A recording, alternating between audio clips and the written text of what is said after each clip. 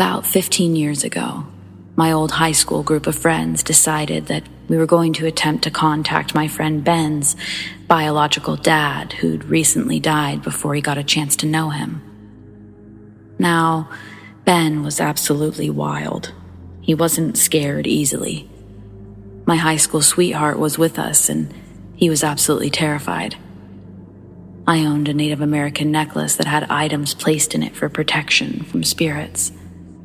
To help ease his anxiety, I placed the necklace around his neck. We partook in the devil's lettuce and started our session giggling. I was no believer in Ouija boards. It didn't bother me a bit that we decided to do this in an abandoned church deep in the woods either. Only my boyfriend was terrified, which caused our friends to tease him mercilessly. The board was set up and we got serious. We just had no idea how serious this was about to become. As the planchette moved to spell his father's name, I smiled, thinking that this was his method of closure. He was clearly doing it because he'd refused to share the name beforehand. But looking into his eyes, I saw something I'd never seen etched into his face. It was fear. I can't remember how it all went down, but suddenly, the board was spinning and said, "Murder." I was starting to feel cold, even in the heat. That's when it all went to shit. The pews, already broken, were shaking uncontrollably, even toppling over. We were in a back room that was essentially empty, but we ripped open the door to discover the pews toppled over. It started a massive panic to get out of the building. As I was running, I realized my boyfriend was not with us in the woods. I turned back right as Ben and a few others pulled off in their cars. Once I re-entered the dilapidated church, my boyfriend was stuck. Literally stuck to the floor, screaming. The building was still shaking. It was ice cold, and it felt like a sock had been shoved in my mouth. I remember my best friend helping me carry him out of the building. Within an instant, he had his wits about him and refused to talk about what had happened. He looked like he'd been through war. He opted to keep my protection necklace on, citing that the demon may follow one of us. We never really talked about what happened. That was very strange for my very open friend group. We knew it wasn't an earthquake because we lived just an hour below the Blue Ridge Mountains of Appalachia and never get quakes that could move furniture. And to be honest, I felt something dark around me until a cleansing 11 years later, after the scariest haunting I'd ever experienced happened. I don't know what we released or even have a clue how that could have been a natural event. Something threw those church pews to pieces, and we never went back.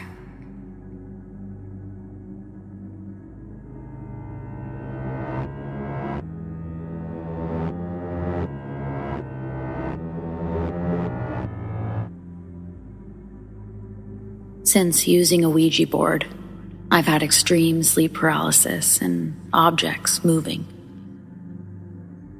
Firstly, I need to say I'm not sure how I feel about the paranormal. I've had a lot of experiences, but I've tried to believe that it's not real, due to being scared to believe in it 100%. I'm a 23-year-old female, and when I was a child, I saw a lot of stuff. I had a music box that would regularly play for me, without twisting it, which was given to me by my dead grandma. Also, my brother was sleeping one day on the top bunk, and a book somehow fell on his face. Yet, there was no bookshelf or anything around or above him, so it must have been thrown or something. He also said that he saw a dead girl on top of his wardrobe when he woke up screaming one night. He must have been around 6 years old. When I was a young girl, I had a China doll that my mom won from the fair. Sounds typical, I know. One day I woke up and the China doll was on my chest. When I knew that I'd put it at the end of the bed, on the dresser. So, my brother and I smashed it up. We were traumatized. I was so scared by all of the stuff that had happened, I had to see a counselor. Because I was petrified, I forgot to mention, I also heard a scream from under my bed. And one day, me and my brother slept in the living room, and we heard heavy breathing. We both held our breath and realized it was something else. We ran upstairs into our parents' room. Also, I'm not sure if this is relevant or helps, but we have traveler's blood in our family. My mom's mom was a witch and did readings or something. Unfortunately, she turned into an alcoholic, so my mom was adopted as a very young baby. So she doesn't know much about her, and she was brought up differently. We're not travelers or anything. I could write an entire post about this, but my mom was literally able to predict her stepmom's death and has dreams about accidents that have happened. The other day, she dreamt someone wearing red got hit by a scooter. And that same day, we drove past a serious scooter accident where the injured was wearing a red top, just like she dreamt about. Also, if she's ever cursed people, they've died, so she doesn't do that anymore. I've had dreams and have started to predict things lately too, but I like to think that all of this is just coincidence. However, lately, I'm questioning that belief. Anyways, a few years ago when I was 18, I decided to try using a Ouija board in my house with my brother and with my mom's permission. We didn't do it for long, and I know it was stupid. Apparently we got through to something, and it said that it had been watching me since I was a child. But I just assumed my brother was playing a prank on me, so we stopped. I kid you not. That same week, I started getting sleep paralysis, and for 4 years, I get it almost every day. When I get sleep paralysis, it feels like it's something evil, usually the same thing or multiple different things. 60% of the time, I'm being touched or assaulted. It also whispers things to me, and it can be really horrible or sometimes really nice. I wake up drenched in sweat because it can be that scary. I feel it's taken a toll on my mental health, my overall sleep. Also, when I've seen it, it looks like a long, tall, black figure with long nails. I'm writing this post because the other day, not only did I have sleep paralysis, but I awakened to my chandelier moving, and it freaked the shit out of me. I had no windows open or anything, so what the fuck was that? Also, I've woken up to hearing other things move. If I've invited something into my house, or I've had something attached to me all of my life, how do I get rid of it? I'm scared. What should I do?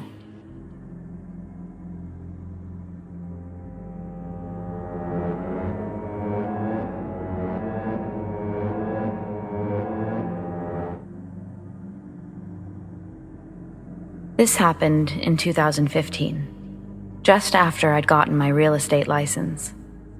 It was a great year for selling houses. They were being sold like hotcakes, and the buyer's market was fresh with a ton of people looking to buy a new home. I was having a great year, and it had started to calm down a bit as we were hitting the rainy season. There was one house that I kept seeing listed and then taken off the market, only to be listed again. Each time, the price dropped. So it started to seem like something was wrong with the place. After about 3 months of watching the house, I decided to approach the sellers. I wanted to challenge myself to sell this home without them having to lower the price. The homeowners agreed. They were shocked almost that I wanted the opportunity, but I was confident. I had spent some time investigating the place, and by that I mean going over paperwork as well as the inspection reports. The house was in great condition. There was truly nothing wrong with this place. Easy sell, I told myself. Within the first week, I already had quite a few people who wanted to see the place, so I decided that I would host an open house. I brought in some decorators to stage the place. This is pretty common, and our office actually had our own staff to do this. We also had furniture and a storage unit. When I showed up to the house, I was kind of pissed off.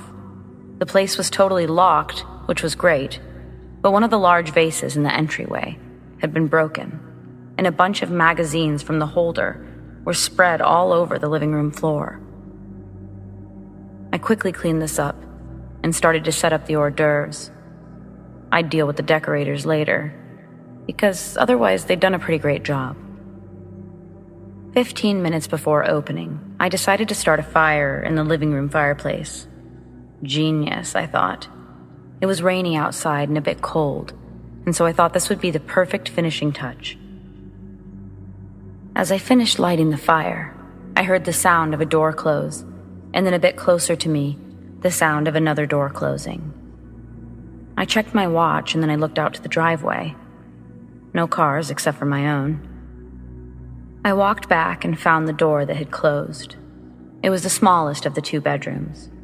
Apparently the first door closing was the closet within the bedroom, which was also now closed.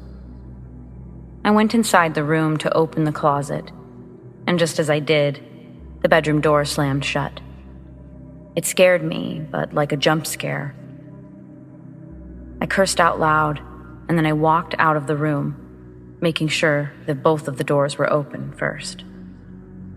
Afraid this might happen while guests were there, I decided to find something to put in front of the doors to prop them open. I'd settled on some books that I'd found on the bookshelf, which I used to keep all the doors open. 5 minutes until guests would arrive. I sat in the kitchen area to keep an eye on the entrance. My back was facing the kitchen when I started to feel uneasy, like someone was watching me or was very close to me. I turned around, and then I jumped out of the bar stool so quickly that it actually fell over. Every single cabinet in the kitchen was wide open, and I found myself saying out loud, "What the actual fuck?" as I was grabbing for my phone. I wasn't sure what I was going to do with my phone, but having it gave me security. I got the nerve to just walk into the kitchen and quickly shut everything. When I did this, I was again distracted by another noise. I couldn't even describe it other than a loud flutter. I was literally watching magazines be thrown across the living room and towards me. My heart started pounding as I ducked out of the way. And just when I thought that I would grab my phone to document what was happening, I watched as a strong gust of something threw large embers and a piece of wood from the fire and onto the rug just in front of the fireplace. Now, I was in disaster mode, rushing to the kitchen sink, where underneath we'd put a fire extinguisher. Running to the living room as fast as I could, I started to put the fire out. Once the log was extinguished, I just sprayed toward the fireplace itself, putting everything out before more fires could start themselves. Breathing in fumes and standing there, I heard another sound. The sound of someone pulling into the driveway. Showtime. People were literally starting to show up, and I had no idea what to do. I could not show this house, not in this condition, not ever.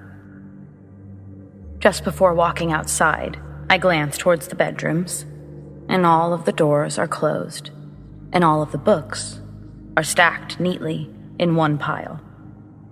Hell no. I doubled back, grabbed my phone, my purse, my keys, and I ran outside. I had no reservations after what I'd just seen. I told the couple in the driveway that due to unforeseen circumstances, I had to call off the open house immediately, finishing with the suggestion that they don't look at this house at all. They looked a little confused, but they didn't question it. Taking my card, they got back into their car. I didn't leave the house immediately because I was afraid that I hadn't put all the fires out, and I really didn't want to burn these people's house down. It was bad enough that I was never going to be able to sell this place. I didn't need to destroy it too. While sitting outside, I called my dad, asking if he wouldn't mind coming by after he was done showing a property of his own. He agreed, and so I waited.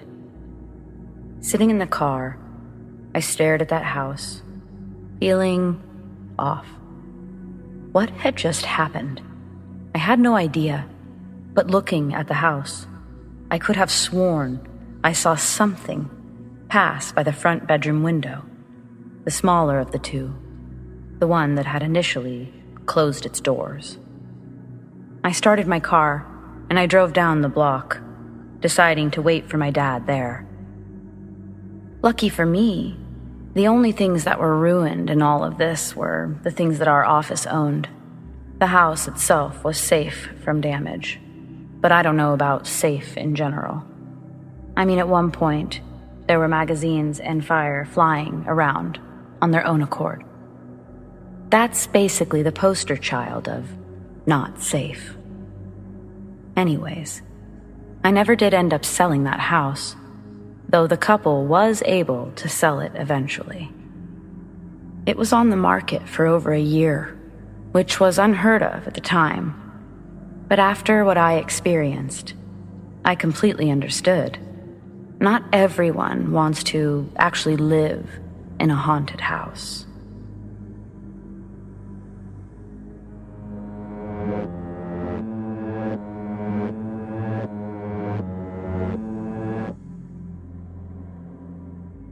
Like most people, I had a rather unfavorable experience while playing with a Ouija board. I was 16 years old, my sister was 15, and her friend also 15. We thought we were witches, basically. I'm not knocking witches, but we just weren't them. We lit our candles, we turned out all the lights, and we set this up in our bonus room. My parents usually went to bed pretty early. As soon as they did, we started the session. No one spoke at first, and we hadn't really discussed exactly what we were going to ask, but eventually my sister asks, "If someone is here with us, can you tell us your name?" We waited. Nothing. 10 minutes goes by and our patience is dwindling. My sister asks again, "Can you tell us your name?" A few moments later, we all feel the planchette move, ever so slightly and slowly, towards no.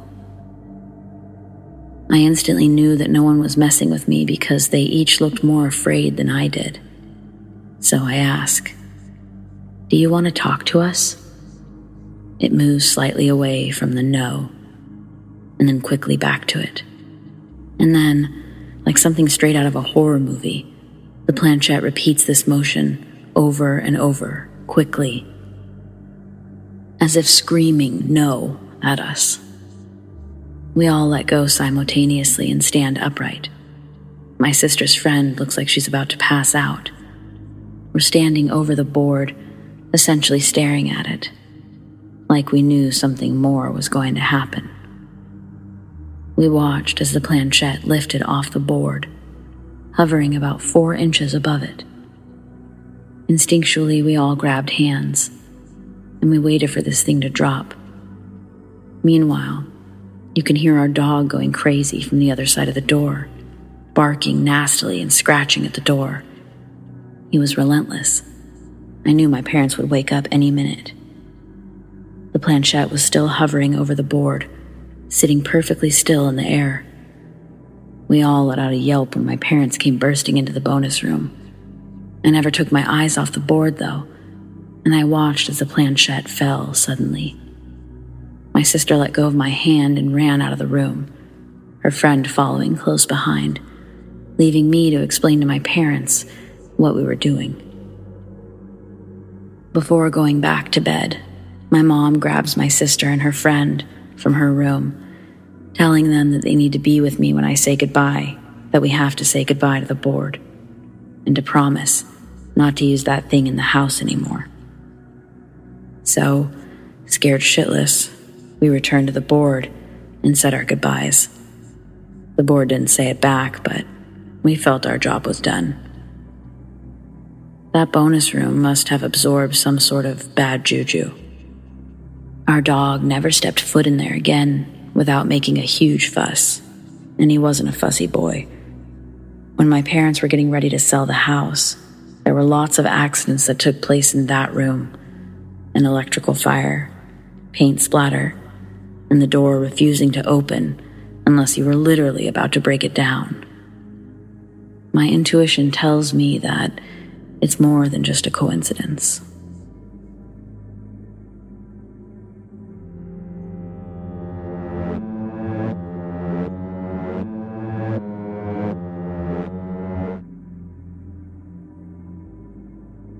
We all have been told at one point or another not to mess with a Ouija board.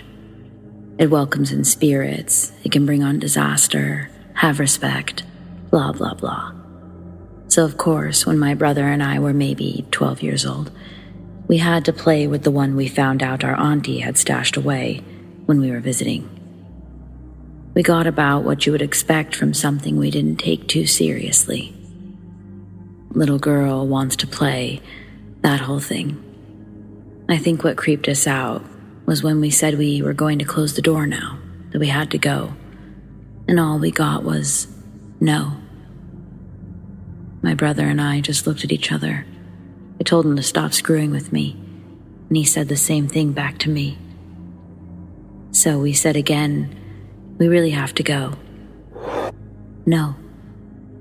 The board replied, well, we promised to come back tomorrow to play, if you let us go. We pleaded. Goodbye, it replied. Of course, we didn't come back. We packed that thing up and never looked at it again. Now, fast forward several years, my brother and I move out of our mom's place and we get our own apartment. Life is good. And my sister wasted no time moving into our old room in the basement, under the stairs.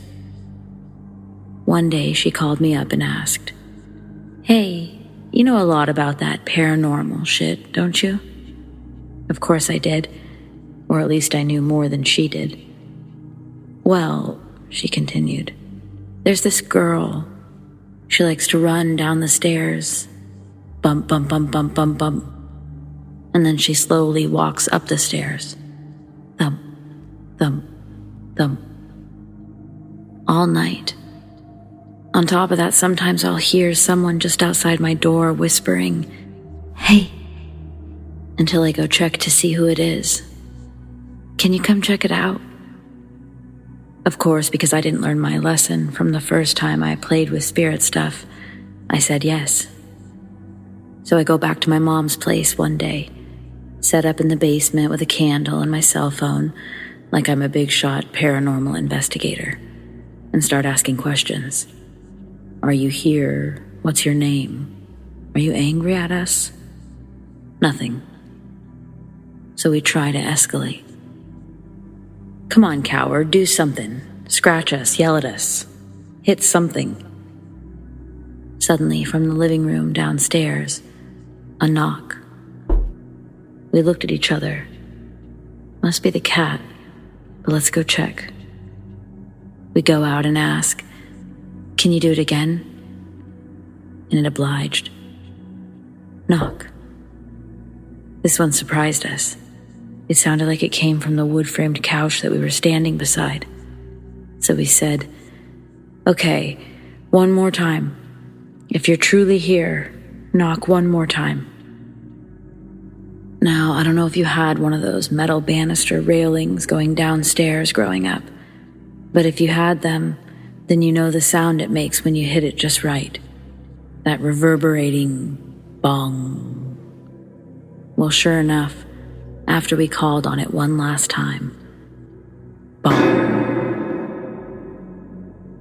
Needless to say, we turned all the lights on, cleaned up, and went to bed for the night.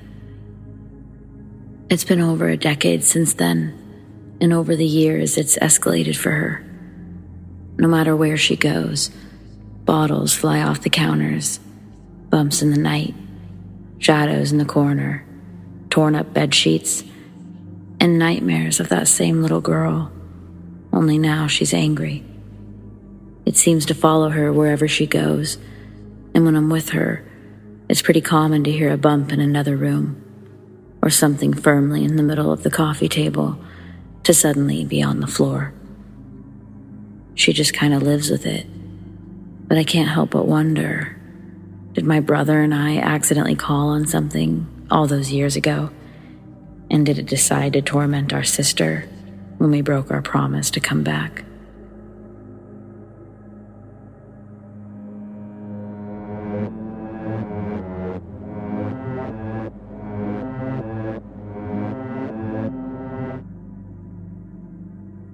When I was growing up, my parents would occasionally tell me the story of the time they played with the Ouija board. It was when they were dating, before I was born, and they had a crazy night with it, where it answered all kinds of questions. There's one thing that my parents are not: liars. So, these stories only intrigued me to find out for myself. When I was 17, I was a senior in high school, and I had my first serious boyfriend. We were both very curious to know if the Ouija board truly worked, so we bought one. My bedroom was in the basement, and we set it up on my bed. It was close to midnight.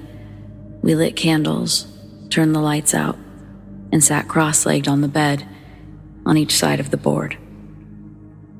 We were supposed to pick a question and focus on it, with our index fingers lightly touching the planchette. The question we decided to ask was, will anyone talk to us? We must have sat there focusing on that question for about 40 minutes, occasionally shaking our hands out from them being tired of being held in that position. After about 40 minutes, the planchette started to vibrate underneath our fingers. Then it slowly moved to the word, yes. We stopped for a moment and looked at each other like, is this real? Then we asked, are you a spirit? And it moved away from the word yes and back to it. At this point, I noticed that I could feel a strange electricity moving throughout my body. I didn't like it. I've never felt it before or since. We decided to ask it, are you nice? And it very quickly moved to the word no. Now I'm riddled with terror. I exclaim that I cannot play anymore, and I go to pick up the board and put it back in the box. Except the board will not move, not a sliver. It felt as though it was stuck with cement.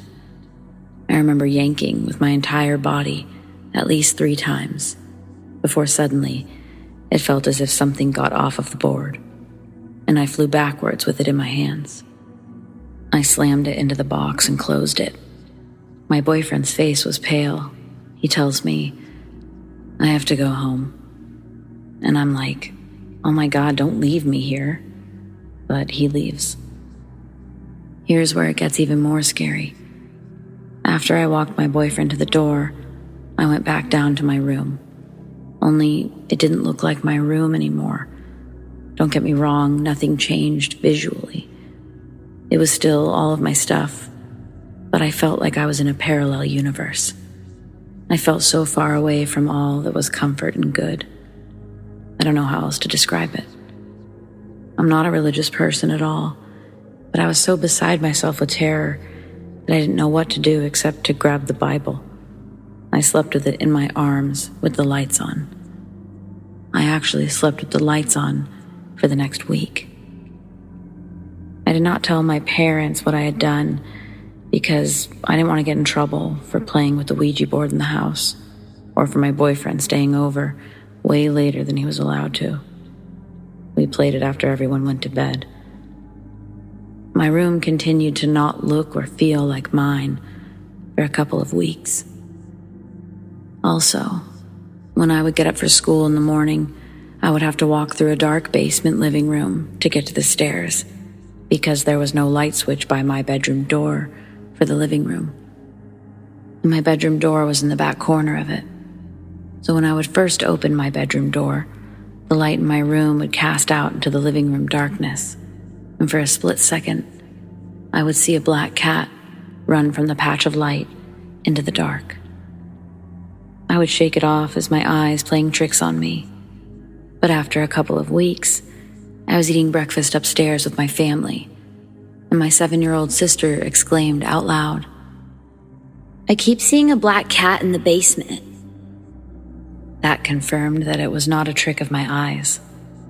Also, about a month after playing the Ouija board, my dad says to me, "I don't know why, but the basement and the stairs have really bad vibes.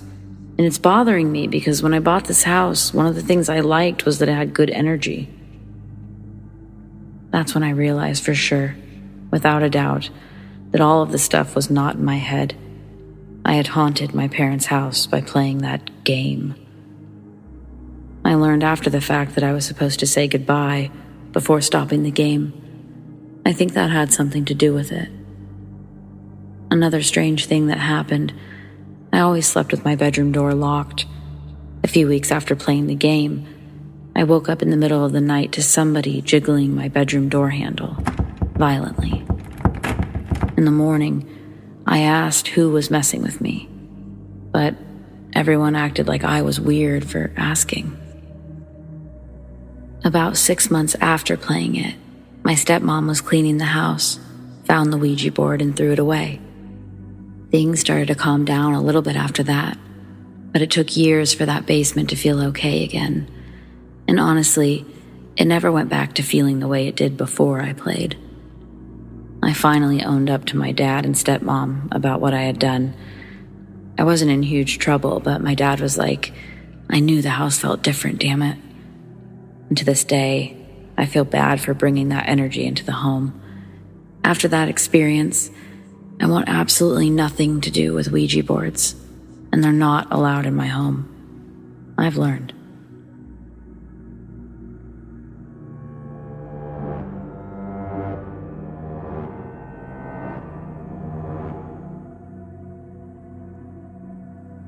In high school, a group of friends and I purchased a Ouija board to play with. We decided my house was the best, so the 5 of us sat around the board in my bedroom one Friday night and began to play.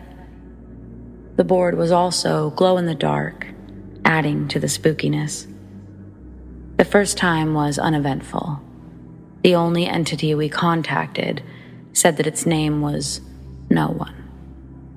The second time was much more memorable and terrifying.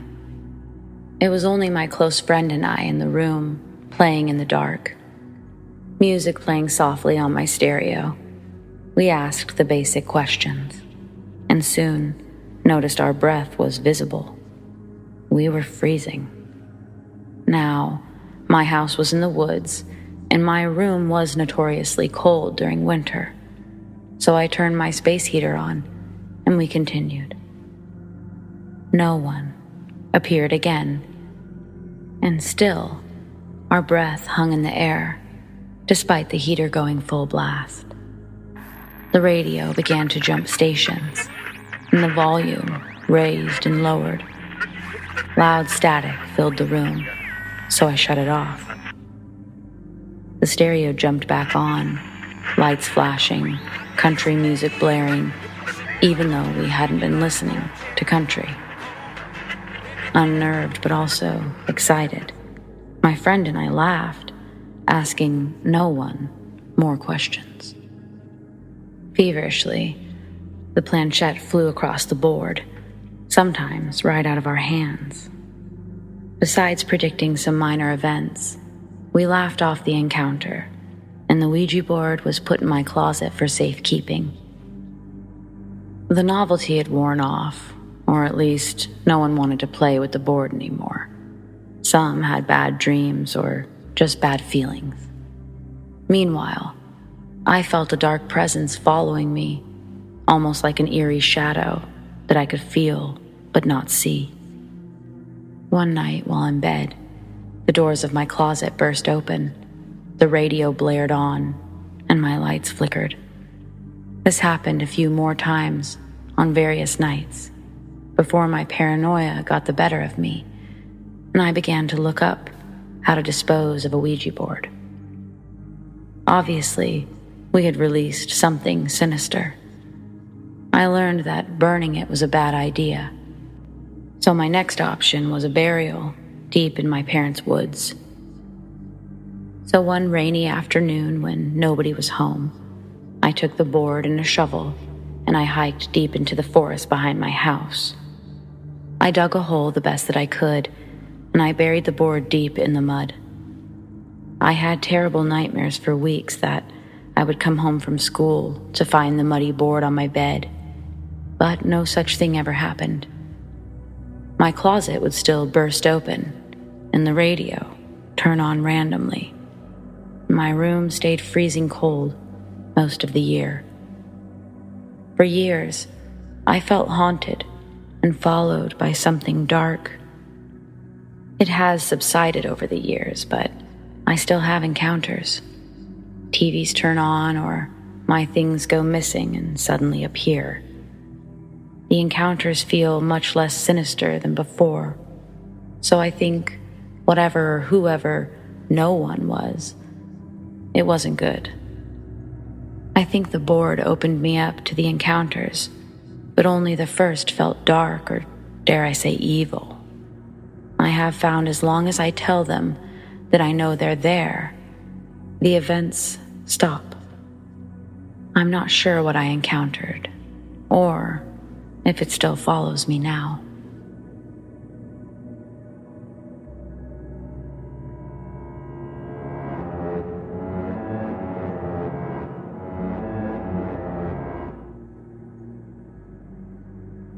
It was around mid-May 2008. There was this apartment that I lived in with my ex-fiance for about a year. I moved in rather quickly with her because when I first met her, she told me that she had so much trouble sleeping alone in her room. And even in a house with 3 other roommates, still, there was always such a feeling of dread whenever night fell. When I first visited her apartment and her roommates, everything on the surface level was quite happy. Everybody was friendly and jovial and welcoming. It wasn't until it got dark outside that they'd all start to get anxious. Patrick would dodge his eyes about the room as if he was seeing something out of the corner of his eye. Melanie would be looking up at the ceiling as if she'd heard an unfamiliar noise clamoring about upstairs. Eventually, somewhere into the night, Cassidy would say something like, "It's here."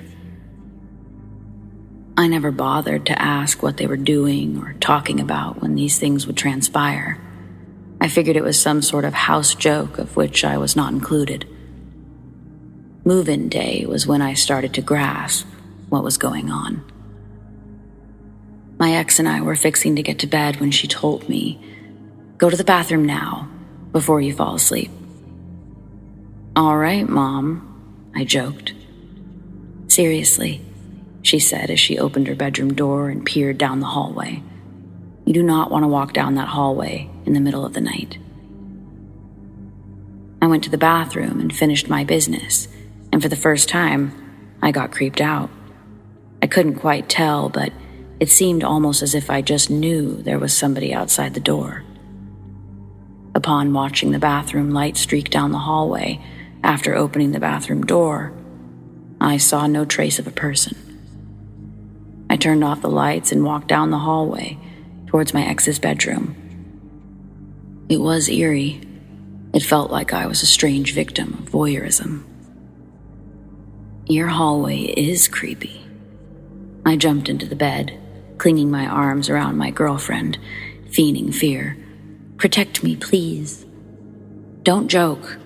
She got up and locked the door and gave me the most serious stare and said, "You'll see. You'll see." I didn't fall asleep immediately. From what I recall, I sort of drifted in and out of sleep. Regardless, I remember somebody walking back and forth through the hallway and up and down the stairs.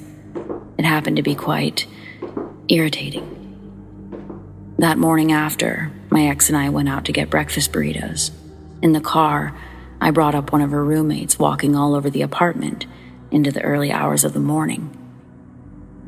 "We don't know what it is," she said, nervously clutching her goose-pimpled shoulders. "But "It's not one of us," she finished saying. I laughed a bit. "What is it, like a ghost or something?" "Maybe." She dead-eye stared at me. Of course, I believed in ghosts to a degree, but I had never really been sure I had ever experienced anything supernatural or paranormal or whatever. I was raised Catholic, though, so it definitely has a presence in my family's beliefs and whatnot. Attempting to fall asleep that night began the same, with abrasive footsteps pacing the hallway and trudging quickly up and down the stairs. It sounded almost like a child bouncing on the floorboards, trying to get as much attention as they possibly could. It was this strange sort of thump, thump, thump. That sandwalk from Dune. To me, that's what it sounded like. It was a weird, unrhythmic thumping. What's going on? I asked myself. I squinted at the clock. It was 2:30, and the sounds would never cease. I bounced out of bed, put my ear to the door, and just when the stepping was crossing my ex's door, I quickly opened it, hoping to catch whoever it was. But there was nothing.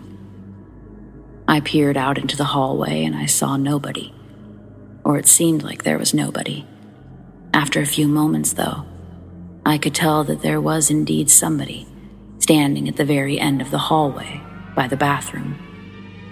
Shadowed, and not quite shaped right. It was almost as if they were blurry, or as if they had no solid line or definition. It could almost be considered just a black splotch in the corner, perhaps a trick of the light, the way the moon lights the hallway through the windows or something. I shrugged it off and said to myself, well, that's friggin' weird. After that experience, of course, I just had to jazz up my new roommates and eventually ask the question. So, guys, what's up with that hallway upstairs? It's not as if they looked at me as if I was legitimately insane, but rather they looked at me as if I was insane for asking an insane question that held such an easy answer. Eventually, I'd find that perhaps the answer was crazier than the question. When the shadow man sees you in the hallway, Melanie began to say, clutching onto the couch pillow, he just lingers there by our bathroom. And as soon as you leave your room and go into the hallway, he approaches you. Cassidy added with an interruption of, and it gets really cold, and it just feels like death. I found it sort of odd how Melanie referred to the splotch in the hallway as the shadow man, and then referred to the figure as he twice after that. She had given it a gender, an identity, a step away from a personality. After that, Cassidy referred to the figure as it instead of he. So possibly Cassidy was not seeing the same sort of figure as Melanie, or perhaps even me. I thought maybe the apartment complex was haunted due to the prior tenants. But no go. The apartment complex was brand spanking new. My ex-fiancé and her roommates were the first people to move into the apartment. They didn't even have neighbors yet. The second conclusion I came to was that perhaps it was built on one of those creepy, old-timey Native American burial grounds of some sort. But no go. I researched the entirety of the city and anything surrounding it within the city, and the land on which the apartment complex sat was basically, well, just land. Maybe a farm at best, way back in the 30s. It certainly wasn't anything in the records prior to 2008, when the apartment complex was constructed. So I was at a loss. A brand new apartment complex built on absolutely nothing, with no historical significance in a historically insignificant town that has no history of being haunted. Listen to me, Cassidy daringly said to me, with a tone of begrudgment and maybe a smidge of judgment. No, just listen to me. Go upstairs and see for yourself. What? Why? I nervously stood up and began pacing about the room, peering out the window and watching the sun go down. "You're the new one," my ex said. "You have the most resistance to it." That struck me as an odd thing to say, and at first I thought I'd been dealing with a bunch of overzealous children, afraid of boogie people and other things that go bump in the night. I, of course, said something akin to, "Okay, fine then, I will," and up I went, charging up the stairs as if I had not a care in the world. I ascended up into the darkness.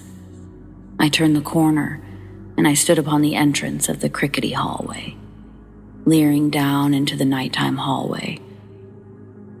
And then, there it was, the black spot in the corner of the hallway, darker than the darkness itself. It had no eyes, no face. Yet still, I experienced the unshakable feeling that it was glaring deep down into my soul. Suddenly, almost with a whoosh, the inky cloak of terror was right before me, and the hallway was cold and dreadful. And with a surge of energy, I felt myself almost knocked to my bottom, as if something pushed me down just by running past me, or through me. All I could think to do in that instant moment was careen back down the stairs and freak out in the living room. I was now convinced something weird was upstairs. Afterwards, in the safety of my girlfriend's bed, we both decided not to turn the lights off after the door was locked. So there we lay in bed, holding each other. It wasn't always like this. My ex's goosebumps were emerging from her skin with every new word she broke upon me. "I was happier here," she said. "That is, it was until Patrick came." Rather innocently, I asked her, "What do you mean?" "So, Patrick moved in," she explained. "This black spot showed up. It grew and it grew, like a black hole." That night, she told me that everything was wonderful when it was just the three women who'd initially moved into the apartment. But after Melanie started dating Patrick and Patrick moved in, well, that's when all of the aura about the house became ominous. Soon after Patrick arrived, there was at first just a bad feeling over the bedroom where he and Melanie slept. Then, as soon as anybody would slip out of their bedroom to use the bathroom, they were met with the black spot in the hallway, with the whoosh, with the cold, and with the dread. What I had not known or noticed about Patrick was that at the time he was an alcoholic, and until my girlfriend mentioned it to me, I never put together how subtly abusive he'd been to Melanie. Apparently Patrick had had many nights in which he'd wake up around 2 or 3 in the morning, drift into the hallway, only to eventually end up cowering in the corner, screaming and yelling, crying, "It's coming to get me! It's coming to get me!" The longer I lingered, living in the apartment, the more I got to know Patrick. To me, it seemed as if the longer he lived there, the bigger and darker the black spot in the corner would grow. It was as if it grew stronger, better, faster, had more gusto. It was as if Patrick's soul had been feeding it, slowly but surely. Oftentimes, he'd want to take me out drinking to the bar. I like my pints, like any good Irish Catholic boy indoctrinated into the church, but I prefer to like the company I keep, and Patrick was not a part of a company I wanted to be around. After a while, I got irritated with the way that he would speak to Melanie and the things that he would say to her. It just kind of irked me. It was inappropriate, abusive, and unnecessary. There were a few times where I'd have to bust into his bedroom and pull Melanie away from him for fear that he'd get rash and do something that would make me just want to annihilate him. It's hard to evict people in the state of California if they pay rent, or even if they don't.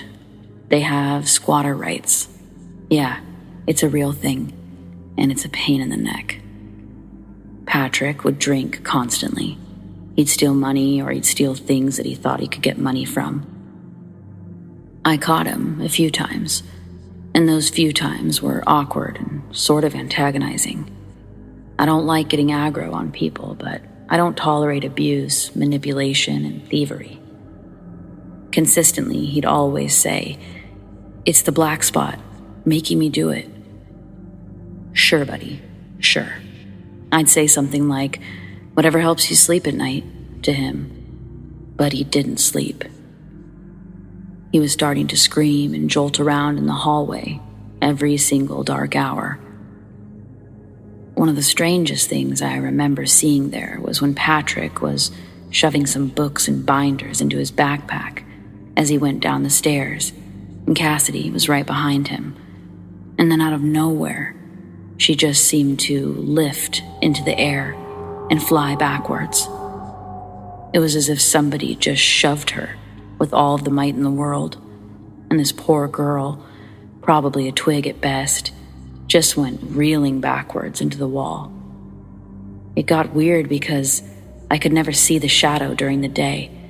It was always more invisible as opposed to shadowy during the course of the day. Then it got weirder because her leg just got raised up, all strange-like. It seemed almost as if she was about to be pulled up the stairs, but suddenly she jerked up and made a strange bellowing sound. I realized immediately the wind has been knocked out of her, and she was trying to catch some air. It got to a point where everybody was on edge all the time, and anybody who didn't live at the house never wanted to come and visit anymore. My ex and I went to different schools at the time. I'd finished a week before her. I had nothing better to do than lounge about and walk around in my pajamas and eat ice cream. You know, priorities. One morning I awoke, and the last thing I remembered is my ex kissing me goodbye before she went to her finals. I took my sweet time unwrapping myself from the burrito of my bedding. I stumbled down the stairs and dove into my ice cream. Wearing just my pajama pants, holding an orangesicle ice cream carton, wielding a spoon. About the time I was enjoying the ice cream the most was the time I noticed the strangeness of the house. How quiet it really was. How empty. There was nobody home. The entire month I'd lived there, this was the first time I'd ever had the house all to myself. Around the time that I realized how quiet and empty it was, and how I had the whole house to myself, was when I started to question if I actually did have the house all to myself. Thump, thump, thump. Again, of course. Thump, thump, thump. I've never heard voices in my head or anything like that. I understand our imaginations can run wild with us and whatnot. No, this was the sound of somebody walking down the stairs. I stood there with my bowl of melting orangesicle ice cream, staring up at the stairway, feeling a bit of a showdown, some sort of standoff, waiting for the wildebeest around the corner, just thumping its way down. And I heard it, but I saw nothing, witnessed nothing. And making my way around the corner down the stairwell, still nothing was seen by me, but what I heard was ever present. Then, making its way down the very last step before it was downstairs proper, it just stopped. It stopped, yet I could feel something was glaring at me. A wild wildebeest stampeding me with its eyes only. I was not welcome, that's for sure. I couldn't really move. Definitely I was terrified. Most certainly I was very, very confused. Also, I was curious, and perhaps a bit enraptured. There'd been so much fear revolving around this thing, and I sort of wondered if perhaps I should be feeling sort of sorry for it. And I did. I felt a sort of remorseful feeling that came over me, and I started to tear up. I use the word revolve because a revolution is when something comes into a full circle, finding its point from whence it started. I use this word because the fear started the same place and way it ended. It just came so full friggin' circle. Elliot Smith said something in Division Day. When you don't know what you're looking at, it makes it much harder to tame. Maybe he said take, but that's the best way I can describe it. Still, to this day, I was just in the presence of something I knew not, and because of the unknowing of it all, I was basically terrified. Suddenly, as if the air was being sucked out of me, this big, banging, thumping sound went screaming like a banshee up the stairwell, and I had to put my hands on my knees in a crouch position and regain my breath before I opened the front door and ran outside to my car, where I then proceeded to go to the Walmart parking lot just to even things out as far as terror goes. I waited until my ex got out of her finals, and then I met her on campus. We went out to dinner that night. We went to stay with her parents for the 2 weeks after that, and shortly after that, we moved out for good. I'm not sure what was going on there with that situation, because as far as Patrick goes, I mean, is it possible that this guy would just bring something around with him? Is it likely he awakened something that lay deep down beneath the emptied out land, something from long, long ago? I often wonder if I'm any different from Patrick. I wonder if I'm capable of carrying around a darkness about me that I could easily unleash into the darkest hallways of unsuspecting, soon-to-be adults just wanting to get some sleep. I often wonder, what if it wanted me? What if I was the target?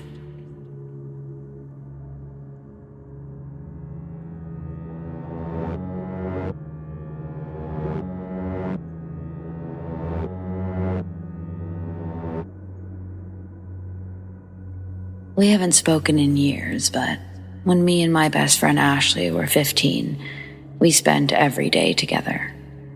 I was friends with her older sister Kelly too, who was around 17 at the time, and the only other person who lived with them was their dad.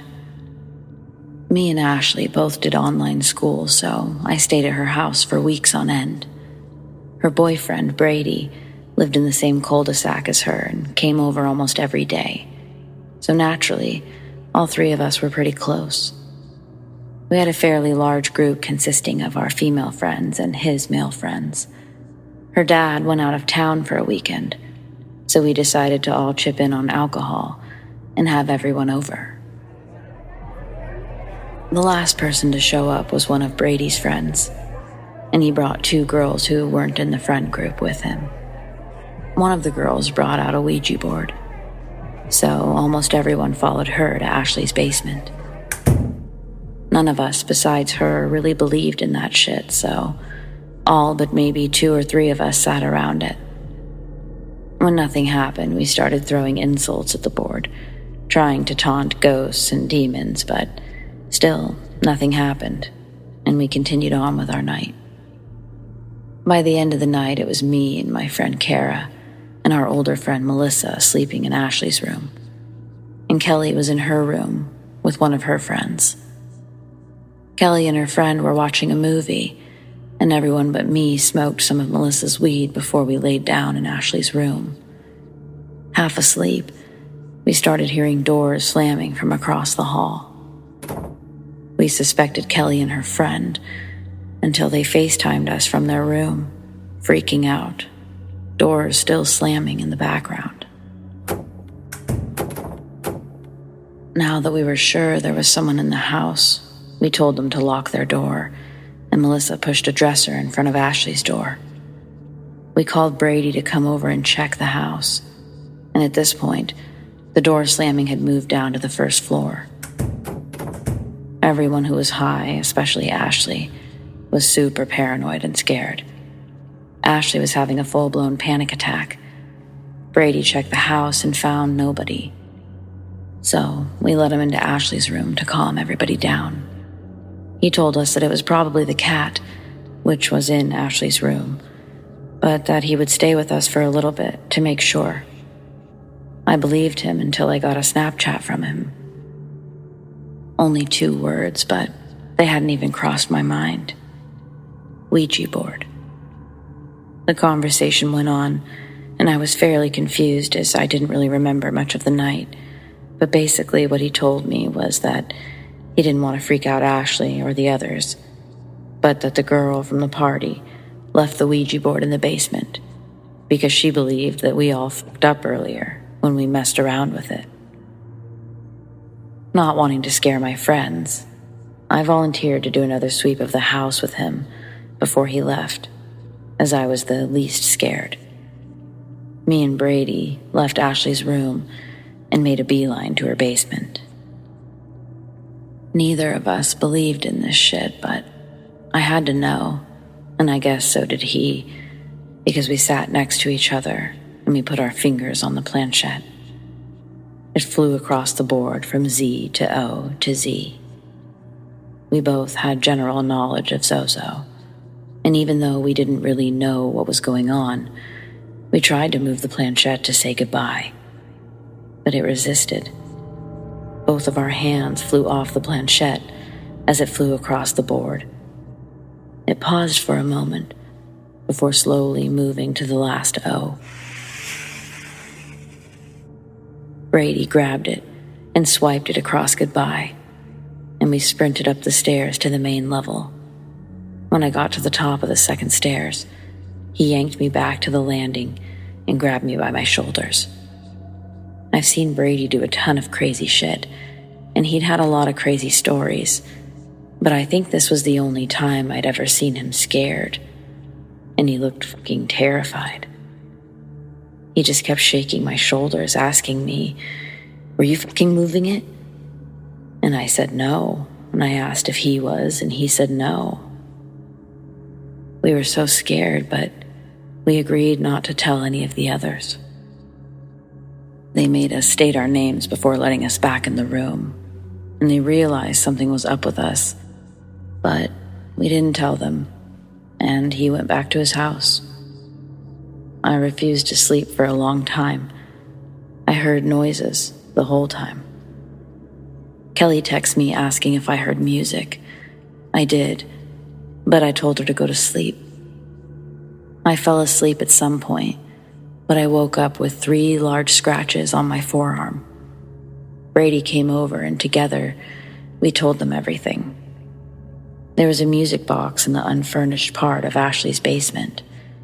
Ashley thought that we were pranking her, but Kelly believed us. I stayed with Kelly in her room for about a week after that. Brady FaceTimed us one night after Ashley had fallen asleep, saying he had a bad feeling. I got up to use the bathroom, and a door slammed. I bolted back to Kelly's room, and on FaceTime, we watched as an upside-down crosscut formed on Brady's chest. If I hadn't watched it get larger and worse, literally carving itself into his skin, I would have never believed him. But I did. Weird shit happened all week. Her animals were being weird. The basement door was in various states of open that we never left it in. We burned sage in Kelly and Ashley's entire house, but when their dad came back, he refused to move his office into the basement like he said he would. Said it had a bad feeling. I haven't talked to Ashley, Brady, or Kelly in years, but I remember almost everything about this. It was my one and only experience where I cannot explain it. I don't know what it was. I don't know what happened. I haven't researched anything about Zozo because I'm too fucking scared.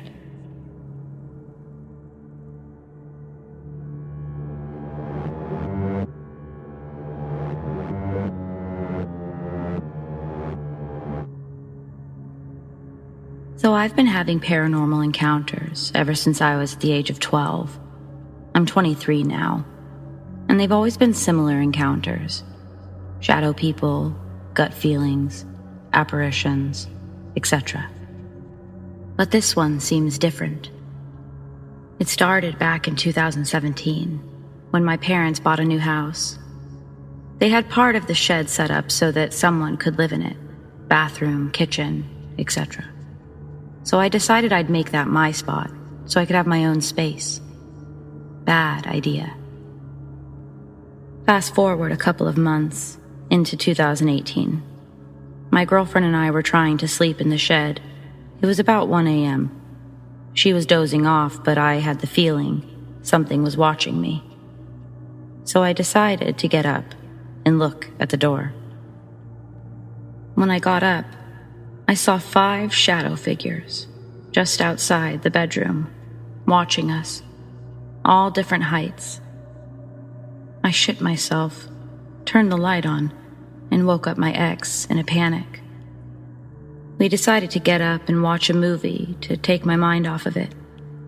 Not even 5 minutes into the movie, I look over to my ex to find she's covered in scratches and even has a bite mark on her back.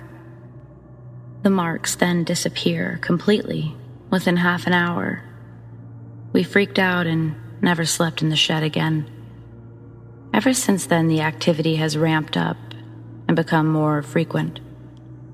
Anything from noises in another room that suddenly stop when I get to the door, to getting the feeling of dread and watching one of the doors in the shed slowly open. But none of those are close to what I'm experiencing now. Recently, I've been seeing something that can only be described as demonic in looks. It's got a human-like body and head with no features, long arms with 3 elongated fingers or claws, completely black, seems to be maybe 7 feet if it stood up. I only ever see it from the waist up, as it's always stalking me on all 4s by the looks of it. When I was still in that house, I saw it physically only once. I saw 3 claws and a long black arm slide its way down my desk, as if I'd caught it watching me. I've moved town since, but it's still with me. Most of the time, I've only been able to see it within visual thought. Whenever I close my eyes, I can see it in the doorways of my house, stalking me. My girlfriend has even seen the same visions, but I've never told her what it looked like. I drew a picture of what I would see, and I showed it to her once. It was the exact same thing she'd been seeing too. The encounters are still happening to this day, and I just want to know what this thing might be. We've saged the new house, but are still getting that watched feeling. I also saw a physical head through the shower curtain just last week. If anyone else has had an experience with this type of thing, please let me know.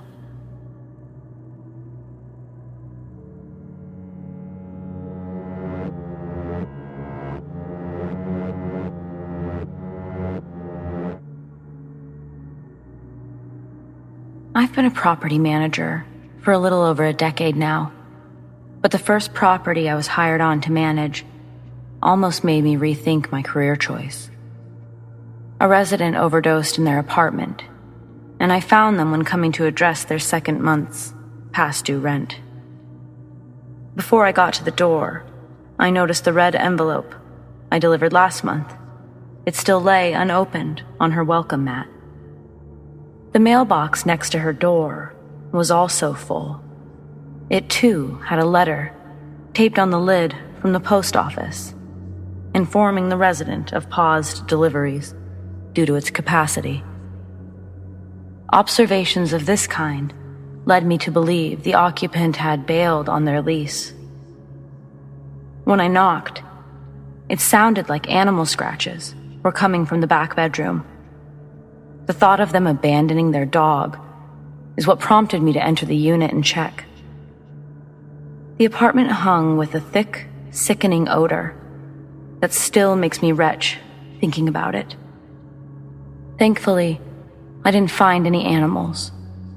Unfortunately, I did find the body of a young woman. The situation, although tragic, is also an unfortunate common part of my job, at least in the town where I live.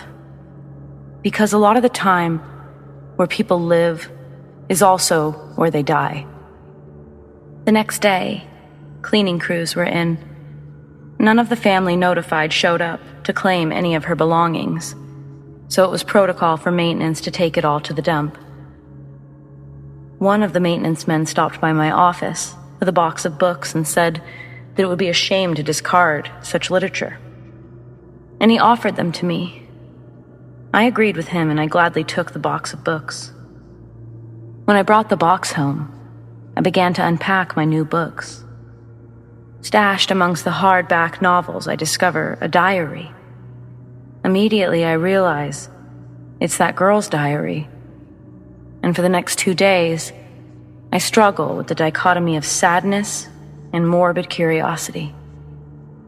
But I decide to read it. Not for entertainment, but to honestly explore another human being's point of view. What decisions led her to where I found her? That's where our story began together. But why? I'd spent weeks reading through her diaries, almost feeling beside her as she reached to understand not only herself, but the relationships that she had around her. Loves who didn't love back, and loves that she only pretended to love because she was tired of waiting. She even mentions me a couple of times from our interactions when she first moved in. Some pages were decorated in intricate self-portraits, but most with incoherent rants, a mess of scattered words, if put together, probably resembled messages of SOS, buried amongst the hardback novels. Near the end of her diary, though, she begins referencing a demon that followed her home. The tone of her writing also shifts at this point. Her entries less frequent and looking more like a checklist of daily tasks, rather than an analysis of happenings like they once were. Aside from her last entry, I am writing an exact excerpt from her diary. The walls of my apartment bleed with sin. The demons live here now. After that whole incident, the energy never really felt comfortable in that unit. I felt it. The maintenance people felt it. New residents even mentioned feeling weird during our open house showings. Maybe I wouldn't have such a weirded out perception of this place if I didn't read the girl's diaries. But I do think that the sorrow she wrote about, it somehow stained the energy there.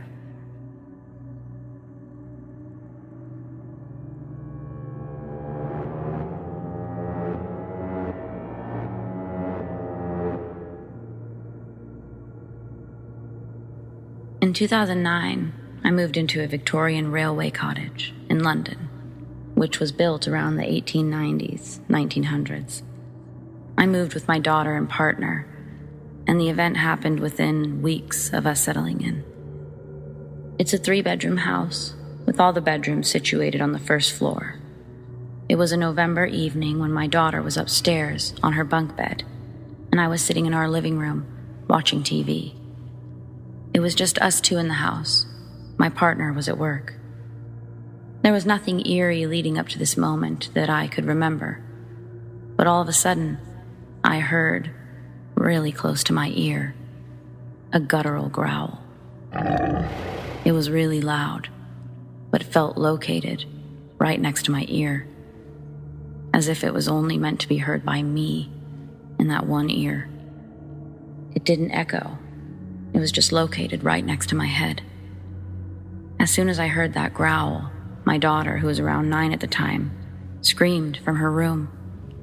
I ran up the stairs, but it was as if I was being pushed up there. Maybe it was because of my speed or because of my panic, but when I got to her room, she was crying. I asked her what had happened, as she replied that she heard a growl in her ear. As you can imagine, we were absolutely freaked out. I wasn't able to retell the experience for a long time, and only in the past year or so had I mentioned it to my daughter, but she has no memory of the event. I'm a believer and think that this was something demonic. I would have been skeptical had it just been me that heard it, but my daughter's reaction was enough to make me realize that this was the real deal. I was wondering if anyone could provide me with an explanation as to why my daughter does not remember the event. It traumatized me so much, I wish I could forget about it.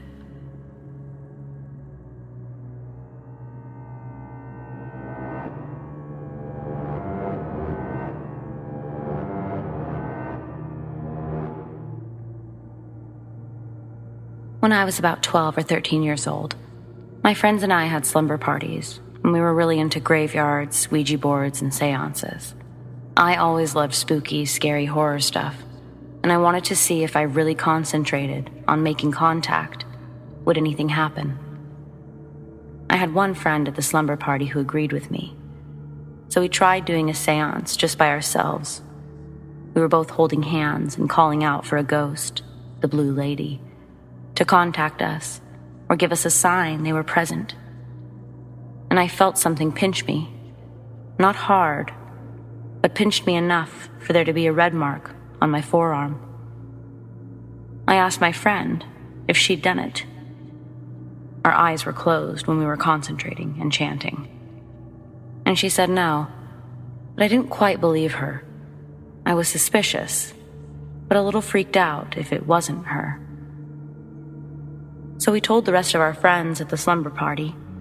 There were about 12 girls altogether, and they called bullshit and wanted to see us try again in front of them. I wanted to prove that it was my friend playing a prank on me because she was swearing that she didn't do anything to leave a mark. Well, my friend and I both sat there, holding hands again and chanting for the spirit to contact us, to give us a sign. Within about a minute, I went into full-body convulsions, and I couldn't stop shaking. My friend let go of my hand, and all of my friends ran away from me, screaming, and they hid under the pool table in the game room that we were in. I finally stopped shaking when I fell backwards on the floor. I sat up and I saw all of my terrified friends hiding under the pool table, and realized I was sobbing and gasping hysterically. At this point, all of us were crying and freaking out. I just wanted to go home. It was about 10 o'clock at night, so we went to call my parents for them to come and get me and take me home. But the phone was dead. My friend's parents had gone to a dinner party and they weren't back yet. So until my friend's parents got home, we all huddled together under the pool table and kept checking the phone line. Still dead. Everyone kept asking me to tell them that I faked it just to scare them. But I couldn't, because I didn't fake it. When my friend's parents got home, we told them what happened, and they calmed us down. The phone line was surprisingly not dead anymore, even though we had continuously checked it until her parents had gotten home. This was the 1980s, and we only had landlines, no cell phones. Since it was already midnight by this time, my friend's dad told us to try to go to sleep, but that he would take me home if anything else happened that scared us again. Nothing else happened, but to this day, I can't explain what that experience was. I've never done another seance or used a Ouija board since that night in the 80s, even though I still have my mom's packed away in my grandma's cedar chest. I've never had anything else happen like that, so if anyone can offer me an explanation, I would be grateful.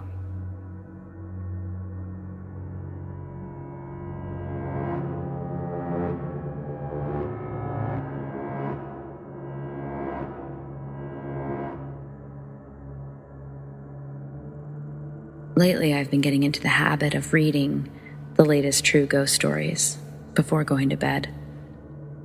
Yesterday, my wife, seeing me absorbed in these stories before bed, asks me what I was reading. When I explain to her, she says, "It reminds me of the story I told you, the one when I was still in high school with my grandmother." I didn't remember her story at all, but she refreshed my memory, and after listening to the story, I asked her if I could share it here, which she accepted. So, some backstory. My wife and I are from the Horn of Africa, and a lot of things that I read are very present in our culture, whether it's men and women turning into hyenas at night, people living with spirits surrounding them, etc. I don't believe in these stories, not all of them, even though I myself have experienced some very strange things. So to tell my wife's story, I'm going to write it in first person because it's more convenient for me. So here it is. I was still in high school at the time. My grandmother often came to visit us at home. As usual, she often came to talk to my mother about things in general. I only remember that every Thursday, she held a kind of coffee ceremony with my mom, which is very common in our culture. Surprisingly, I never asked myself this question before traveling abroad, but it's true. Our coffee ceremonies, not only ours at home, but in our country in general, are very much like a kind of religious ritual. We roast the coffee, we light a lot of incense so the room is filled with smoke, and often we recite prayers. It is often said that it cleanses and purifies the home. That day, I stayed with my grandmother and mother in the room where they were holding the coffee ceremony. I listened to them talk, and out of tiredness, I started to doze off, my head resting right next to my grandmother. After a while, my mother and grandmother stopped talking, and I felt that something was happening around me. I was wide awake, but I didn't want to show it. I don't know why, but I pretended like I was still asleep. After a while, I heard my grandmother speaking, but it wasn't her. It was a very husky and masculine voice. My grandmother, or whoever had taken her place, greeted my mother. My mother replied with a lot of respect, but above all, a lot of naturalness. At that time, I had problems with my tonsils, and my mother was very worried. She asked the spirit if I was going to recover from my tonsil problems, and the spirit told her not to worry, that everything would be fine. It was strange, my mother addressing my grandmother in the plural, as if she was talking to several people. She spent at least 20 minutes asking all sorts of questions, which my grandmother answered. The spirits possessing my grandmother finally warned my mother that my grandmother was not doing as they commanded, and that this is why she was in poor health. They told my mother that my grandmother must never miss the Thursday coffee ceremony, or she would have to pay the consequences, which was her health, I guess. After 20 or 30 minutes, my grandmother came to her senses and asked my mother what they said. My mother told her that she had to follow what they told her to do in order to stay healthy. All the while, I was petrified and didn't want to show that I was awake. Okay, so that's my wife's story. And I was talking to my wife about this last night. I still say I don't believe in these stories in general, though it is amazing that stories like skinwalkers are so prevalent in our culture.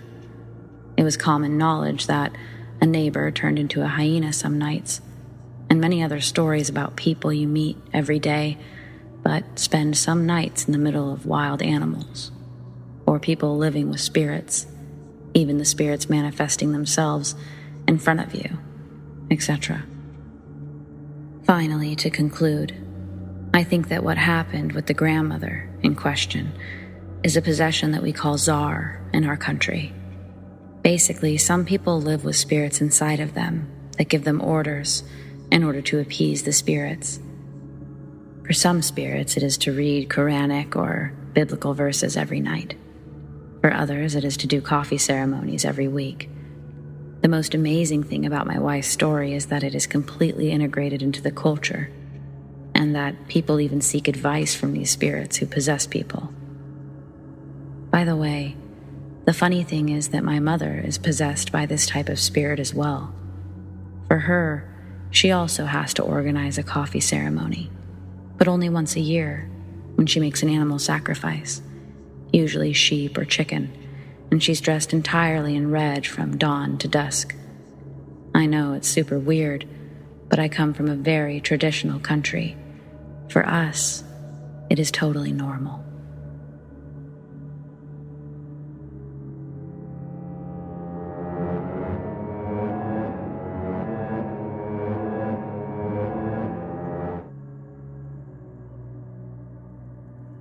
When I was 14, I had a strange encounter that still puzzles me to this day. My parents are divorced, and on the weekends, I'd sometimes go to my mother's place. The house that she lived in was converted into several small apartments. It was a creepy old farmhouse. The house itself was at least 150 years old.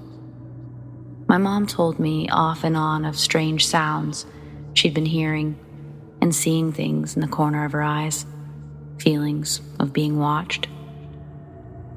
This one particular evening when I spent the night, I brought my N64 because my mom would go to bed early and I'd still be up for a few more hours. I still remember to this day what game I was playing. WWF No Mercy. I was sitting crisscross on the floor, playing the story mode. I just finished a mission in the game and set down the controller to the left, behind me. Directly behind me was a recliner. I'll never forget what I saw next. I went to grab the controller and saw what appeared to be a hoof, like a horse, next to the controller on the floor. Insects and blood were coming out of the sliver that separated the hoof. I slowly glanced up, and this demonic figure was staring back at me. It leaned down towards me. Its face got down in my face, and it grinned the most evil smile. The eyes were pure black, full of hatred and rage, and a red face. It was a one-winged creature. Blood was dripping from the tips of its jagged, sharp teeth. It was so surreal. I immediately went into a panic attack and blacked out. I learned later that it was part of that fight or flight response. Several seconds later, I came to, laying on the floor and could barely move. The demonic figure in the chair was laughing at me. It was as if my fear and energy had been sucked dry. I lost all strength. It was frightening. I can't put into words just how bad it was. I did all I could to crawl away from it while clenching my chest. My body was shaking uncontrollably from fear and panic. When I looked over my shoulder, I could still see it laughing at me.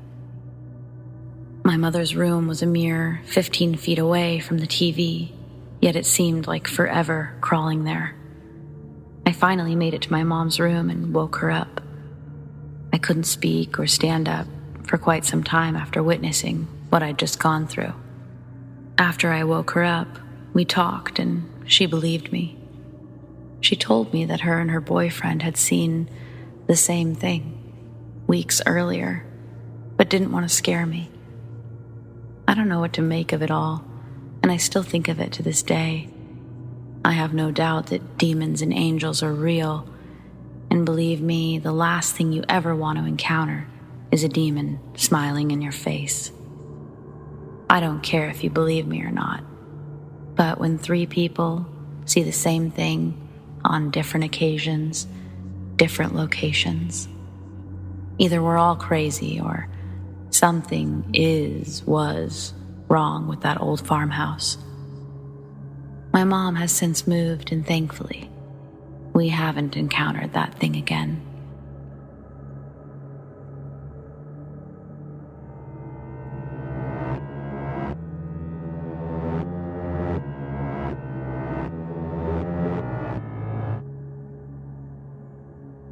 When I was 8, I attended my younger brother's exorcism. He was 6, and there was a patch in our childhood where he was experiencing vivid night terrors. He would often explain these night terrors to me in whispers after waking up from them on the lower bunk and climbing up to mine. So often that my second-grade teacher noticed how tired I was in class and kept me in one day from recess to ask about my recent exhaustion for academics. Believing I was telling a simple, annoying little brother story, I told her about my slumbers, constant interruptions, waking up in the middle of the night so my annoying little brother can tell me about his scary nightmares. She immediately started asking the uncomfortable, "This may be a CPS phone call," questions, which I replied, "What? No, nobody at our house is diddling us." My brother's dreams were not even about him being hurt. They're about him hurting my mom and me. Every other night, he crawls into my bed and says, "I just had a dream I killed you and Mom again." Then, he'd tell me how he did it that time, apologize, and cry himself back to sleep. Just then, I remember getting that gut feeling that I said too much, because my teacher had a distinct look of concern that she couldn't hide. She then proceeded to get my brother's teacher involved, whose classroom was 2 doors down, which then led to my mom being called. That's when I was certain I had previously said too much. We usually take the bus home after school, but my mom was there at the end of the day to pick us up. Before we left, we had to sit in the office while she talked to the school counselor behind a closed door. The school didn't offer my mom any helpful advice on how to combat the situation, and when we got in the car, she questioned my brother more on his night terrors. He started out by telling her, "It's mostly with a knife or a hammer. I once used a drill." Now, I was either too desensitized from hearing these stories on repeat for months, or had no point of reference at that age to understand the level of worry these adults were seemingly having over these dreams. Because in that moment, I remember genuinely being surprised that my mom's face contorted the same way my teacher's did. When he continued, my brother described scenes where he's not alone while committing the acts, and someone is in the room with him, watching from the corner. My mom asks if it's his brother, me, watching from the corner. Immediately he says no, almost in a tone defensive of my character, and replies, "Dylan always dies first. Then I go to your room."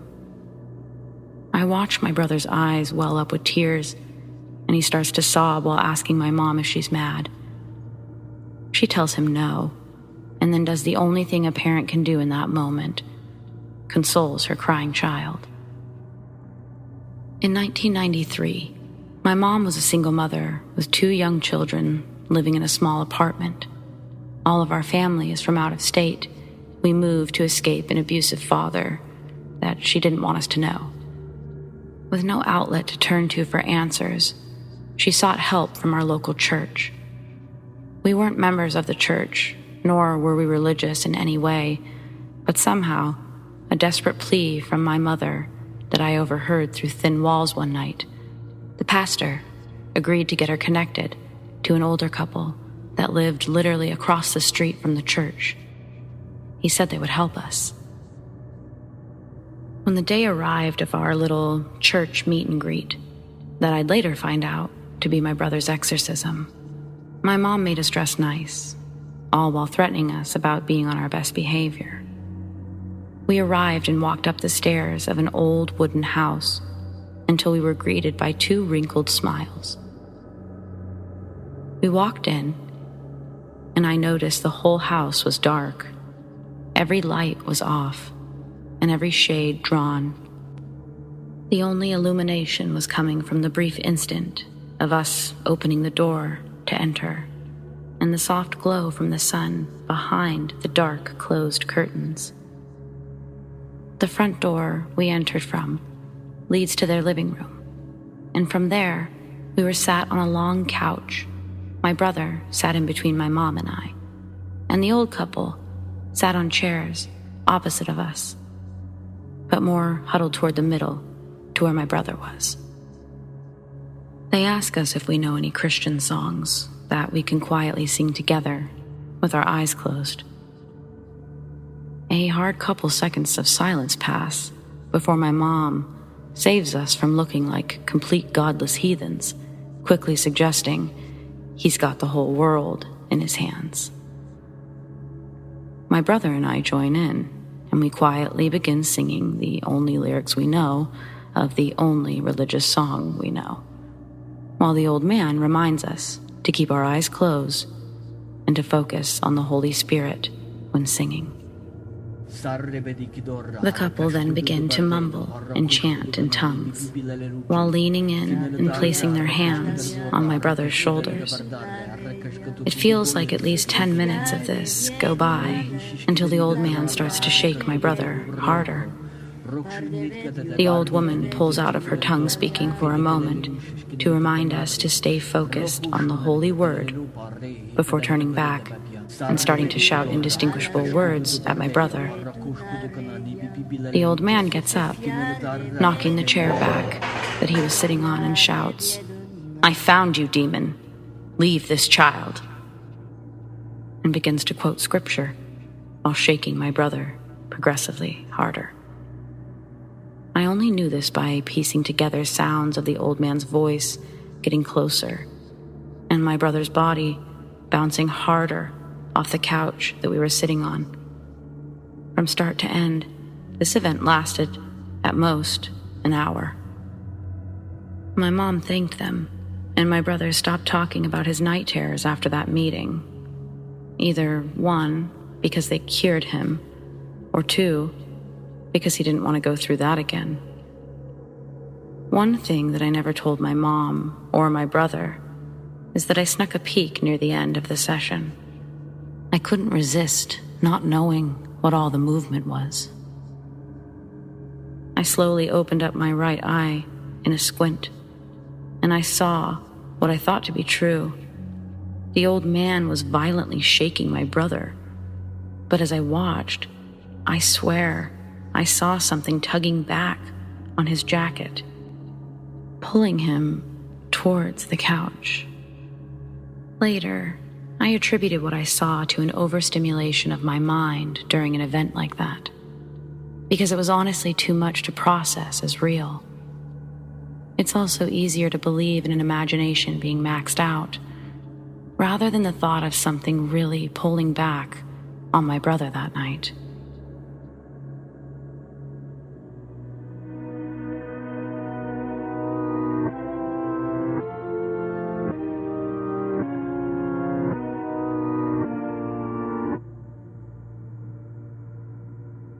Since my separation from the Navy 3 years ago now, I've been working part-time doing security at the local bars and clubs.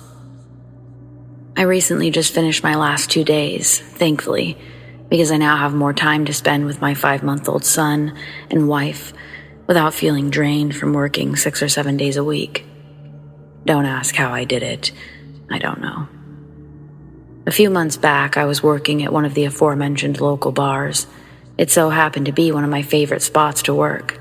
Good food, decent pay, all around amazing people. There are hardly any fights, so my job mostly consists of escorting or throwing people out when they're too blitzed, or kicking out sailors after curfew. Well, you get it. I was having a good time and chatting with drunk customers. Then my wife called me. That's weird, I thought. It's 2 a.m. I'm not gonna lie, I got a little anxious. I mean, we do have a freshly buttered baby in the house, so I'm sure you can understand. She told me that she couldn't sleep because of a nightmare. I finally let my breath go, I told her I couldn't talk too much on the clock, so I told her to message me. We began texting each other and I asked her about her nightmare.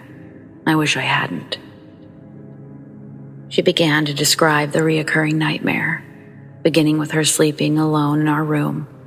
She woke up to a man sitting on our bed. Frozen in fear, she can't say anything, but he begins to speak.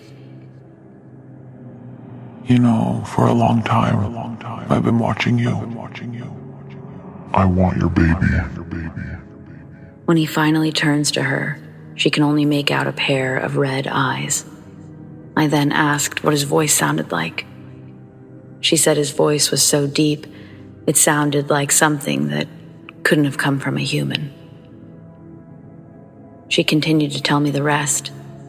He then walks into my son's room, grabs him, and then disappears. She'd been having that dream around the same time that I was having mine. It's been months since either of us have dreamt about him, although recently my closets now have a very heavy and dark feeling to this day, like he's just waiting for the day to strike. Fast forward to now. We introduced the new year and things were feeling pretty light until 2 nights ago. My wife began talking in her sleep around 3 a.m. Normally I don't wake up until 4, as that's when my son decides to be an ass and wants to play with me. She kept saying, No, don't take him. He's not yours. I began feeling that sense of dread and malice from my dreams about the red-eyed man in the closet. Same as when I was young, and still the same now.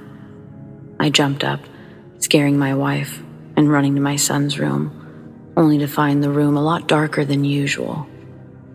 Even with the blinds open and his nightlight on, the worst part, the absolute thing that filled me with fear, rage, and confusion, was that his closet was wide open. A 5-month-old infant cannot climb out of their crib and open 2 heavy fucking doors. After seeing that, I told my wife to pack her bag, at least for a few days. They're currently staying at my in-laws' house on the countryside. Being from a very traditional Japanese family, I know that they have a lot of talisman and protective barriers around the house. I've been home alone for 2 days and 2 nights. I do feel that feeling of being watched at times. Yet I try to apply logic first, being a veteran and all. But sometimes logic really cannot make sense of the things that go on in my house. I have a priest and a shaman coming to my house today. I hope it works for now.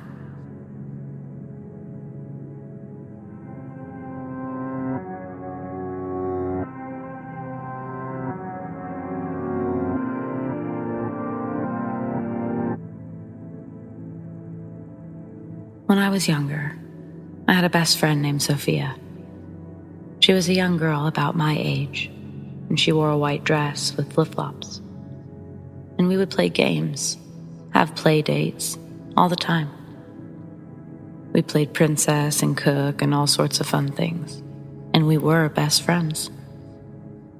Our friendship soon turned odd when Sophia began acting strange. She appeared slightly different than normal, and she started to come in the middle of the night and wake me up, asking to play. She began to tell me things. When someone would get hurt or a strange occurrence would happen. Eventually, she would ask me to do things, and if I didn't do these things, bad things could happen. And eventually, she asked if it was okay if she could be me. I didn't understand what she meant, so I went to bed.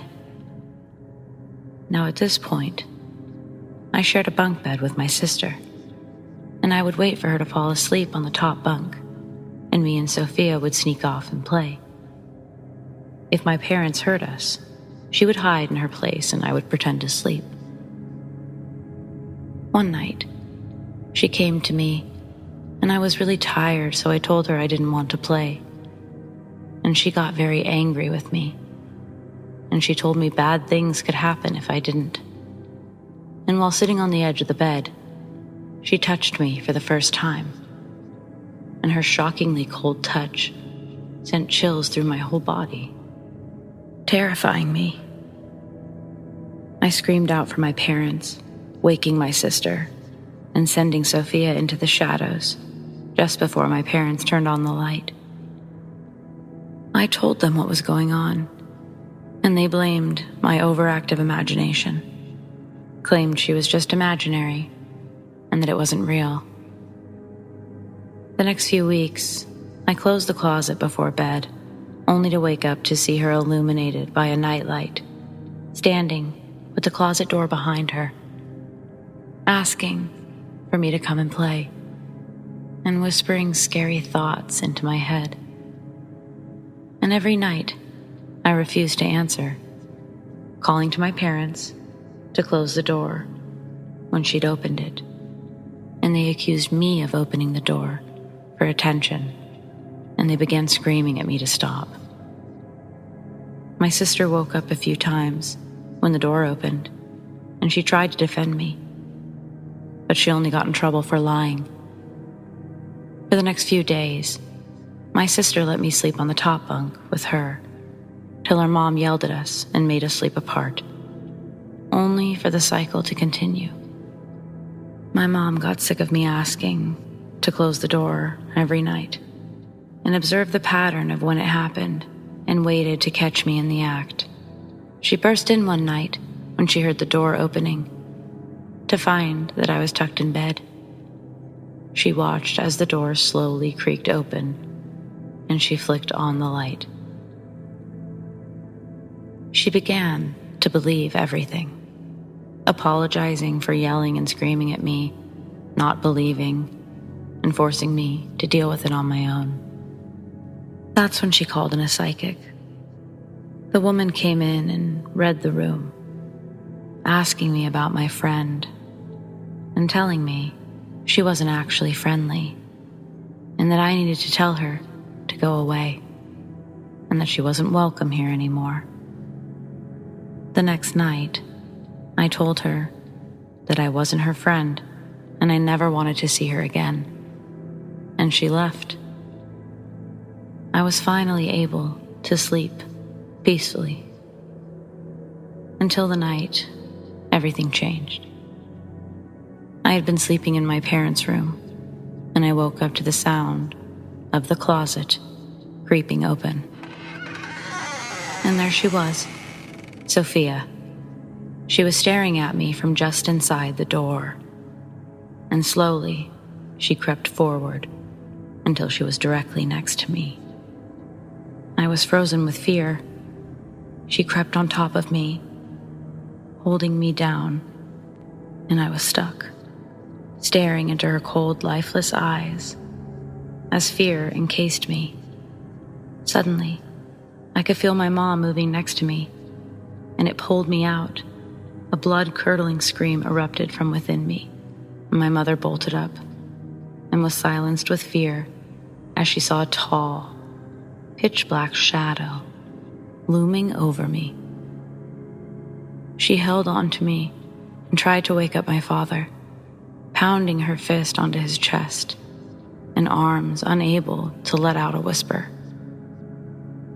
He finally woke up, shooting out of bed, threatening the demon, which flew over the bed and retreated out the window into the night. My mom and dad both swear that this thing was trying to get me and possess me. And honestly, I believe it. The way it needed me to agree, and when I didn't, it got mad, and honestly, terrifying. We moved shortly after, and that specific entity is no longer around.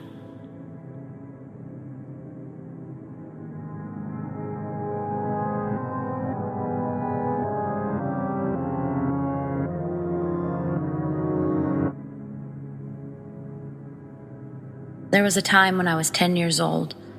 I walked up to my mother and I told her I feel more connected to Satan than I do to God. Now, I don't remember saying this at all, because even at 10, I knew that Satan was the bad guy. I knew not to mess with him. At the time, my mother thought it was because of the paranormal movies I'd been watching, and that I'd gotten the idea from those. She told me I wasn't allowed to watch those kinds of movies anymore, and I got visibly upset. When I turned 14, I went to my mate's house. She wanted to watch a paranormal movie that had finally come out on DVD. When she put it on, I didn't look at the case before she played it. The movie was The Conjuring. I'd heard a lot of stuff about it, that it was the scariest movie out there at the time, so I was a bit scared to watch it. As the movie was playing, we stopped it because I 100% thought I heard someone upstairs. I didn't hear it again, so I brushed it off, thinking maybe it was her brother. Halfway through the movie, the noise persisted. I looked at her and I said, "Your brother is very noisy." She looked at me with a scared look. She told me that we were the only ones home. We paused the movie and thought we should investigate. We started walking up the stairs, and it sounded like there was someone running in her dad's study. She was too scared to open it, so I did. As I opened the door, I saw a black figure run past the door. I ran down the stairs and out the door. This was the first time my demon had ever shown itself to me in any way. When I saw it, I had a big dark feeling consume me. A feeling that if I didn't get out of that house, I was going to be hurt. I messaged my mom to come pick me up. She didn't ask any questions. She just came and took me home. When I went to bed that night, I couldn't stop thinking about what had happened. Then I looked over at my door, and when I tell you I felt happy, I really felt happy. I saw my little brother who had passed. Then I saw my pop. He had big, beautiful white wings with a gorgeous white glow around him. At that moment, I thought my pop, who was buried in our garden, was an angel in heaven. I felt that my demon was also there, but my pop was standing guard so that it couldn't get in. It felt like he had a protective shield out, just around my room. All of my stress and worries were gone for the night, and I got the best sleep I'd ever gotten, at least in a long time. I woke up and I thought that he had left completely, and I got scared that my demon was coming for me now. But as soon as I felt scared and unsafe, my pop wrapped his wings around me to let me know he was still there. This was in 2014, and it's now 2021. On the 12th of May, he showed himself again because I needed him. And sometimes I still feel him, like when I've gotten myself into shit with a bad spirit or demon, which tends to happen a lot.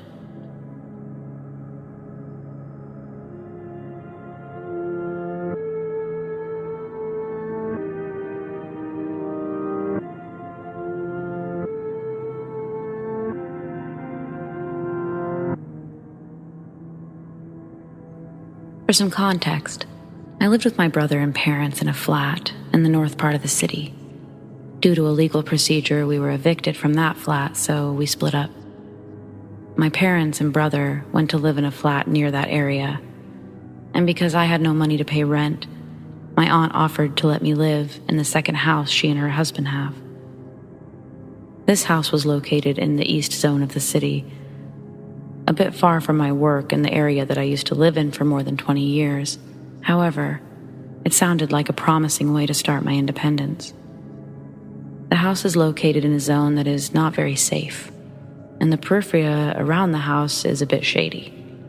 But it is worth it to say that it's a really big house, with big metallic doors, big kitchen and living room areas, 4 double bedrooms, 2 complete bathrooms, an extra service room, and a little chapel.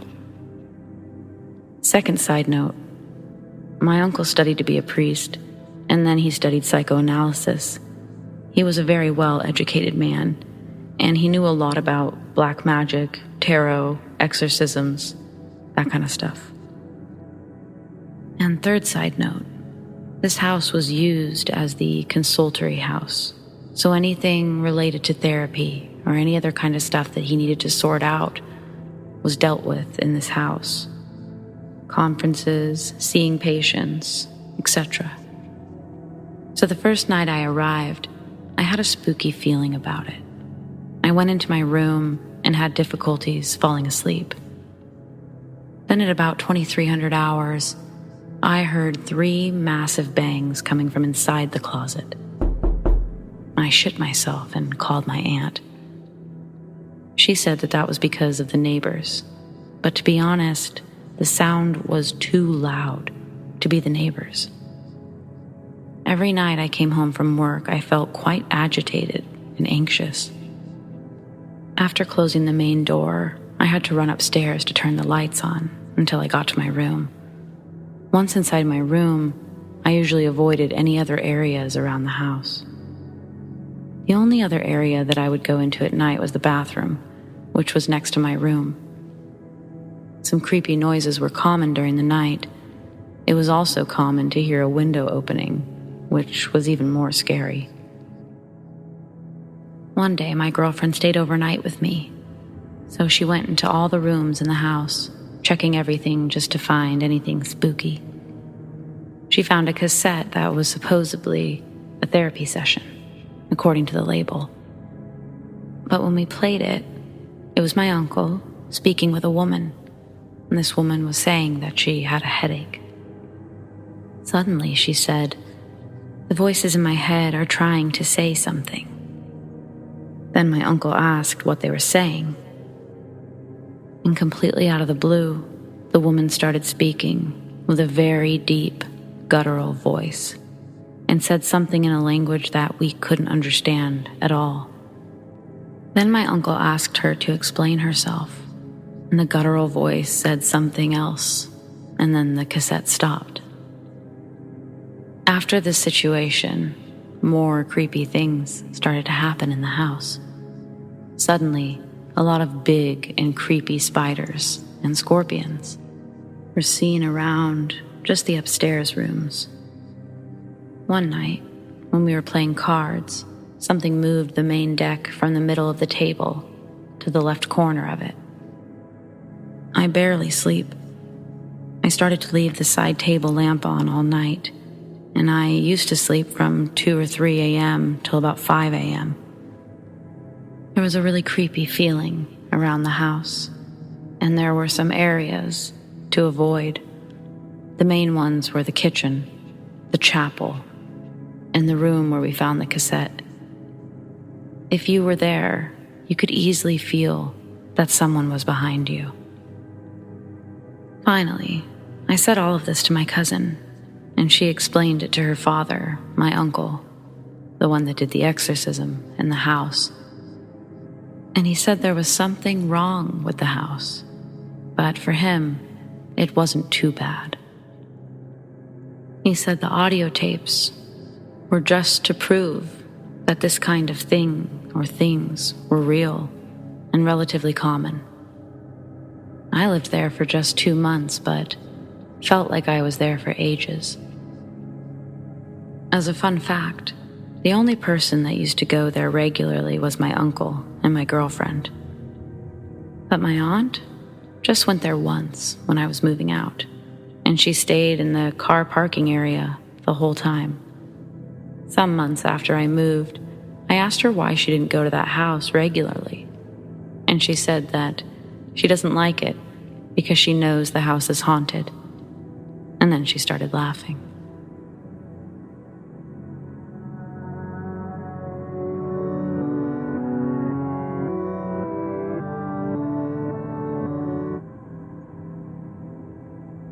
I was a disbeliever, but this creepy textbook changed my mind. A bit of background regarding myself.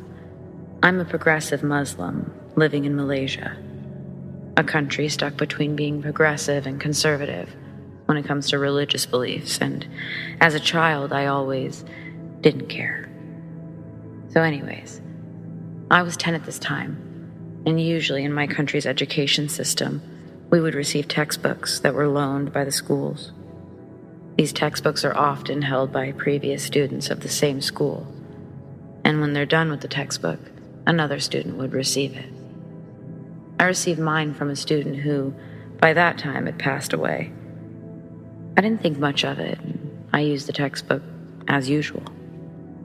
And by usual, that meant that as a 10-year-old kid, I would doodle on it, draw mustaches on random portraits of people.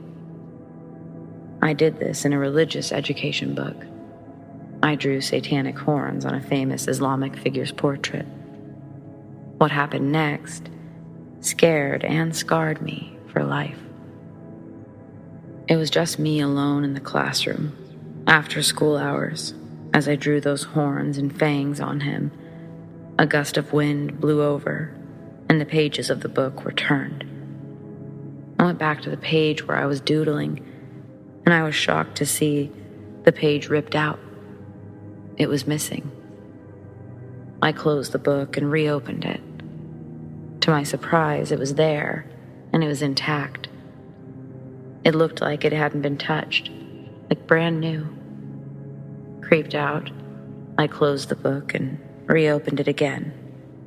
And this time, as I turned the same page again, the portrait of that person was altered, to the point it looked like someone drew a demonic entity over it. It had the typical look of a demon. That's what I can say. I grabbed the book and I threw it into my locker. I locked my locker, and I never went back to my locker again. I went to an Islamic education teacher, and I told him that I would never do that again. The teacher did some work. I guess he did an exorcism. And that's the end of it. Lessons I learned: not to vandalize random stuff. You could be fined and sent to detention, or worse, ending up with the biggest scare of your life.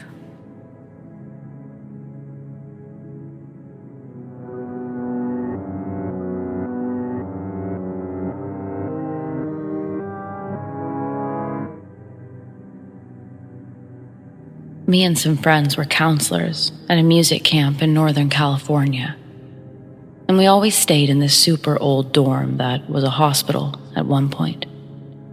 My friend Nate was into those ghost hunting shows, and we used to do this thing in the dorm late at night called an EVP session. Basically, you do an AMA with spirits and try to get them to answer questions while recording it, hoping you pick up some paranormal audio.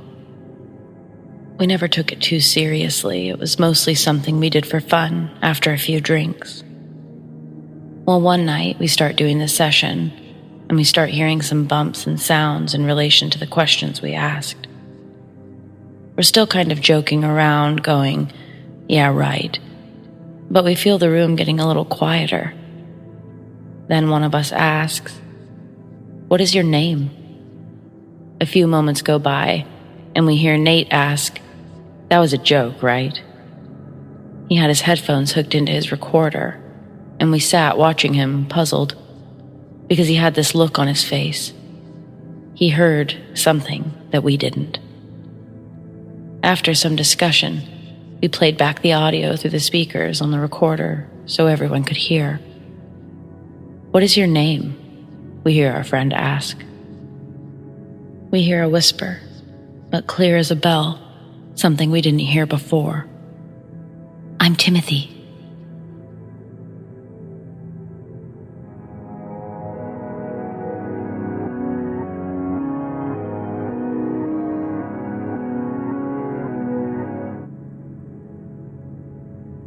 The dark shadow is back. Back in 2015, I had a horrible dream. Or so I thought it was a dream. My sister had just come home from a camping trip, late at night. My shift had just ended, and I'd gotten off late due to a miscount in inventory. I was finally home and excited to ask my sister how the trip went, but she was already asleep. Me and my sister shared a bedroom at the time, so I just put my pajamas on and went to bed. I had the most horrific dream, though. I was laying in bed drawing. My mother barges in with no facial expression. I knew I was in trouble, but I couldn't understand why. She grabbed me by my shoulders, pushing me so hard I sunk into the bed. Right behind her was this older woman in a native white gown. She had long, shiny gray hair that seemed to reach her hips. She sat at my feet and whispered, "I have come to take away your soul." As she said this, I felt my soul start to leave my body. It got to my chest, and I woke up in a panic. Once I looked up, I saw this long, black shadow reaching across my ceiling. It had long, dark fingers, an oval-looking head with white, sharp teeth. I was in shock for a few seconds, and then I yelled. By the time my sister woke up, it was gone. I told my sister about my dream, and she was so scared.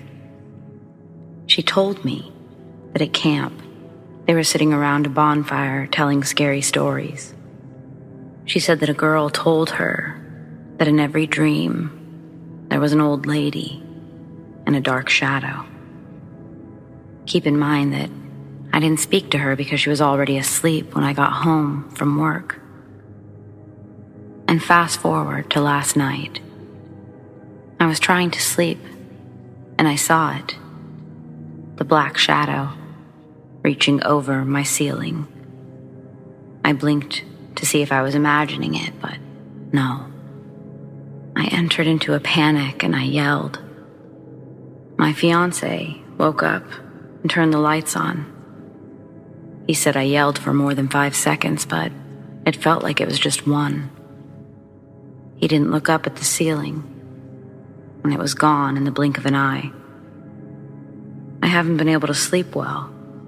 I feel empty, as if my soul is gone. I don't know how to feel. I haven't told my fiancé yet to not freak him out, but I'm so scared of the dark. I'm 26 years old, and I sleep with a nightlight again.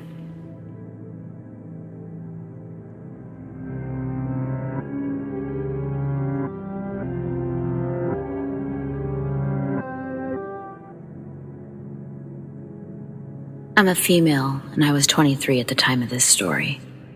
These events took place in 2010, and I finally thought it was time to share the story of the horrifying events I went through with the demon in the basement.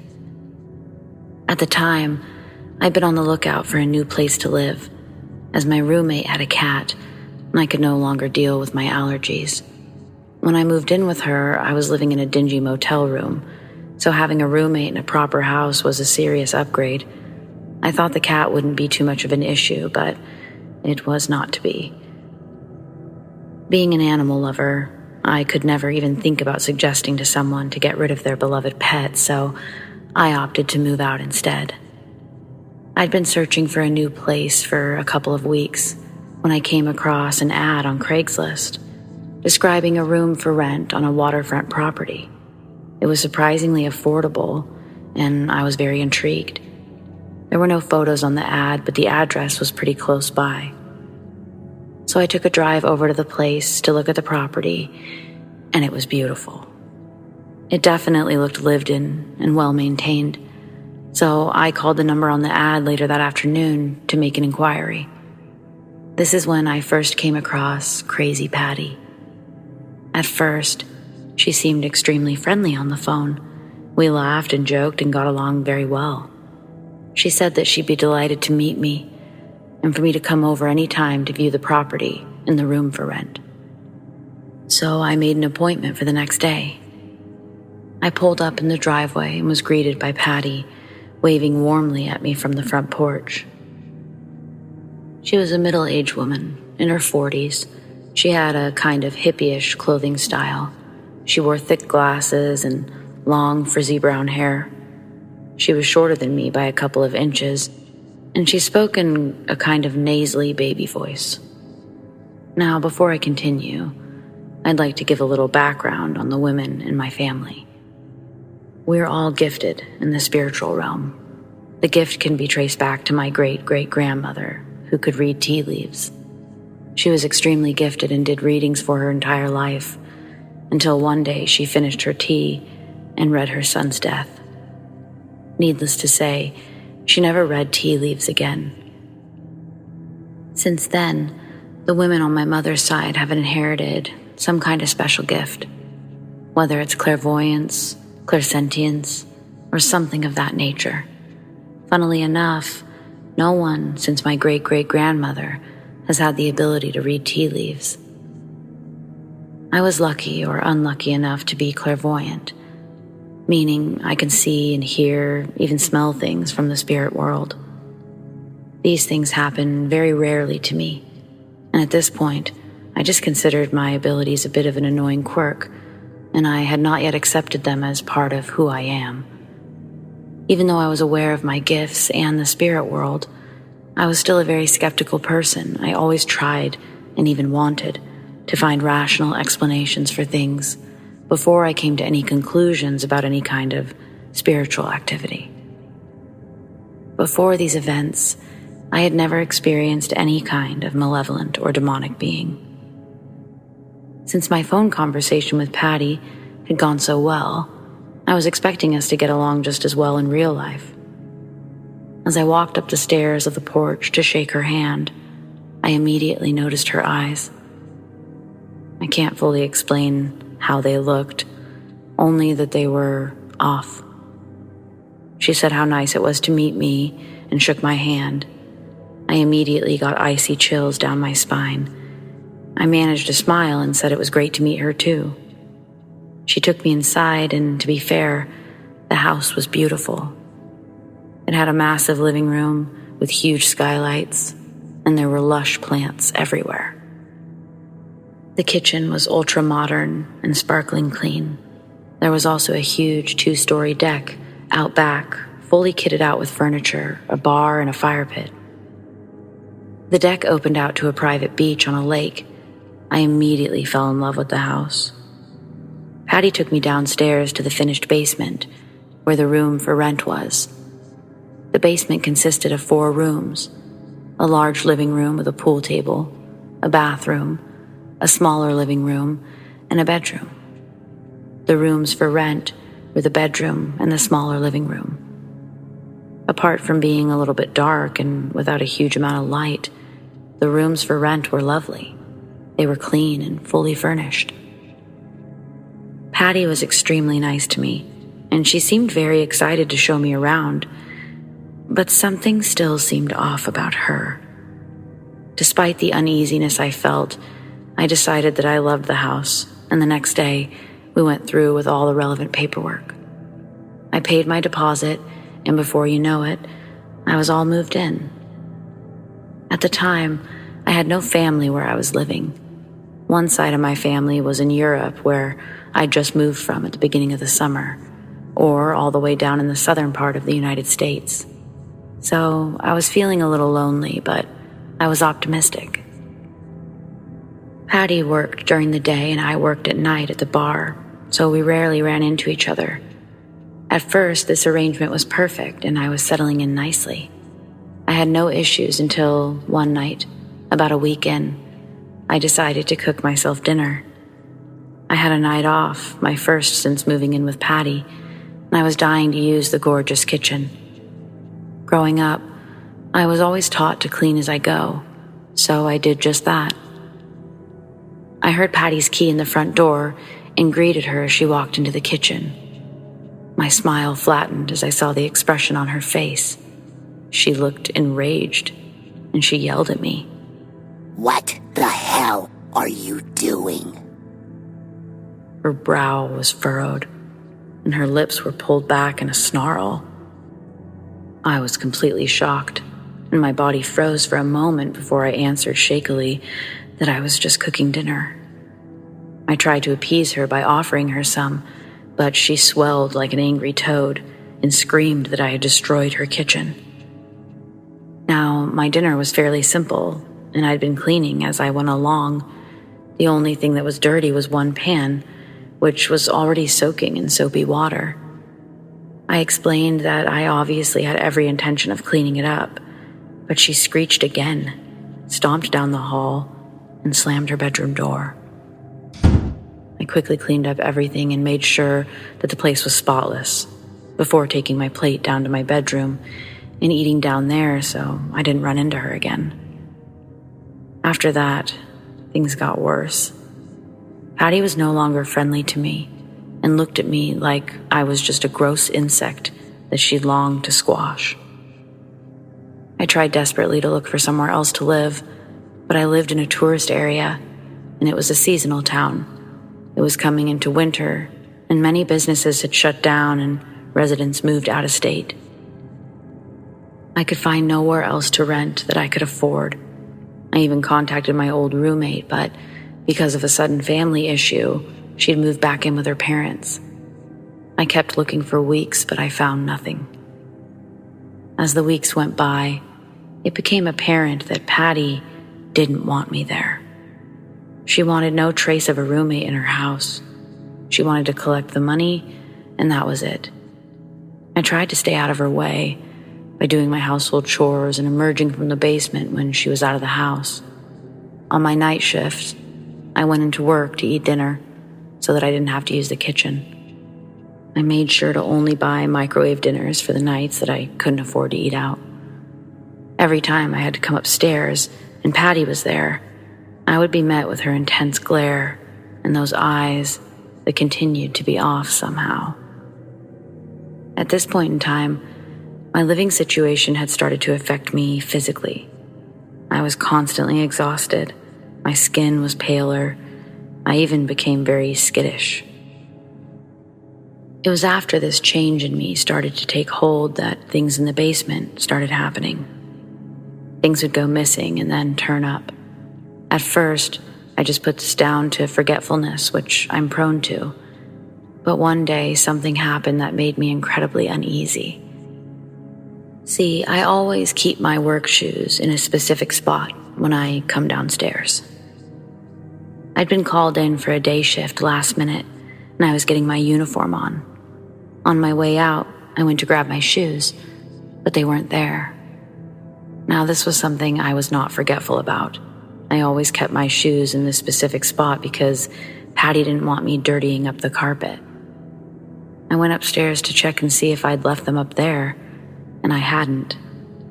I looked everywhere for them, and I couldn't find them anywhere. Not putting it past Patty to do something mean like take my shoes, I went back downstairs to grab a different pair, only to stop dead in my tracks. Right there, in their normal spot, were my shoes. My heart leaped out of my chest. What was going on? I knew I was forgetful at times, but they definitely weren't there a minute ago, were they? There had to be an explanation. Patty was at work, so I knew it wasn't her, and it was at that moment that the thought crept into my mind. Was there someone else in the house? Terrified, I grabbed my shoes and I ran upstairs. I grabbed my keys and immediately left the house, locking the door behind me. I wondered if I should call the police, but what would I tell them? I found my work shoes right where I left them. I thought about telling Patty, but the thought of telling her that something had bothered me like that would only give her ammunition to torment me further. So I didn't tell anyone. After work, I came home to Patty eating her dinner and a mess in the kitchen. Luckily, I had the foresight to grab some food to go from the bar, so I crept in as quietly as possible and just went downstairs to eat, as I always did. I turned on the light in my room and for a split second I thought I saw a dark figure in the far corner of the room. I did a double take, my heart pounding. I had to be going nuts. The stress of this place was starting to make me hallucinate. Satisfied but still a little uneasy with my explanation, I turned on my TV and began to eat my dinner. As I ate, I was still convinced I saw flutters of movement coming from that corner of the room, just out of my sight. But every time I looked, nothing. This mysterious figure would start making regular appearances out of the corner of my eye. But again, when I tried to look, there would be nothing there. I thought I was losing my mind, and I became even more withdrawn. It was after a few months of this happening that the dreams started. I would be having a perfectly normal dream. Then all of a sudden, I'd have the feeling of being strangled by a faceless man. I would be fighting him off, and I would always wake myself up by screaming. I would wake up sweating and my heart would be pounding. The worst part was, my throat would be sore, and I never knew if I had really been screaming or not. I would like to think that if I was, Patty would run down, but that was unlikely. I would start having these dreams about once or twice a month. Then, as it came closer into the fall of the following year, they started happening more regularly. Once a week, twice a week, every other day. I was feeling completely broken down mentally, emotionally, and physically. I was a shell of my former self. At this point, you're probably wondering why I stayed at Crazy Patty's house for as long as I did. Well, for those of you who have never experienced emotional or mental abuse, consider yourself lucky. It is extremely powerful. Patty used a variety of techniques, including manipulation, intimidation, and gaslighting, to ensure that I stayed where I was. She hated me there, but she wanted the money. She literally had me convinced that I wouldn't find anywhere else as nice as her place for the price I was paying, and that no one would put up with me anyways. Up to this point, I had not considered my unsettling experiences at Patty's house to be demonic. I'd put them down to a side effect of being so stressed and beaten down. Until one night, as usual, I'd eaten my dinner out of a to-go box in my bedroom. I was sitting on my bed with my laptop in my lap. I'd been watching some funny videos online when all of a sudden I couldn't take a breath. It felt like my chest was being constricted by an invisible grip. I went to move my hands up to my throat to check for swelling or something, but I couldn't move my arms. I was completely paralyzed. It was then that I finally saw the figure in the corner. Its face was covered with a hood, but it lifted its head just enough for me to catch a glimpse of its face. Its eyes were huge and bulbous, much like the milky, pupilless eyes of an anglerfish. It had no other features except for those eyes and that smile, that toothy smile full of uneven, rotting teeth, a smile that extended beyond the boundaries of its face. Think of Fred from that seriously creepy episode of Courage the Cowardly Dog. My heart stopped. As soon as I saw this figure full on, it disappeared. I finally understood what was happening. I was being attacked. Somehow, I fought the pressure, and it subsided. This ordeal couldn't have lasted for longer than 10 seconds or so, but it felt like much longer.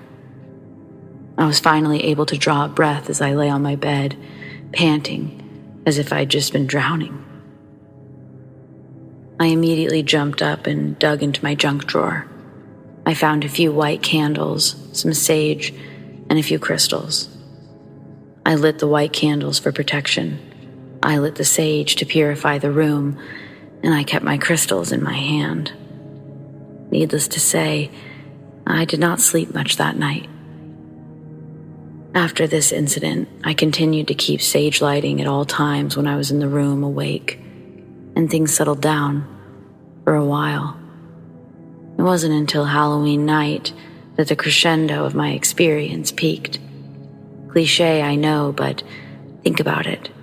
It was, and still is, believed that the veil to the spirit world is at its thinnest on All Hallows Eve, making it easier for spirits to enter our world. I had been working that night, and I'd gotten home around 1 a.m. Exhausted, I fell right to sleep, only to get that strangling sensation some hours later. But this time it felt different. This time it felt more real. In my dream, the entity that was attacking me had grabbed me by my throat. In the past, I had not seen its face while it was doing this. I finally got a full-on view of its face. I could see the cracks on its rotten teeth. I could see the pale blood vessels in its grotesque eyes. And I could smell its rotten breath. I felt a scream coming, but I couldn't get it out.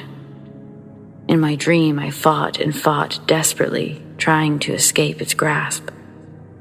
It picked me up by the throat and slammed me into the wall behind me. I kept fighting it with all my might until I finally woke up. I was sweating and panting, tears streaming down my face. I looked at the clock. It was only 3 a.m. But as soon as I looked at the clock, my blood froze in my veins. Not because it was 3 a.m., the traditional witching hour, but it was then that I realized I was not laying in my bed. I was sitting up against the wall. I leaped out of bed and ran into the bathroom, afraid I was going to be sick. Luckily, my stomach held, and I ended up splashing some cold water on my face.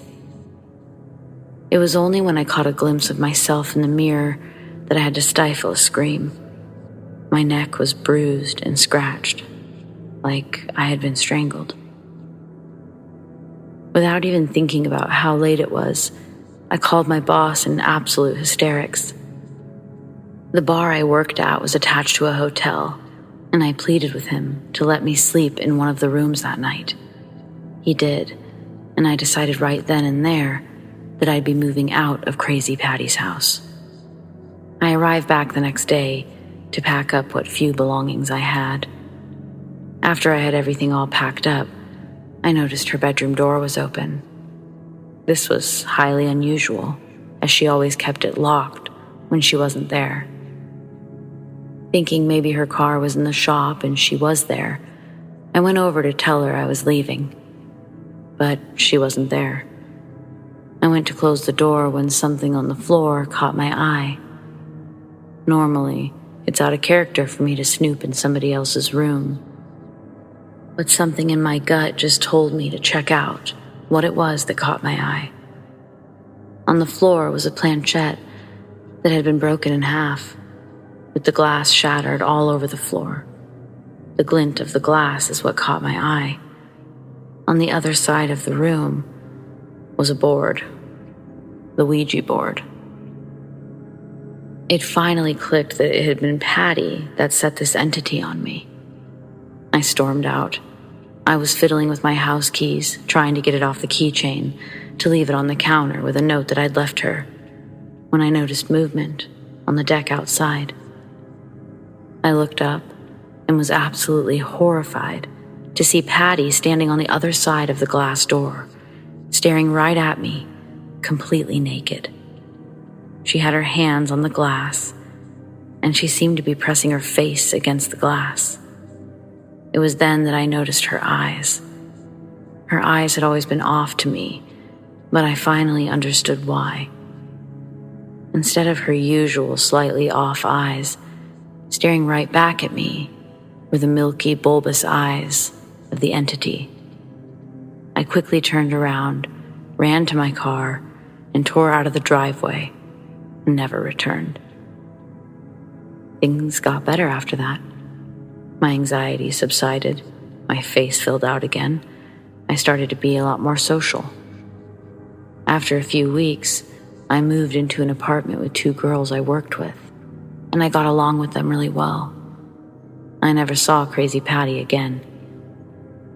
As of telling this story, almost 12 years have passed, and I'm no longer easily beaten down by manipulation tactics. I've become a lot more assertive, and I won't tolerate any attempt to deceive or manipulate me. I've also been practicing white magic in the form of plants and cooking, and I've embraced my clairvoyance as part of who I am. I'm happy to say that I've never experienced anything like I did at Crazy Patty's house. If I get even a whiff of a negative entity, I get the hell out of Dodge. Stat. All in all, I am a much healthier, stronger, and happier person than I was all those years ago. But late at night, I still get the horrifying image of Patty staring into my soul with the dead eyes of the demon in the basement.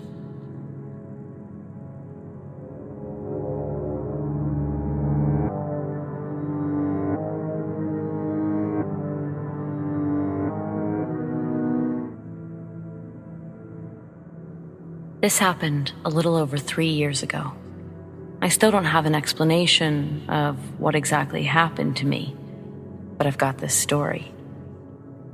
I kept waking up in the forest. That was the first strange thing I noticed happening to me. I'd fall asleep normally, just in my bed or on the couch, but multiple times over a 3-week period, I would wake up right behind my property line in the forest. Then, despite my efforts, it turned into every night. When this first started happening, my mind went to sleepwalking. It wasn't something I'd ever had, but I'd heard about it, and I'd seen it shown as a real thing. I started Googling things like crazy, starting with that. After probably hours of clicking around, I felt sort of stuck. I mean, everything I found literally ended with something like, consult a physician, or see a doctor. I'm out in Live Oak County, in Three Rivers, Texas, and I'm sure that you don't know where that is because it's rural. It's so rural that we don't have a hospital, and we don't have physicians. Our fire department is made up of volunteers. Not to mention, I work for myself, and all that means is I don't have health insurance. Even just 3 years ago, things were harder when it came to getting regular types of care like that. Anyways, since it had only happened a couple of times, I tried to let it go. I closed and locked all the doors. Again, I'd fall asleep with no problems, until I found myself waking up in the forest.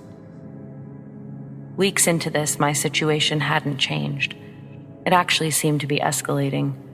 I was now waking up in the forest with bruises and cuts. They were in all places, not just places that you'd expect to bump in the night.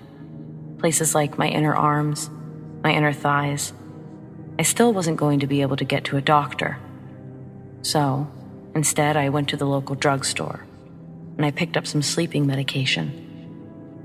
Nothing serious, just some sleepy tea, some melatonin, and then NyQuil. But same problems presented themselves. And new problems too. Now, I had dark bags under my eyes, and they were becoming more noticeable. Even the drugstore pharmacist noticed and recommended Tylenol PM. I was bruised, I looked awful, but when I was home, I felt pretty great. And then for about 2 weeks straight, I started having and remembering the same dream, just before waking up in the forest. The dream always started out by being blindly bright, and then my eyes would adjust, and I'd come to the realization that I was surrounded by fire. Oddly, I wasn't scared, but it felt like I was in a sauna. I could feel myself sweating. I would just look around and see nothing but flames. and just as I would start to feel like the flames were burning my flesh, I would wake up in the forest, sweating. But now, I actually was scared. And that's what I noticed. Once the dreams started, the fear did too. I stopped taking any sort of sleeping agent, thinking that that had to be my problem. I don't drink, I don't smoke nothing, so I knew that it couldn't be anything like that. Nothing helped to take the fear away, though, because the dream itself was damn near terrifying and happening nightly. Eventually, I noticed I wasn't eating. And I noticed it in that way. I was buying food and not eating it, just throwing it away, or I'd be putting it in the compost. Just drinking coffee and drinking water. It's like I had no appetite and I forgot to care. I remember joining a forum early on for sleepwalkers when this all started. And by this point, even the people on there started to tell me the same things that everything else online did. Go see a damn doctor already. I at least made some calls, but it was hard enough to get a hold of someone who would take me without insurance at the time. So I waited. It had already been several weeks of bruises, cuts, and now 2 weeks of the most realistic nightmares. I look terrible. My reflection, it kind of frightens me. But still, when I'm home, I feel pretty great. I honestly cannot explain it. It's hard to explain what happened next, too, because I only recall parts of the days leading up to it. It's times like this I wish I had been with someone. Along with not eating, I was also aware that my mail was piling up. It was as though I knew it was there and that I needed to do something with it. But then another part of me was really trying to forget about daily tasks like that. Had I even showered? Anytime I had that thought, I showered, but it's like I couldn't remember the last time I had. One night, I got on the Sleepwalkers forum, but I was shocked to see that my whole account had been disabled. I couldn't figure out what happened, and when I looked in my email, I saw that I received a message from the website saying that they removed my posts. I was no longer able to use the website either. The craziest part was that they said that I had violated their policies with the obscenities I had written on the website. I had never even so much as put a curse word on there. They wouldn't advise me of what I wrote, but they did believe me that my account must have been hacked or something. As I explained, I really needed that website. It was the only thing I had out here. Eventually, I got onto the website with a new username. I joined the forum, and I saw familiar names.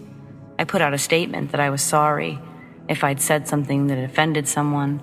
I explained that I hadn't written anything, that I wasn't even sure what it was that I wrote. I received immediate responses, people asking if I was okay, that they thought I might have died, or that I was going to hurt myself. I was so confused, but most of them said they couldn't write what I had said, as they were afraid that they would get banned too. There was one user that asked me for my personal email, saying that they could tell me some of the things that I said and that they had some recommendations for me. I just put my email right into the website. I had nothing to hide, and anyone who could help me at this point was a friend in my eyes. I didn't get an email that night, but I did have that same dream. Except this time, it ended much differently.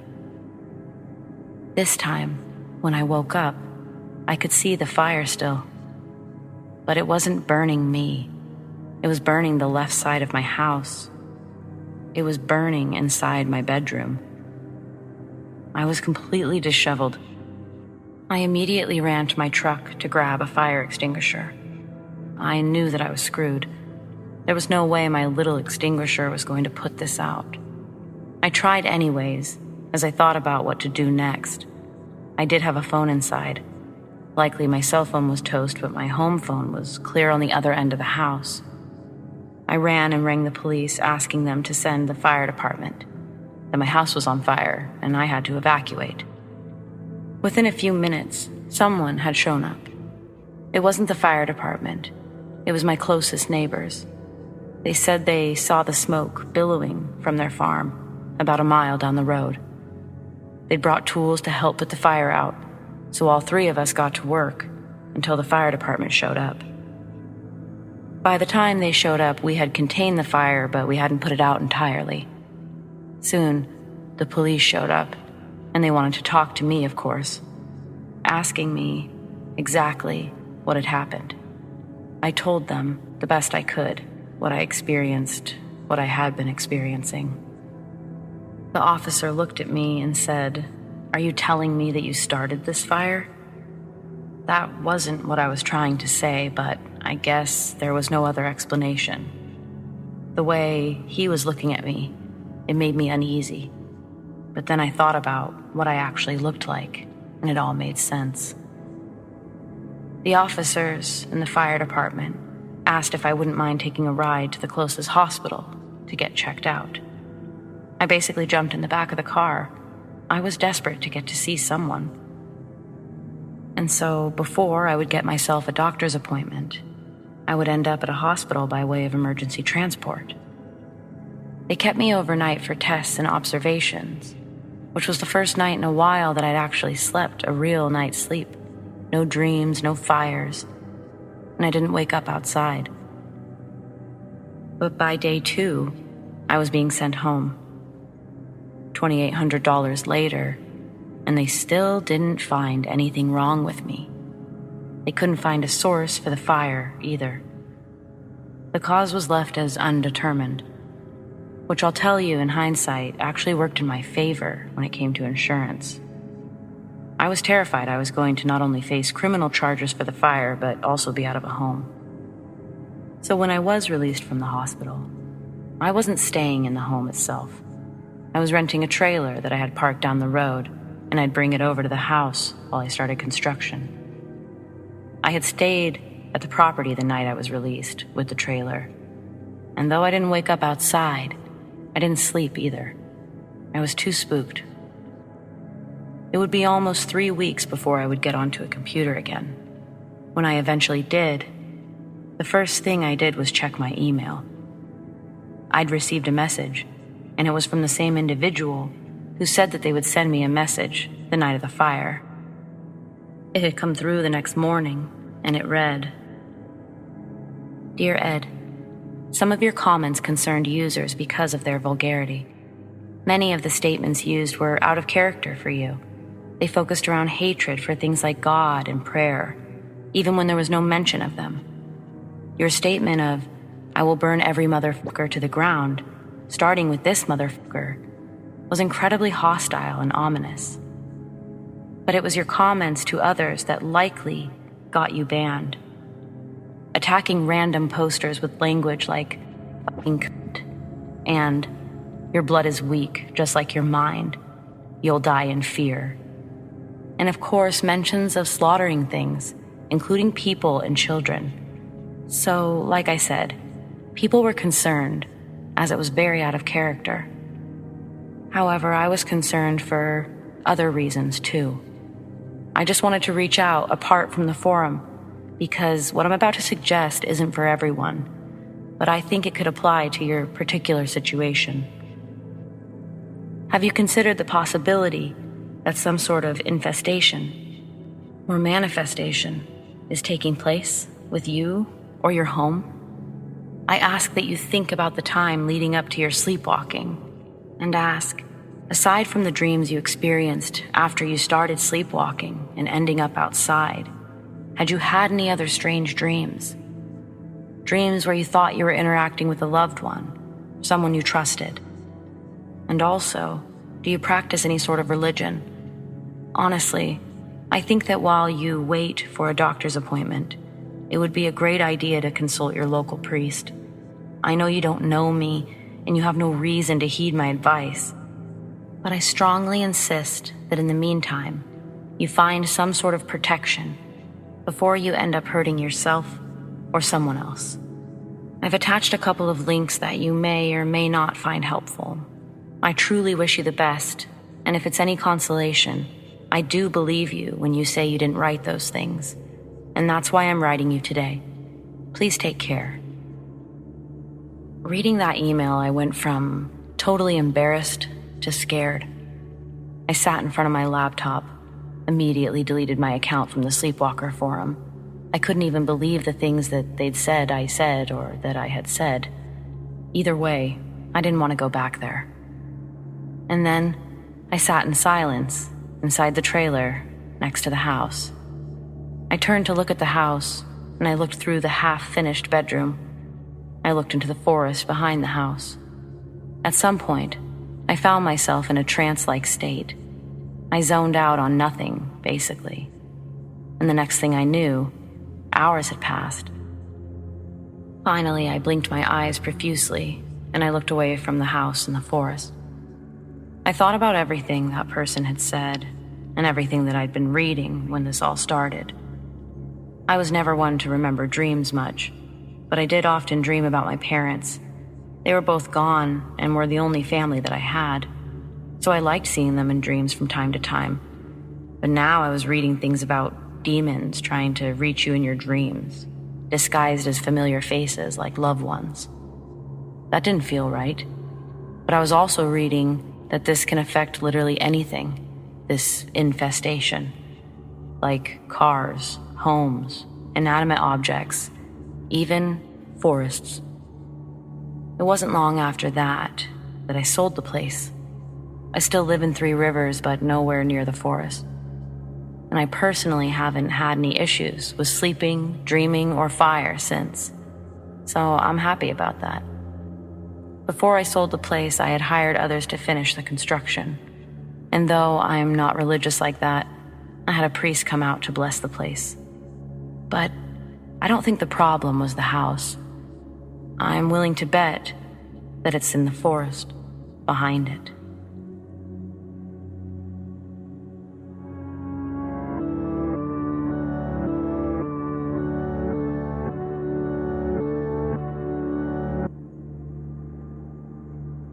Has anyone ever witnessed a shadow person and a living person interacting or working together? From 2004 to 2007, my best friend Katie and I worked at a small family-owned seafood restaurant in Winchester Bay, Oregon. In 2006, we were invited by the cook and a small group of regulars to come to a bonfire on the bay to watch the fireworks with them on the 4th of July. Thinking it sounded interesting and having no other plans, we agreed to come. Upon arrival, we find the boys drinking next to a huge fire, situated in a large clearing-type strip of grass. There's a ton of regulations about burning in Oregon because of the risks of wildfires that can burn out of control very quickly. So this huge grassy area was perfect, especially since they had created a secure fire pit before lighting anything. This grassy stretch was surrounded on 3 sides with dense thickets of evergreens.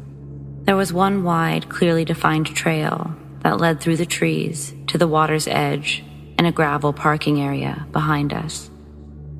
Being 20 years old, we weren't opposed to drinking, but we didn't really know these men that well, so we decided to stay sober and just enjoy the fire and the upcoming show in the sky, just in case they started acting inappropriately.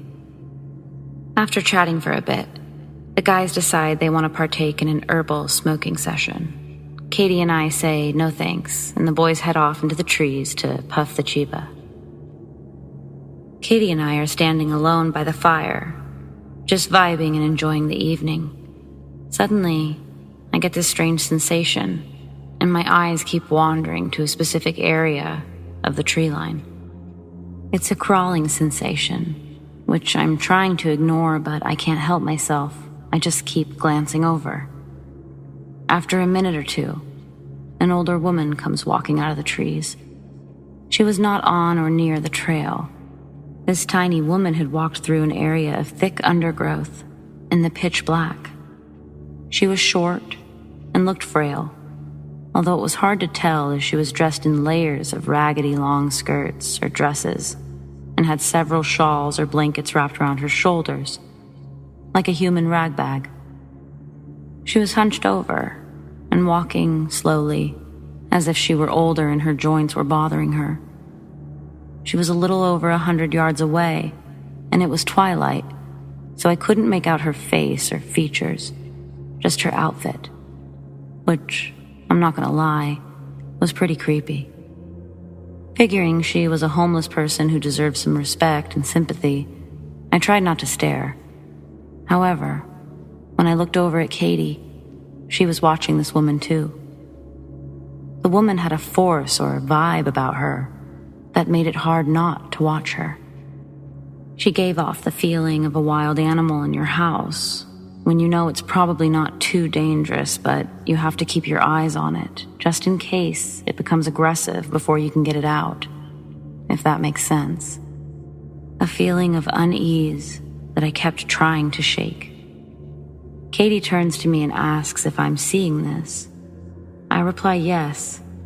She's probably just a homeless person, poor lady. Katie responds by telling me that the woman is giving her a weird feeling, and that it makes her skin crawl to the point that Katie feels she shouldn't look away. This validation of my misgivings is not comforting.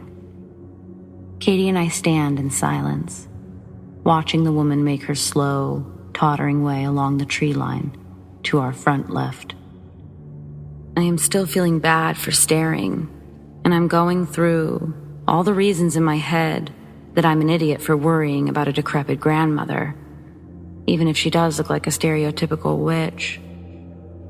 Suddenly, the woman comes to a complete stop. Until this moment, she had been looking at the ground. She now stops, raises her head, and looks directly at us.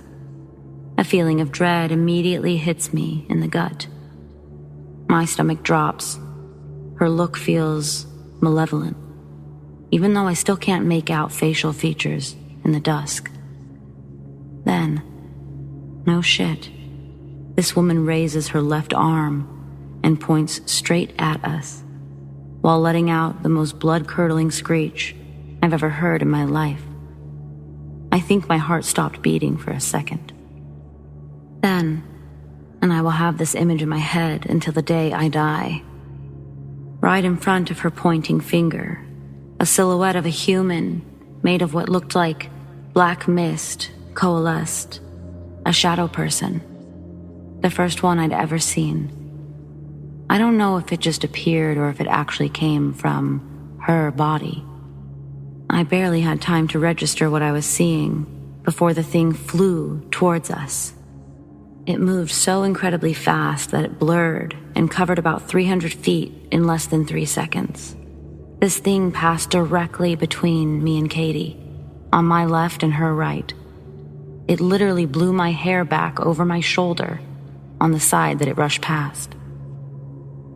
We spent several seconds in complete shock, staring at each other with bloodless, pale faces. Simultaneously, we both turned to look at the woman.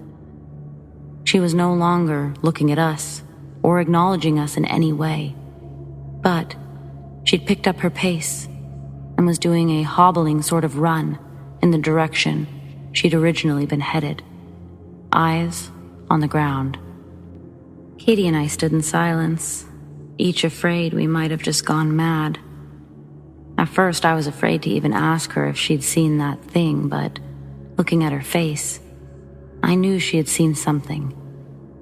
She finally asked if I'd seen what she just did, because she wasn't sure if it was real. We compared notes and realized that we'd both witnessed the same thing. When I started freaking out about the fact that this thing had been real enough to blow my hair back, she admitted that while she did not experience her hair moving, she had seen my hair blow back as she turned her head to watch it move between us. I have no idea who that woman was or what she sent after us. It looked like a shadow person, but who knows what they even are. And never in my life have I ever heard of a shadow person doing a living person's bidding. And I've looked into it after this experience. I've never seen her again, and I surely never want to. This experience has bothered me for years, and so I bring it to the internet to find out if anyone else has ever witnessed a shadow person and a living person working together. Or to at least get some theories as to what the hell happened that night. I think we saw the shadow thing once more a couple of nights later, but it didn't have a human shape that time, so I'm not sure if it was the same entity, but the timing seemed too coincidental. Thanks for reading and commenting. I'm excited and also feeling a little nervous to hear some theories on this experience.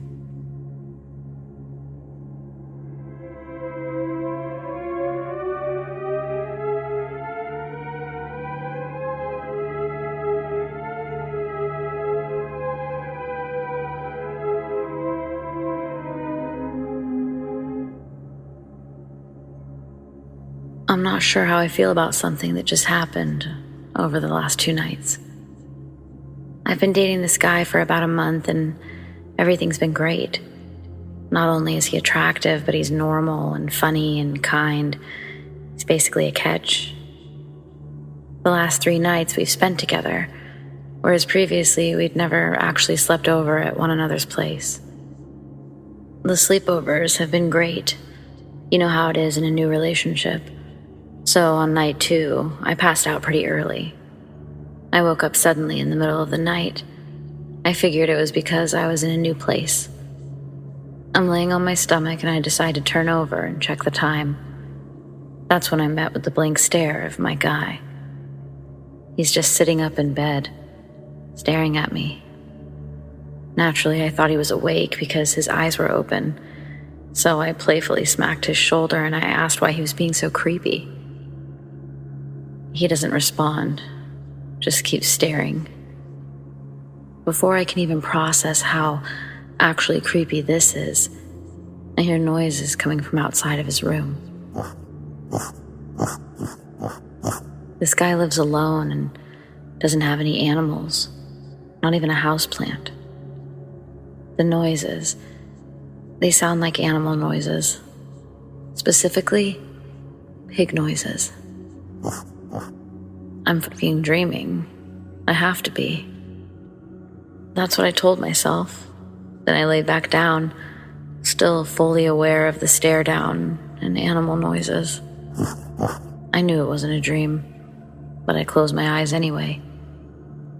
For about 2 seconds. Then I jumped back up and I started to shake the guy. I'm not falling asleep with someone staring at me. Not gonna happen.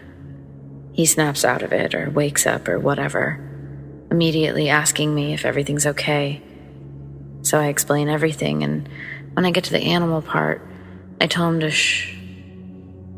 Of course, no noises coming from outside the room.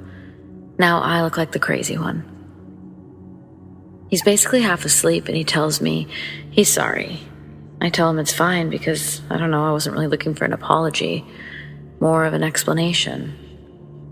Eventually, we both pass out again. And the next morning, I ask, "What's up with last night? Do you sleepwalk or something?" According to him, no, he doesn't sleepwalk, and usually sleeps through the night. No issues. I tell him, well, maybe he does sleepwalk and just doesn't know. He makes a joke about me hearing animal noises and says, "What if I made all this up?" We laugh, haha. That was about as much as I got out of it. And for some reason, I was okay with it. Something about being daytime and having to go to work made the whole situation seem silly and far away. So, last night, we decided to stay at his place again because it's closer to both of our jobs, and he doesn't have roommates. I forget all about the night before until it's time to go to bed. I fell asleep before even getting through a full episode of Dexter. But like the night before, I woke up suddenly. So this time, the first thing I did was look over at my guy. He's still sleeping, not staring.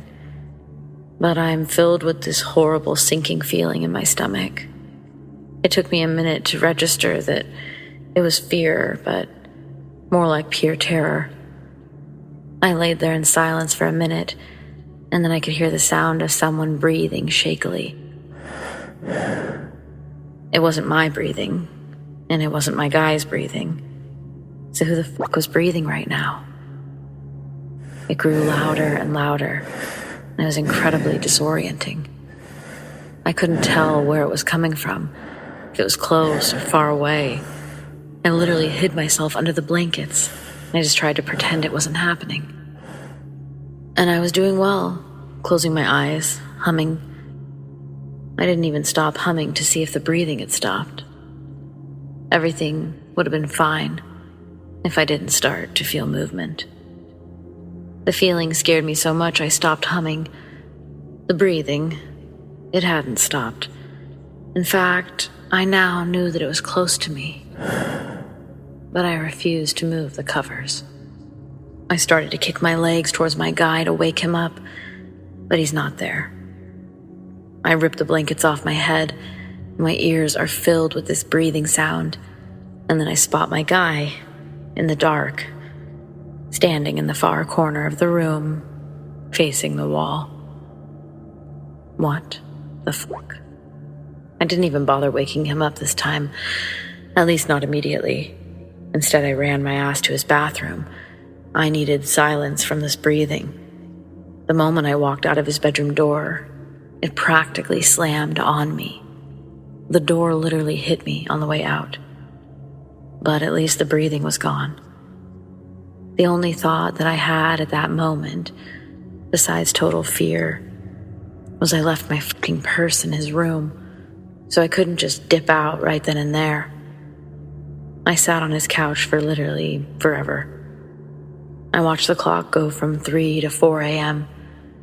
I don't know if it was exhaustion or pure insanity, but I went back into his room. My guy, still in the corner, and against everything I was feeling right then, I went to wake him up. I told him to go back to bed. I made up a lie that I had to go into work early, and I left. I hopped in my car, drove towards work, parked in a Walmart parking lot nearby, and just wrote all of this out. Basically, I've been stewing about it ever since. I'm now off work, and though I'm not due to stay over there or even see him for the next 2 nights, he wants to spend the weekend together. His place, of course. But I cannot imagine going back there. I mean, sleepwalking is one thing, totally fine. Especially when it's your only red flag, so to speak, but what the fuck is wrong with this guy's house? Like, what am I really dealing with here?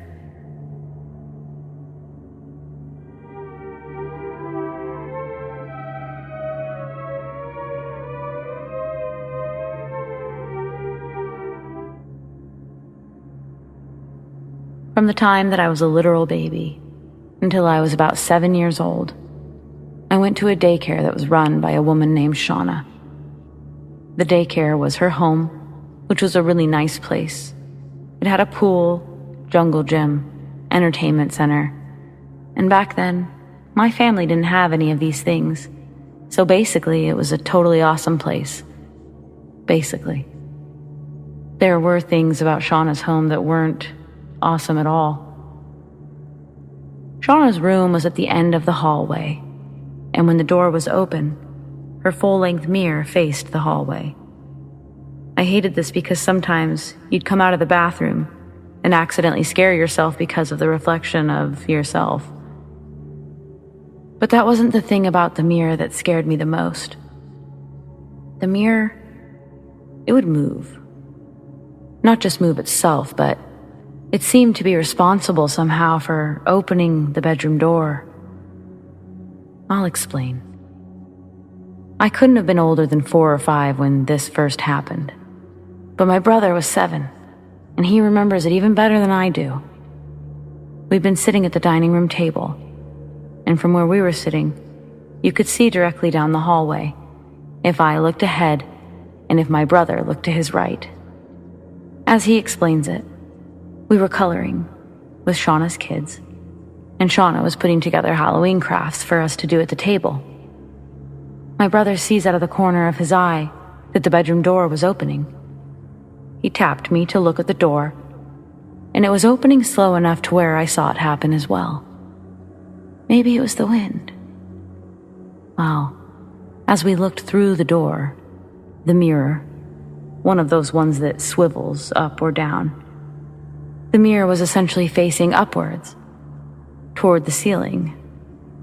But once the door had fully opened, the mirror slowly started to move down until it was level, facing the open door. We looked at our reflections for a minute, then at each other, and then we looked back to the mirror. It was now facing upwards towards the ceiling again, and then an abrupt slam. The door slammed, and everyone jumped. My brother and I ran to Shauna.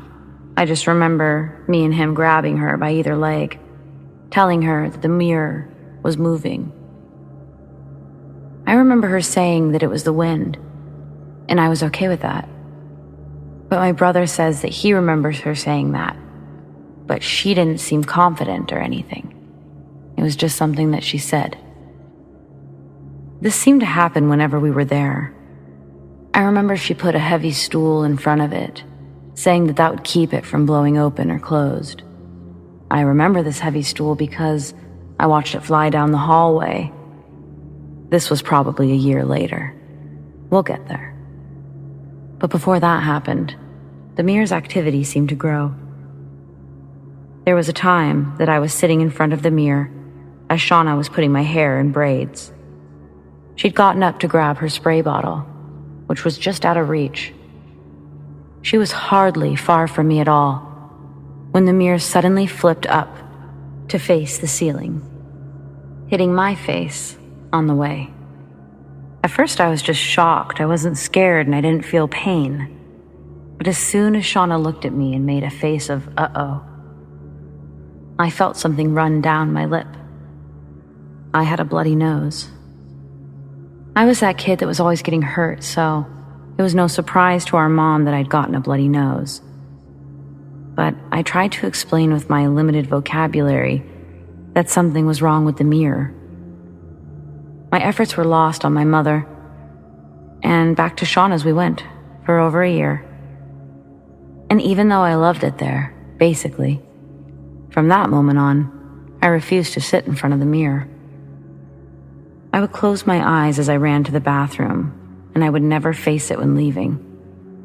I would sit at the other end of the dining room table, just so I wouldn't have to see down the hallway. One time, a long while after my big incident, I was looking at my brother as he stared in the direction of the mirror before turning his head to look beside him. And then my brother looked at me from across the table. He didn't say a word, but the look he gave me, he was terrified, and his face went white. He said nothing the rest of the time that we were at Shauna's house, and he was being quiet on the ride home. I told my mom that he hadn't responded to me about anything since craft time. And that's when my mom pulled it out of him, telling him he had to tell her, warning that his feelings wouldn't go away until he did. So he told my mom, and he maintains to this day, that the mirror moved very fast, saying that it started to face up and then down and then up and then down. But then it stopped, and when it did, he wasn't the only one he could see in the mirror. He said that he could see someone sitting next to him, that it must have been a man who was tall, and he wore a robe that was black or dark brown, and he had a hood on. He said that the man didn't look at him, not while he was looking. When my brother looked next to him to see if the man was really there, no one was sitting there. But when he turned to look at me, he could feel the man from the mirror was now staring at him, and he could tell from the placement of the man in his peripherals that he was standing. My brother was frozen. He said that he wanted to move and he wanted to tell me about it right then, even scream. But he couldn't. He couldn't speak. Eventually, like all scary things, our mom convinced him that it was a daydream, and that sometimes daydreams can be scary. She says now that at the time, she didn't have any options for us. Shauna was a family friend, and my mom could barely afford the rate for one child at any normal daycare. Shauna had given her the same rate for the two of us. So, back to Shauna's. The stool, the one that kept the door from slamming. Well, one day, we were all swimming, and I had to use the bathroom. I was very hesitant to do this alone, but Shauna had to stay outside to watch the rest of the kids. So I asked my brother to go with me. After I used the restroom, he decided that he had to use it too, and he asked me to wait for him. I reluctantly agreed, just facing the opposite direction of the mirror, looking out towards the dining room table, waiting. Suddenly, I hear a noise. It sounded like it came from behind me, so I whipped my head around.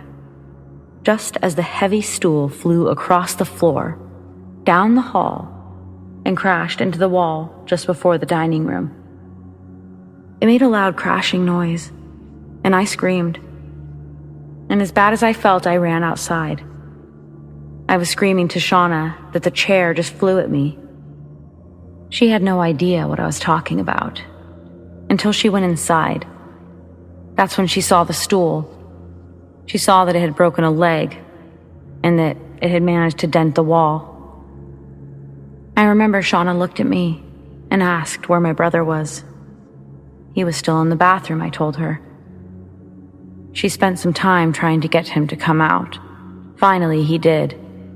He ran and he hugged me. "I thought the man hurt you," is what he said to me.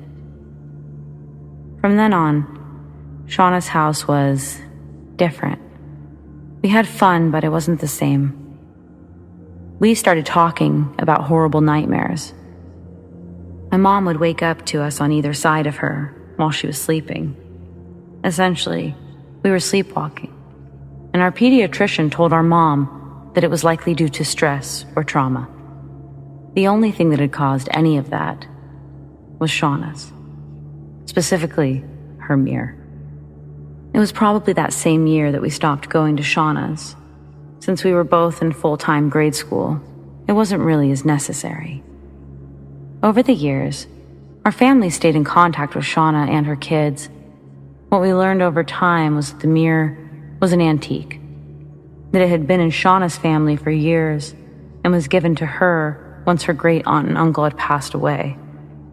Apparently, a lot of the creepy stuff belonged to her deceased relatives, including the stool that tried to kill me. She swears she's never experienced anything creepy with any of her stuff. Nothing like me or my brother. And maybe that's true. Maybe whatever was haunting her mirrors, her stools, or her home just really didn't like us.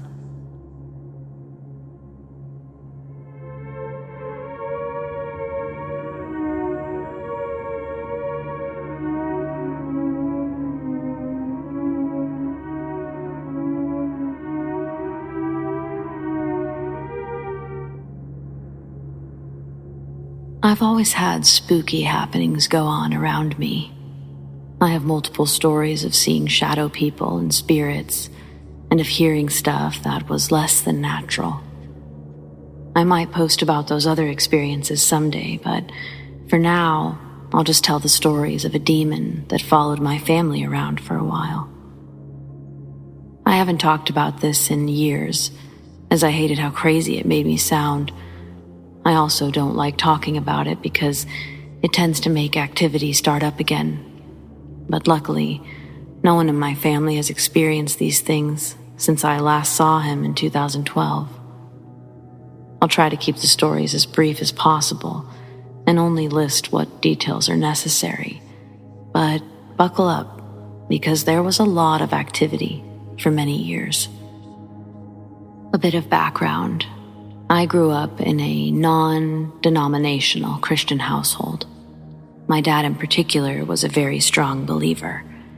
After him, my sister and I are the biggest believers, and my brother is now an atheist, though he was a believer at the time. My mom didn't experience this demon at all. In the house were my dad, my mom, my brother, my sister, and I. My dad was the first one who saw him. It was in the early 2000s, I think 2001 or 2002. My dad was studying to become a commercial airline pilot. He was licensed to fly helicopters and private Cessnas and jets, but he wanted to expand his horizons and challenge himself in a new way. He operated a flight school in our hometown, so he was a busy guy. He used to get up around 4 a.m. to study so that he wouldn't miss or lose any time during work or during family time after my siblings and I would get home from school. My dog would always accompany him to the dining room, which is where he would set up for the morning. One of these mornings, my dog went to the sliding glass door that led to our backyard from the dining room and started barking like she was going mad. My dad ran to let her out before she woke anyone up, but she immediately started whining and backed away from the door once he'd opened it. My dad, who initially thought she saw a possum or a coyote, as we used to get them all the time in our backyard, told her to go outside to chase whatever it was out in the yard. Usually, she'd tear off like a bolt of lightning, but she just continued to whine and back up.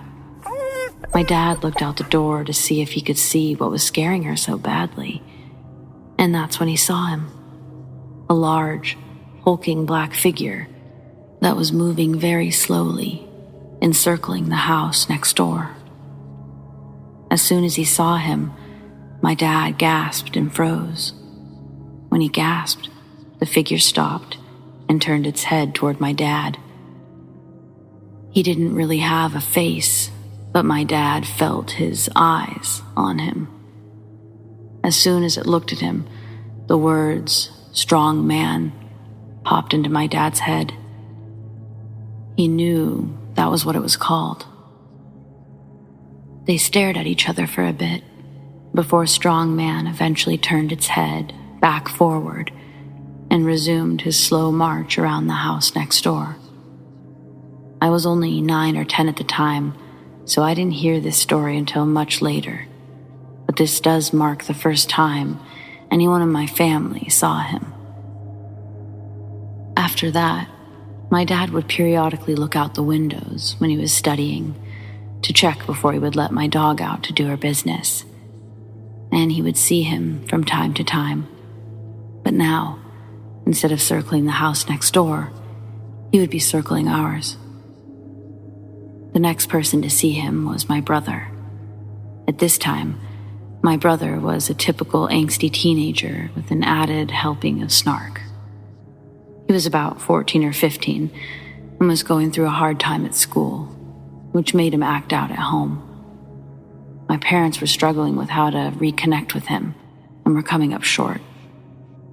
One night, my brother was listening to music in his room, brooding over something or other, as you do when you've got more big feelings than you know how to handle, when he saw a giant shadow rise up from the bottom of his window to past the top. He had heard my dad's story by this point and knew immediately that this was what he was seeing. Now, this next part is going to sound ridiculous because, well, let's just be honest, because it is ridiculous. My brother growled at it. Yes, literally growled. As you might suspect, nothing happened. My brother started feeling this really oppressive energy and then said, "You're not welcome here." Strong Man didn't move. My brother then said, "In the name of Jesus, leave." He then slowly moved away. Around this time, my sister, at the time 13 or 14, was home alone one night. She was in the living room watching TV when she heard a knock at the front door. She went to go check it, but didn't see anyone there. She shrugged it off and went back to watch TV. She then heard a knock on the sliding glass door in the dining room. Now she's spooked because that goes to our backyard, and why would someone knock on that door? She doesn't get up and look and kind of huddles into blankets trying to hide. Then she hears a knock at the French doors that lead to our backyard from the living room, essentially right next to where she's sitting. She immediately started to pray and then heard knocking coming from all 3 doors at once. We came home to find her sobbing, huddled in a ball of blankets in her room. After this, I was finally told about what my dad had been seeing and what my brother experienced. We don't know if what happened to my sister was because of strongman, but it definitely was intended to scare her. After this, the sightings experiences seemed to slow down, but would always pick right back up if any of us talked about it, either with each other or to an outside party. In 2005, my dad died in a routine flight check. My whole family kind of imploded. My mom went off the deep end into alcoholism and shut down. My brother was away doing his service for the Finnish military, and my sister and I only had each other to cling on to. My sister kind of became my secondary mom and was dealing with the stressors of her senior year of high school and trying to figure out what she was going to do for college. Up until this point, I'd never experienced anything supernatural. I started doubting God and stopped going to church. It wasn't so much that I didn't believe in God anymore, but I was bitterly angry at him for taking away my dad and the effect that it had on my family. My mom decided that we couldn't live in the house that had had so many memories of my dad, so she bought the house next door. Not the one from the beginning of the story, but the one on the other side. I was 14 at this time. As it was right next door, we took our time moving. A few months after moving, I had my first experience with strongman. The house we moved into was a 2-story, and my new bedroom faced our old house and had a wooden fence separating the 2 backyards right underneath it. One night, I was up late reading and my mom was out drinking with some colleagues. My brother and sister were now in college and living in the dorms on campus. My dog was with me in my bedroom, so I felt comfortable.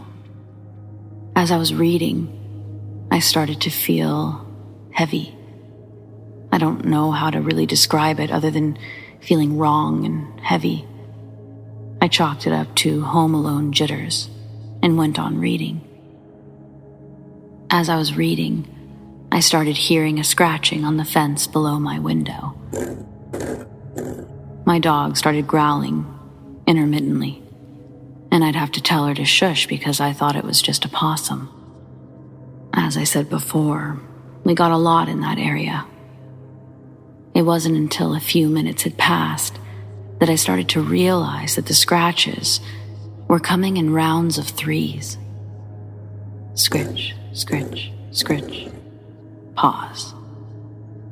Scritch, scritch, scritch. Pause. So on and so on for a good long while. The feeling of heaviness just increased, and I started to feel some fear prickling along my skin. I closed my book, and the scratching stopped. I waited a minute and didn't hear anything, so I just opened my book back up and kept reading. The scratching started again. I closed my book again, and it stopped mid-scratch.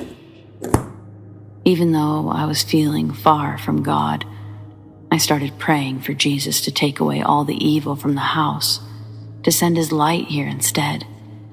And I prayed and prayed and prayed.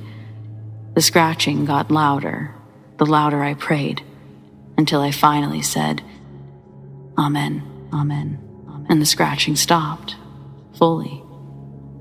I couldn't sleep after that. I had to wait for my mom to come home around 4 that morning. About a year or so later, my sister and I went on a trip to Finland to visit my grandparents. While there, I had a crazy dream while I was napping on my grandparents' couch. I won't post the entirety of it unless anyone is interested, but essentially, I dreamed that I was getting possessed and was woken up by my grandma saying I was doing things in my sleep that I felt myself doing in my dream. It was really freaky, and I hated it. Around this time, I also started waking up about 3 a.m. every night. This continued even when we went back home, and eventually just became part of life. I didn't think anything of it until I was telling a friend about my sleep issues, and she told me that 3 a.m. was the demonic witching hour. Cool. After this summer, my mom got remarried to my stepdad, and we moved into his house. His house was in an older part of town, with lots of beautiful Victorians on tree-lined streets. It was picturesque, to say the least. Regardless, this is where most of the activity happened. I have story upon story of different activity happening in this house. But those are better told another time, as they don't necessarily relate to strongman. I did have multiple times when the same feeling of heaviness that accompanied him would just come upon me, and I'd pray him away. I saw him just one time at this house. I was coming home from an evening church service and was about to turn into my driveway when he just rose up, seemingly from the ground, right in front of my car.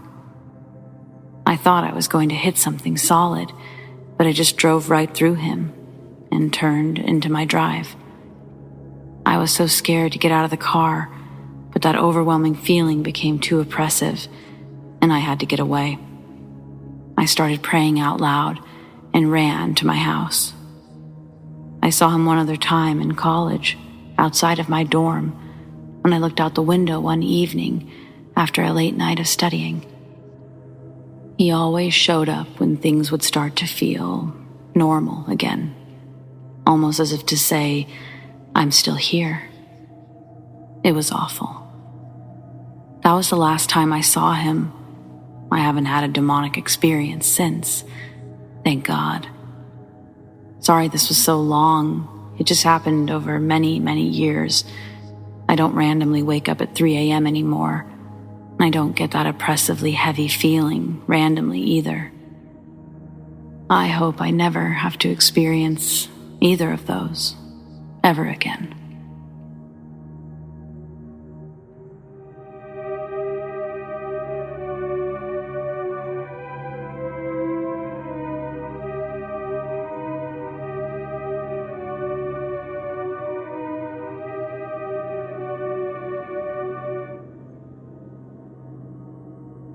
When I was younger, my mom thought that I might have sleep paralysis.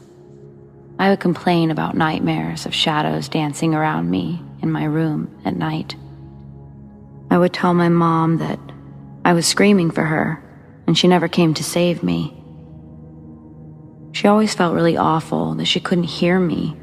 She started to let me sleep in her room because it got so bad. That's when she noticed that I wasn't physically waking up or making noises. So the answer was night terrors or sleep paralysis.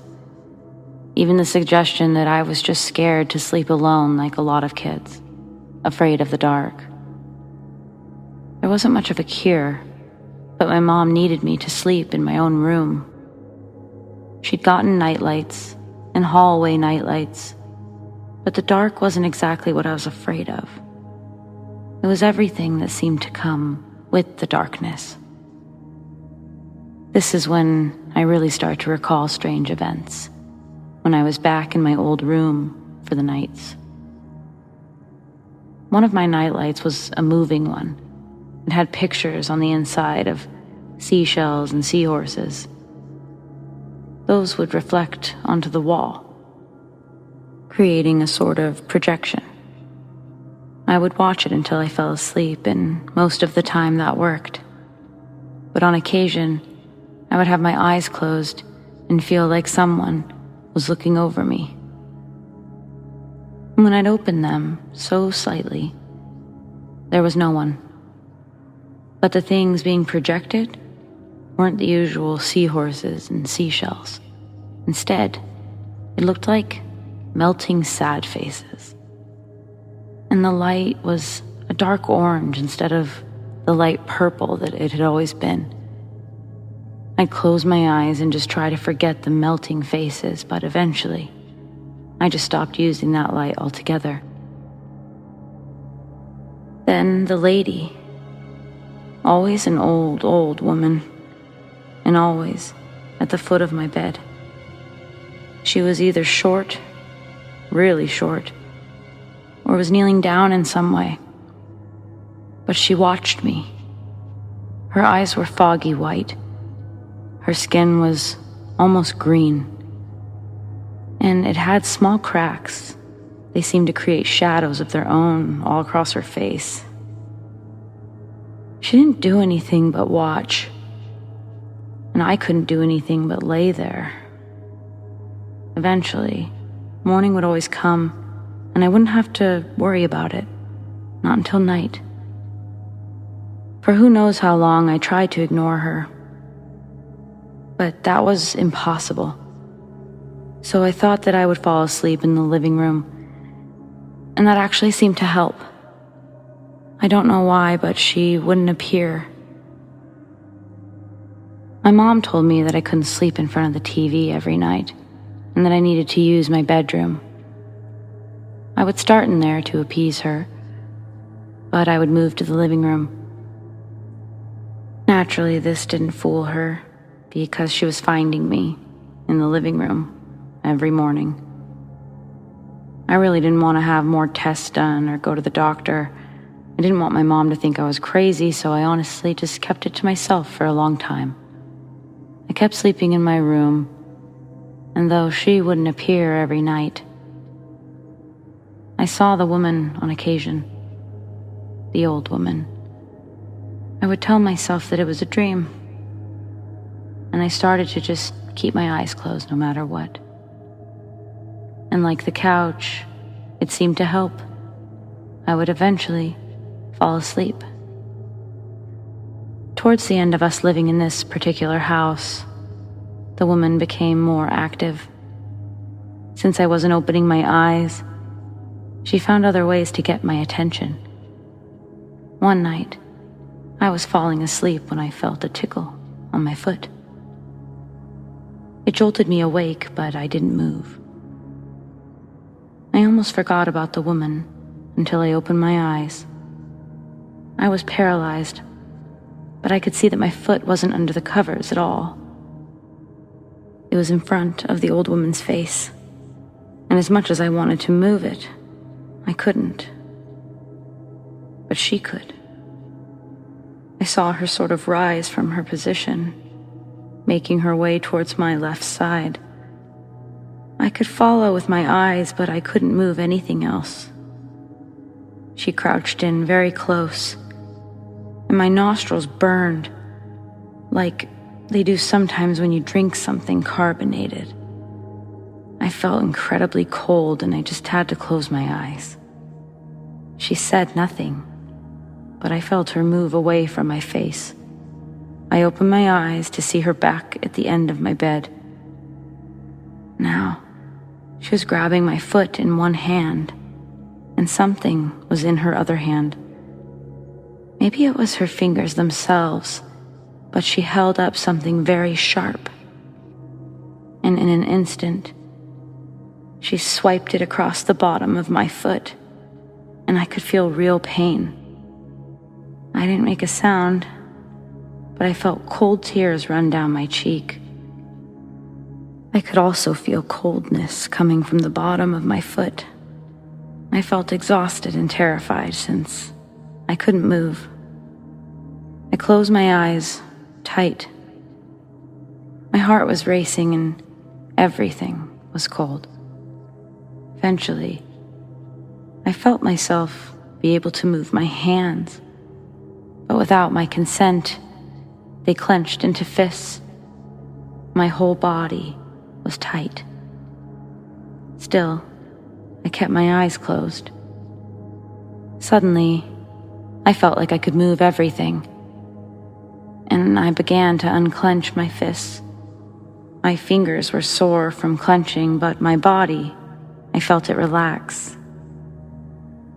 As I was laying there, I noticed while everything seemed normal, my heart was still beating really fast.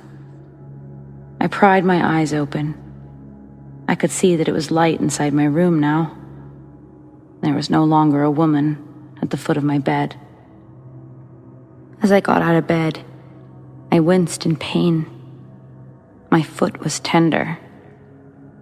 I leaned over the edge of the bed, and I could see that blood had soaked a bit of the bottom sheet and had dripped onto the floor. I felt dizzy, not from the blood, but from the mixture of fear and disbelief. All this time, I'd built up my experience as being intense dreams or night terrors. But if it was a dream, then that doesn't explain my foot. And if it wasn't a dream, well, that doesn't really explain my foot either. What the hell happened? When I eventually told my mom, she was convinced I cut it outside somehow. Blamed it on me always having bare feet. At least that's what she kept telling me, repeatedly. So when it came to convincing my mom something was going on, I basically gave up. It felt better than having her think I was fibbing in some way all the time. After that main event, we still lived in the house for almost a year or so, and I felt that old woman here and there, even accidentally caught a glimpse or two, but she never did touch me again.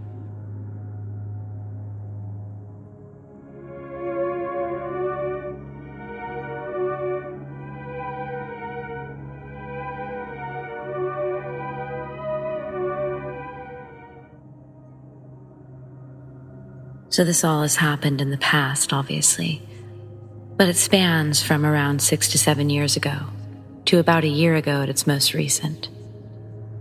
I'll try to keep it as chronological as I can, starting when I first actually remember seeing one, a shadow person. And for the first year or two of seeing shadow people, I would only see them, or it, outside, fairly far away. Like if I was playing outside with the neighbors, I would see something tall, like taller than a normal person, shoot from one house to another.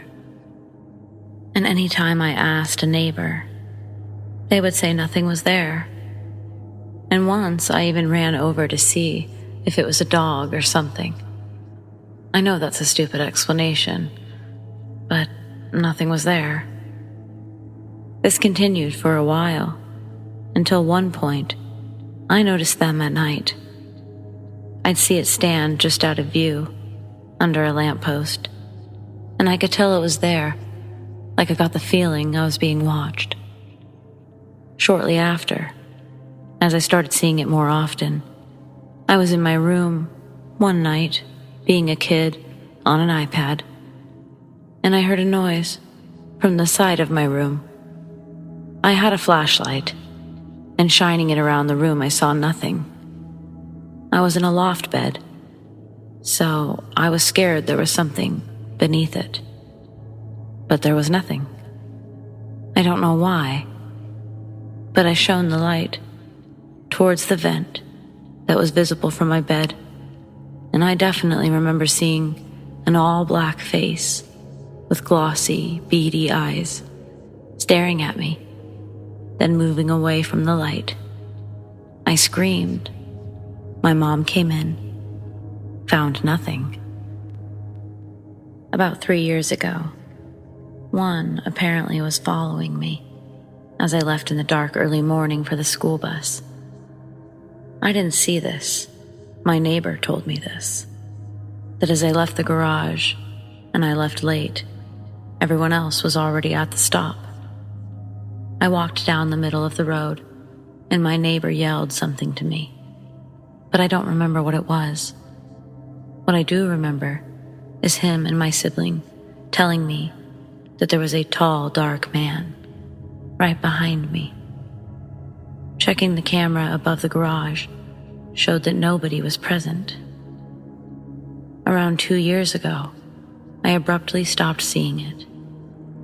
This led me to believe that I was just seeing things and that it really didn't matter at all. But again, at night, I woke up to a feeling of something watching me.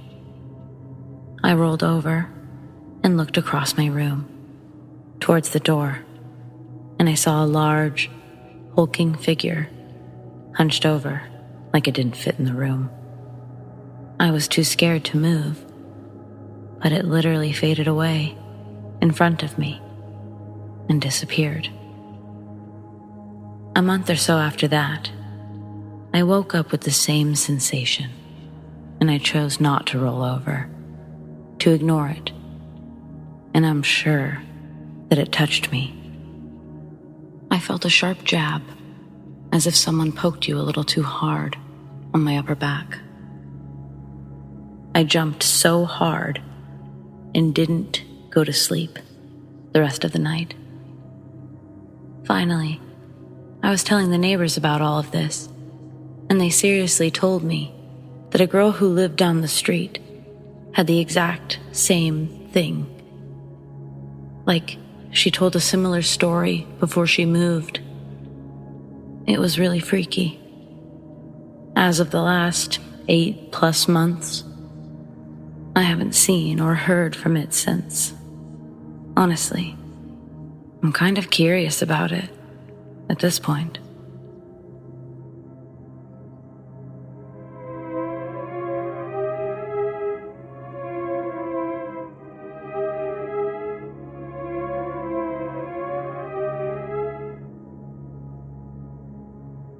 Did you ever have one of those babysitters that just sucked? Yeah, me too. Then I had the literal babysitter from hell, and it made my shitty babysitters look like saints. I was about 7 or 8. Can't remember if I was going to have my 8th birthday or my 9th, but anyways, I was young. My mom often used whatever babysitter was recommended by her friends or coworkers, very rarely finding someone on her own. Someone without references was a no-go. Now, I will preface this by saying I was definitely one of those kids who hated all babysitters. I always wanted to be with my mom. I wouldn't exactly lie about my babysitters, but I always said I didn't have fun, even if I did. Somehow in my child brain, I thought that if I never had a good time, my mom would just stop sending me to them. Anyways, this is to say that my mom was pretty over my complaints, and she didn't really want to hear how much I didn't like Rose. Because I hadn't even met her yet, I needed to give her a chance. Okay, the story. So yeah, her name was Rose. Kind of an old name for someone who appeared to be younger than my mom. She wasn't very warm. I remember my mom telling me that Rose babysat a friend of mine. This was her way of trying to get me to warm up to someone. But I was still a bit disappointed when I found out I was the only kid that Rose would be watching that night. She didn't have any siblings or other kids around, and her apartment wasn't even pet-friendly. After I'd been at the apartment for a while, Rose asked if I wanted to play a game. I, of course, did want to play a game, but was reluctant to do so. But there was something about Rose that made me feel like I actually had to do what she said. So I agreed to playing a game. She smiled. It was the first time I'd seen that from her all night. But it didn't make me feel happy, if that makes sense. It was unsettling, to be truthful. She leaves the main living room and heads into her bedroom. When she reemerges, she's holding a box, some kind of board game that I've never seen before. I read the side of the box, but it doesn't even register. Doesn't make sense. I'd never seen this word before. In big letters it read, Ouija. What the heck is that? I believe these were my exact words. Rose just looked at me with that same smile, promising me that I would love this game. She cleared off this small table in her living room and placed the board on the table. Then she grabbed this magnifying glass-looking arrow and placed it in the center of the board. I remember I started asking a lot of questions, and instead of yelling at me or even getting annoyed, she simply stared at me, placed a finger over my mouth while she made a shushing noise. Shh. I stopped asking questions, but then she started asking questions.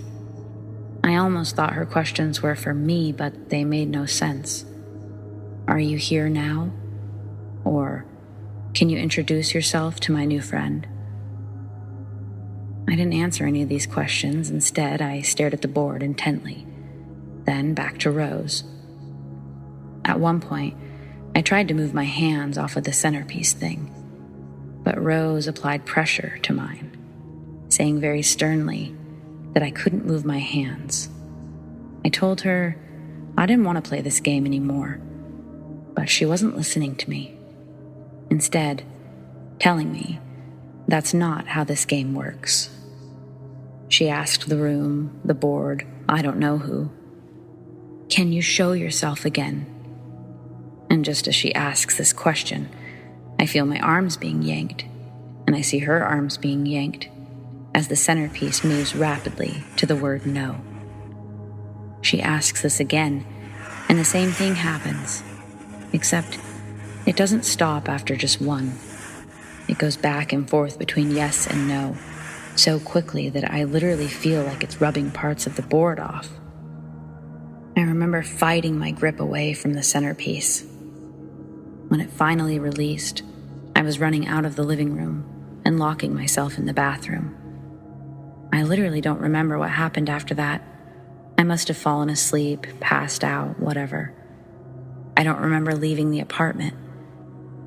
But I remember coming to, screaming that I didn't want to go back, over and over. Then I could hear my mom's voice, and I barely opened my eyes and realized I was in my mom's car. Then I heard her say, ever so calmly from the driver's seat, "We aren't going back there, sweetie. Not ever."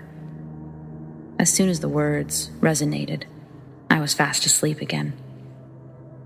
My mom hates this story for obvious reasons, but it is what it is. It happened. And thankfully, she decided not to work overtime that night, even though she planned to ahead of time. She told me later in life that she just had a feeling and decided to leave work and come get me.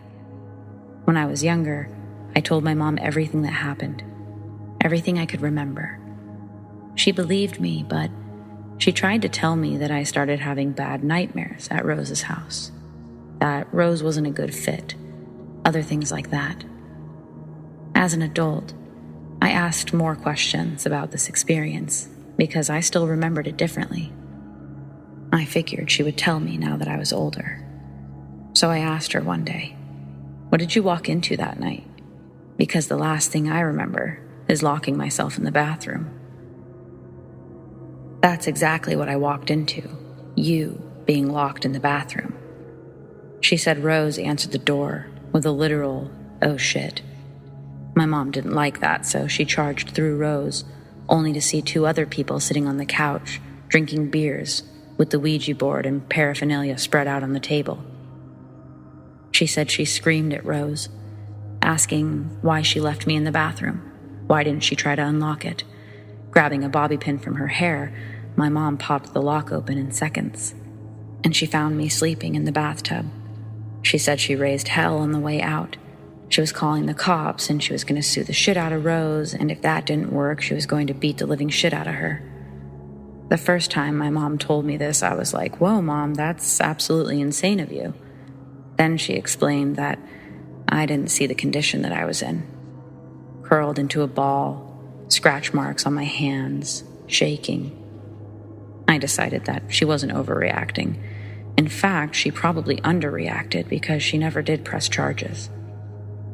Absolutely slandered Rose's name through town, but didn't press charges. I'm sure there's more to that story than I'm even aware of. Regardless, though, enough to qualify as scary. If the actual babysitter from hell doesn't terrify you, I don't know how a possessed planchette wouldn't.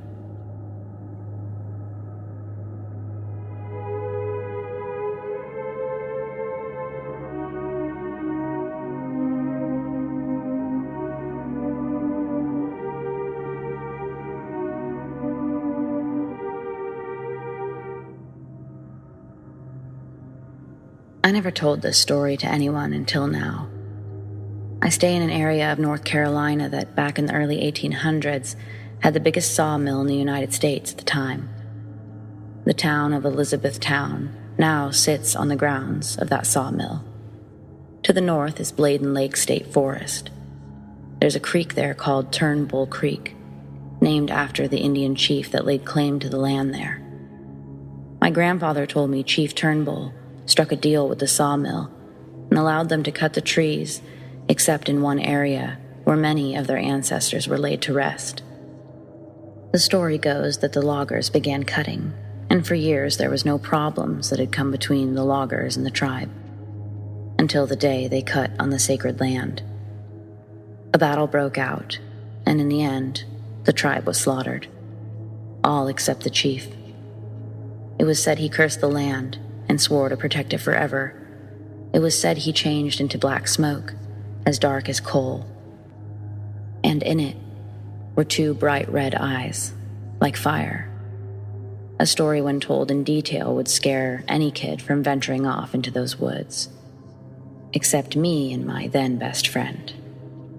In my younger years, I loved to explore, so naturally those woods made a great place to have adventures and for discovery. The creek always gave me relief from hot summer days. The cool water fed by springs so cold that even in the heat it would give you goosebumps. I used to think that there was gold in that water for the glittery flakes you would find all over your skin after a dip in the tea-colored waters. You always had to be careful of where you took a swim because cottonmouths, water moccasins, and rattlesnakes enjoyed the banks. The forest around it was loaded with wildlife: deer, black bear, raccoons, and squirrels. They could be seen on a daily basis.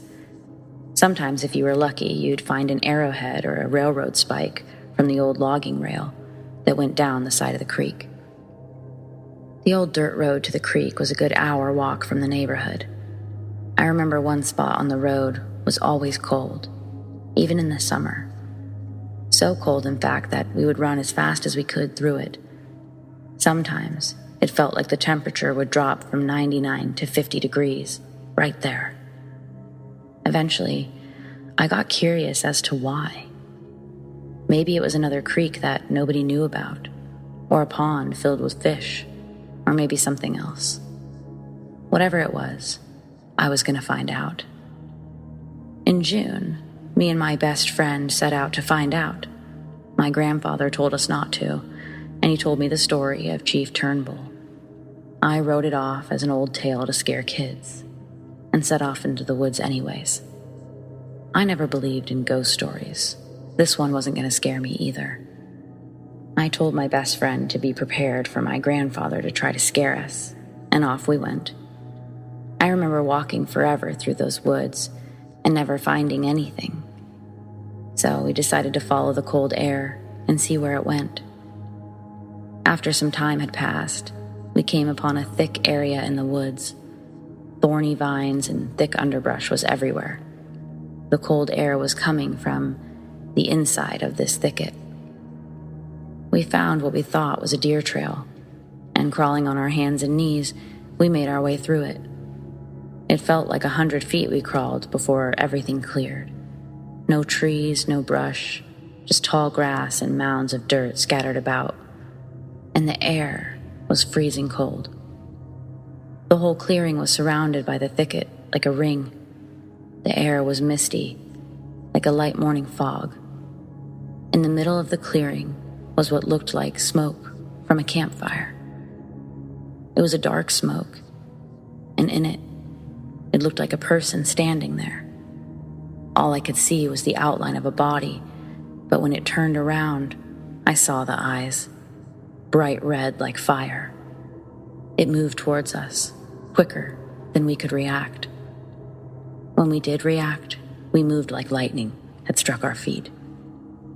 I never knew a person could run on all fours, but we did that day, right back through the thicket. So fast, it seemed like a flash. Behind us, we could hear something stomping through the woods like a charging bear, and people whispering in our ears. We made it out of the thicket and never stopped running. We ran until the air warmed up and we couldn't breathe enough air in.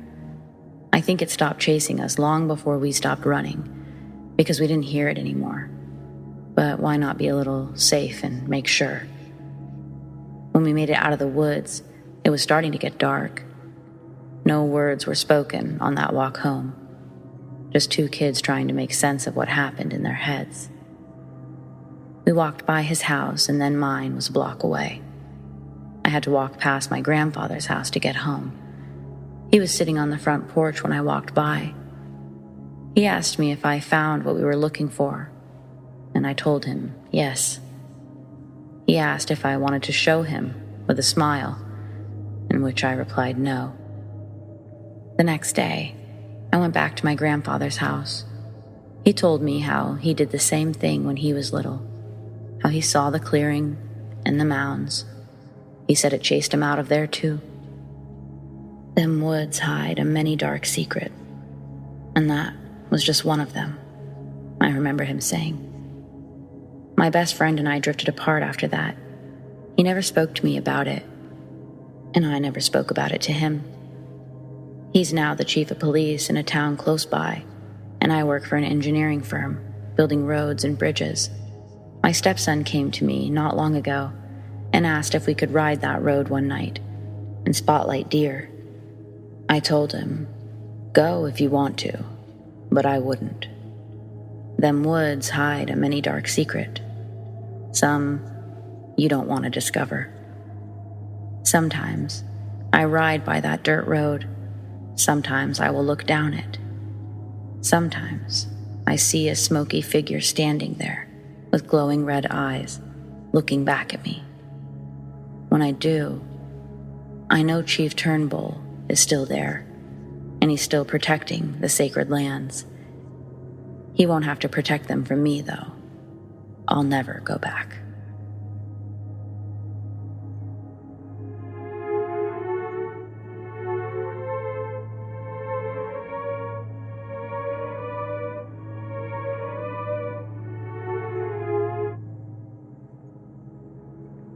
This happened in mine and my husband's first house, several months after our oldest son was born. We lived in the house for almost 4 years before he arrived, but we'd never experienced anything like this before. It's actually the only time I've ever experienced something I'd consider paranormal, whereas my husband claims his grandma's home was haunted growing up. Either way, this experience shook the both of us in a whole new way. We'd finally decided to move our son into his nursery. For the first 6 or 7 months, he slept in our room, in his own bassinet. But we decided it was time to get him adjusted to his crib and his bedroom. So we gathered our strength and made it happen. We'd dug out the baby monitors that my mom had gotten us months prior to set up security, if you will. Granted, this was 1997, so they weren't anything fancy, but enough to help us feel better about our choice to move our son to his room. In addition to the baby monitors, we'd put one of those moving night lights in his room, the ones where the lampshade would project pictures onto the wall, moving slowly. This one was made up of friendly, fun sea creatures, and our son loved it. The first night that we actually slept separately from our son, we both woke up at the same time. My husband looked at me, and we listened to the monitor for a minute, but it was quiet. It didn't appear that our son had woken us up. So what had happened? I almost just went back to sleep, calling it jitters. But my husband sort of grabbed my arm, not hard or anything, but firm, and he whispered, "What the hell?" while looking straight ahead. Following his gaze, I could see that each of the 4 dresser drawers had been pulled open. I turned on the light and we both hopped out of bed. It was around 2 a.m., and we were not sure what was going on. So we didn't really speak out loud, just with our eyes. My husband grabbed his military knife and motioned for me to follow him. I did, and he handed me another smaller knife, which I held tight, continuing to follow his lead. Me against the wall, him in front of me, walking towards the baby's room, and leaving no blind spots as we did. When we got to the room, my husband opened the door, swiftly and with force, but quietly. Just our son, fast asleep. No one else. My husband tells me to stay with the baby while he checks the house. I ask him to please call 911, and he tells me that as soon as he gets downstairs, he will. And he says he's going to shut the door. Once he does, I set the knife down, and I pick up my son and sit, rocking him back and forth, staring off at the fun sea creatures dancing on the walls. It was comforting. After sitting or rocking for a while, I start to feel a bit warmer. Not a fever or anything, but best described as how it feels when someone sits real close to you. You can feel their body heat. While feeling this, I'm looking down at my son, debating if he looks or feels warm, but he looks comfortable, still sleeping soundly. Suddenly, a mitten on my son's left hand flies off in a way that it might if someone had ripped it off hastily. He wasn't moving his hands, and this hadn't woken him up, but it got me up. I was now standing, breathing a bit heavier and wondering where in the heck my husband was. Moments later, my husband opens the door. It scared me at first. I just really wanted the sound of footsteps approaching to be his footsteps. When they were indeed his, I was so relieved. I leaned over and hugged him with my open arm, telling him rapidly, "We gotta get out of this room." He wasn't whispering any longer, telling me, "Okay, let's go back to our room, or even downstairs." He started to shuffle us out, saying the police were going to send someone by. He said that he checked everywhere in the house, and that no one could possibly be inside. He seemed to feel better, but I was still a bit afraid. We made our way to the family room, which was on the first floor. Center of the house, really.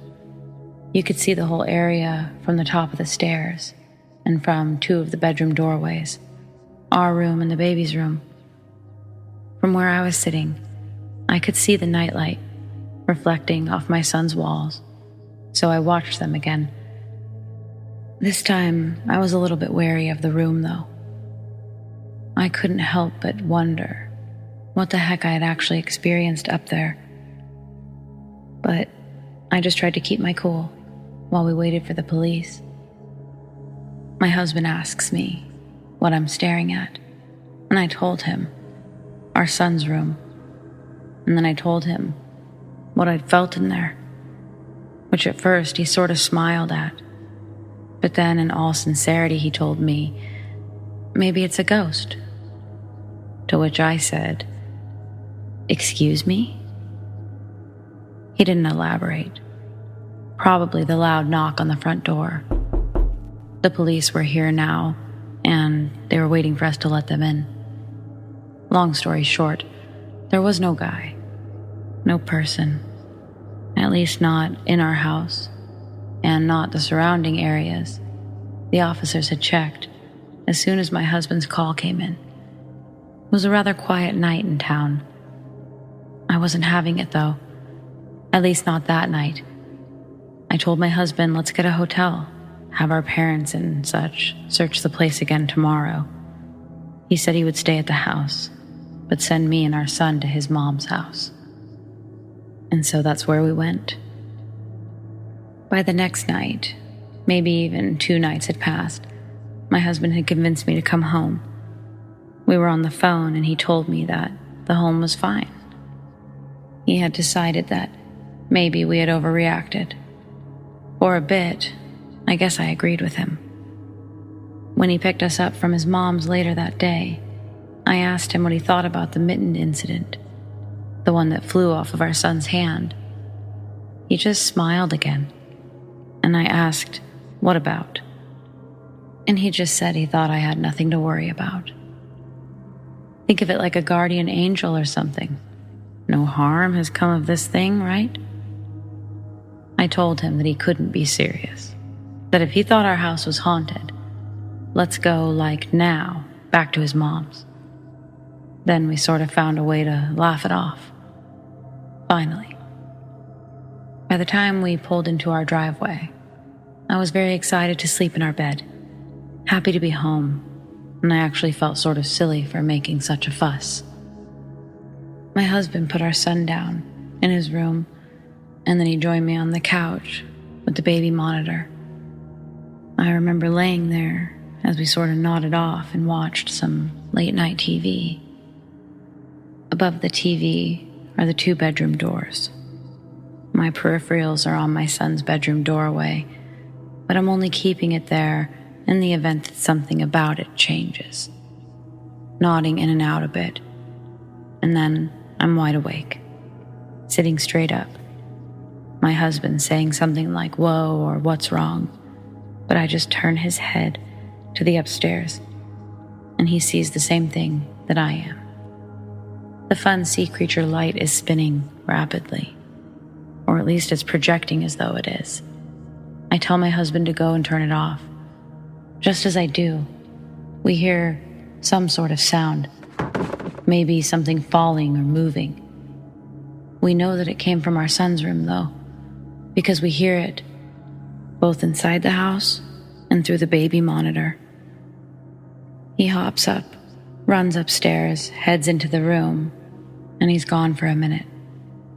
When he comes back out, the baby is in his arms, and he also has the diaper bag. He calmly asks me to grab our bags, which were still by the door, and to follow him to the car. We get settled into the car, and he tells me that he needs to run inside and grab some overnight stuff and to lock the doors. Then he's gone. So I do. I lock the doors, and I turned on the headlights, just wanting to illuminate all the darkness. Husband dashes outside. He's got a handful of stuff, and without a word, he buckles in and starts to back out of the driveway. We start heading back to his mom's house. I hadn't even asked what happened up to this point, but 5 or so minutes into driving, I had to know. He was checking to see if the baby was asleep, like he could actually understand what he was about to tell me. It was sweet, but also a little unsettling, because he, my not scared of anything husband, was truly scared. After a while, he just said, "We're gonna stay with Mom for a minute and then figure out the rest later. Maybe sell the damn place. It's too small anyways." I remember thinking, sell the house? I didn't say it though. He just looked uncomfortable, trying to get more out, but having a hard time saying it. It opened up his drawers. When I went up there, the light was going nuts and his drawers were wide open. We can't stay there. And so we didn't.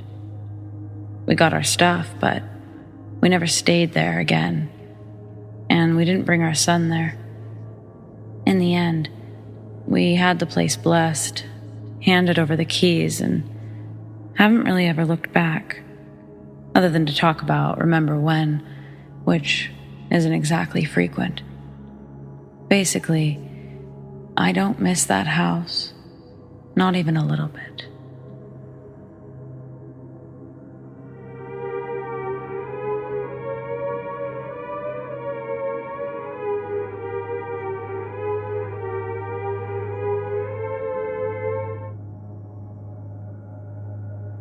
Growing up, my family has been subject to the paranormal in many ways: visual, audio, smelling, and touching.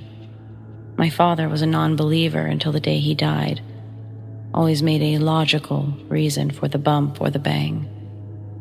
Our basement was a nice, cool place to be, essentially in the summer months, as it retained its cooler temperature.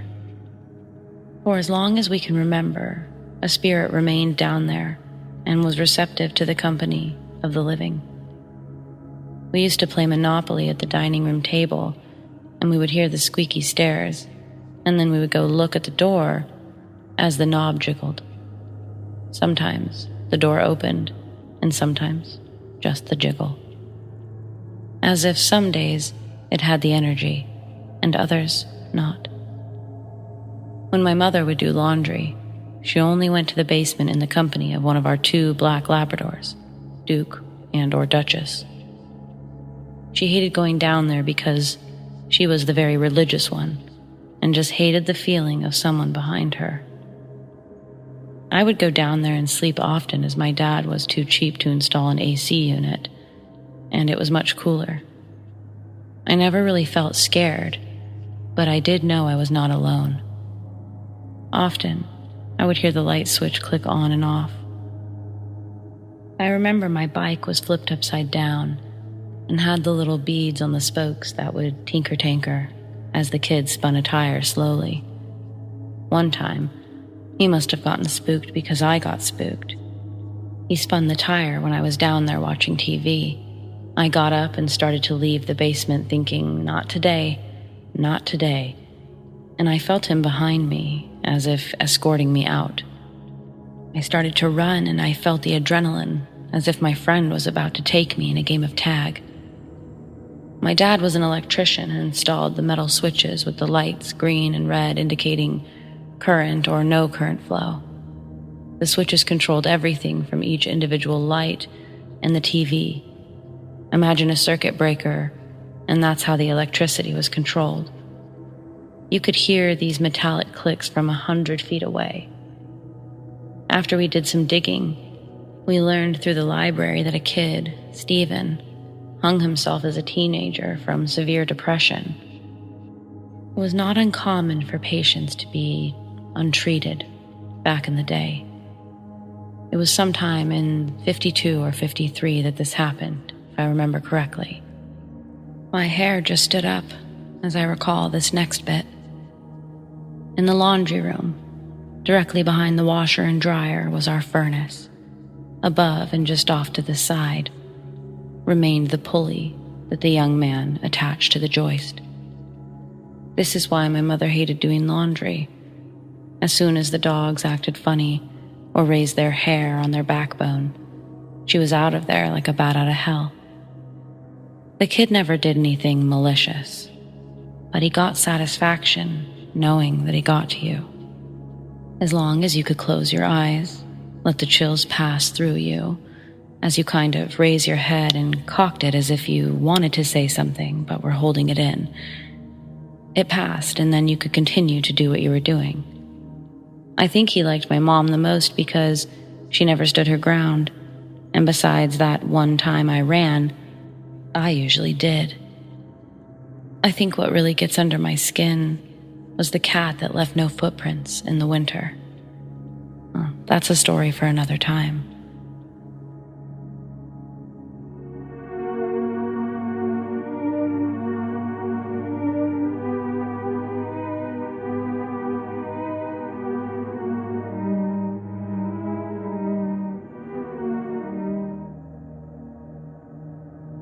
When I was about 10 years old, my family moved to an old house. My bedroom was the largest, and I always felt uneasy in it, even in the daytime. I had nightmares about dead people emerging from the walls and the ceiling every night. The house had a funny layout. If you wanted to use the bathroom, you had to go down a dark, narrow hallway and be met at a direct view of the staircase, which led to the front door, which at night looked like a black void. So besides the nightmares and it being a creepy old house, it was fine until it wasn't. We would always lock the doors at night, as one does. One morning, my mother said she heard someone ringing the doorbell at 3 a.m. She checked if maybe the neighbors had an emergency and needed help, but there was nobody at the door. This kept happening for a while. Then one night at about 3 a.m., we all heard the doorbell and went to check it out. The door, locked twice in the evening, was wide open. Nobody at the door. We were all really freaked out. My mother paid for a holy mass to be held in the name of tormented souls the following day. Not sure why that would have helped, but nothing weird happened after that.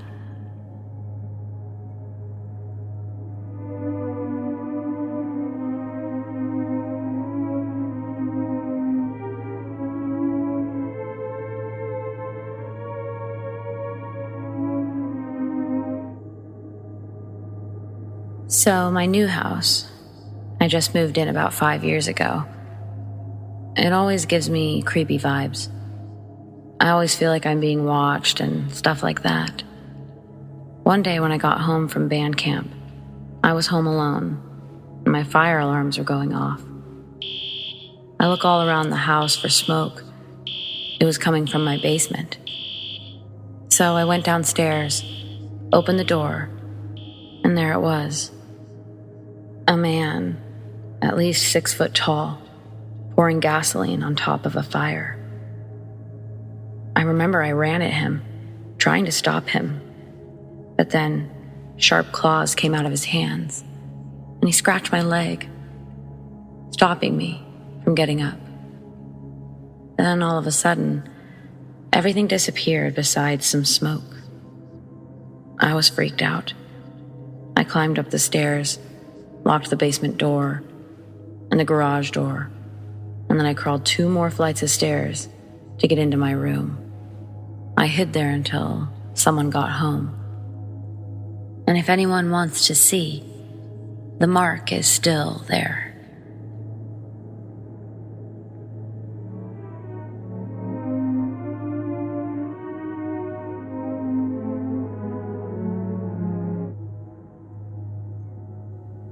Here's the relevant context to this. 5 years ago, I lived with my late mom in the basement of my step-grandpa's house. My mom wasn't doing so well at the time, and she was addicted to alcohol and some type of pill. I was addicted to my laptop. I had to share the same bed and the same room as her. She also believed in the paranormal, and we would binge shows together like Ghost Adventures, Mountain Monsters, etc.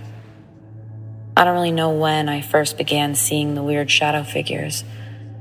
I say figures because sometimes they wouldn't be humanoid. I could just see them from the corner of my eye, but I assume that they're the same shadow creature. I've seen them quite a few times, though it was usually from the corner of my eye, except on 2 occasions. The first one was when I was sitting up in my bed, watching TV with the door closed. I saw something black brush up against the bed, but I didn't think anything of it. I just thought that it was one of my 2 dogs. I later get up and try to pet them, and there's nothing in the room except for me. The second occasion was at night or early morning. I was talking to some friends on Skype while my mom was asleep next to me. She usually left the TV on so it wasn't totally dark. I'm chilling, and then I see a man with a cowboy hat in the corner of my eye next to the TV. I never told my mom about my experiences, but one night she drunkenly spilled that she saw them too. She called them demons of addiction demons, or something like that.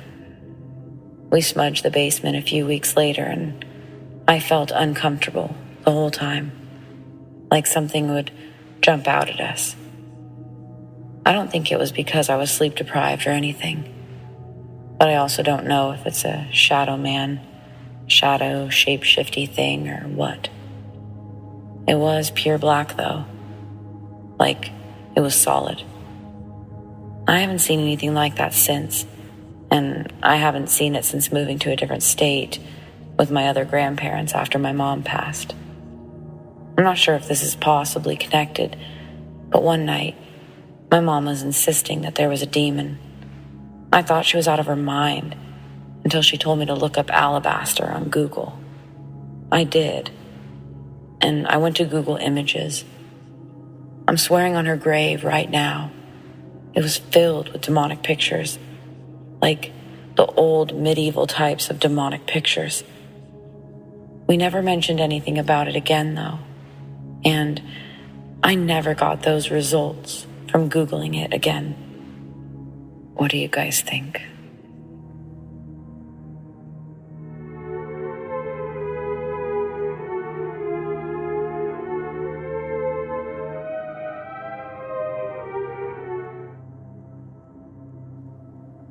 Something has haunted my family for years, which caused Ed and Lorraine Warren to visit my mother in college. But we're still being haunted to this day. My mother went to Eastern Washington University and stayed in one of the houses that the locals rented out to college students. I can't give the exact age of the house, but it was old enough to have a built-in button on the floor that would call up to the servants in the attic. So the house was relatively old. During her studies, she had 3 different roommates. My uncle was the first, who then was replaced by my mother's best friend, who was replaced by my father. All 3 of them can confirm strange happenings in this house, including being woken up in the middle of the night with people whispering. The worst of it was in my mother's room and the attic.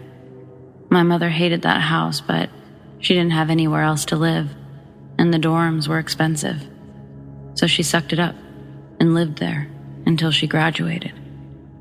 She hated sleeping alone. The air in her room constantly felt thick and heavy. Her closet was constantly freezing cold, and at night, she would hear multiple people whispering incoherent words all at once. While living there, my mother had a cat named Puss, who would constantly hide under the bed. One time, my mother caught Puss out from under the bed, sitting, watching, and growling at one of the corners of the room. My mother went over to Puss, confused at what she was looking at, until she saw a black figure in the corner, slowly starting to move upward toward the ceiling. Puss started to become more aggressive, her hissing and growling getting louder, before she freaked out and shot off back under the bed, still growling at the corner, until the black figure was gone. My mother had never seen her cat act like this. Puss was usually a very loving and happy cat, but whatever that was clearly terrified her cat. Sometime later, my mother was talking with a friend who was excited to be touring 2 famous paranormal investigators around the college and town, showing them supposedly haunted places. My mother brought up the fact that she always has weird stuff happening in her house, and she thinks that it may be haunted. Her friend got excited and begged for her to let her bring them to the house. My mother refused, since she wasn't willing to stay up late for some people that she didn't even know. My mother didn't know at the time who these investigators were, since she never kept up with paranormal stuff, believing that it can lead to more evil in your life. She only knew that they were on quite a few popular talk shows at the time. These 2 investigators were Ed and Lorraine Warren. Around midnight, my mother's best friend came to her and tells her that there are people at the door wanting to speak to her. Confused, my mother got in her robe and went to the front door.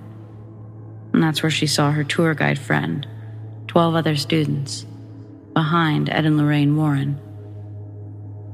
Lorraine asked my mother if they could come in, as their guide had told them it was possible her house was haunted. My mother agreed to let them all in. Lorraine asked my mother where in the house the haunting was most active.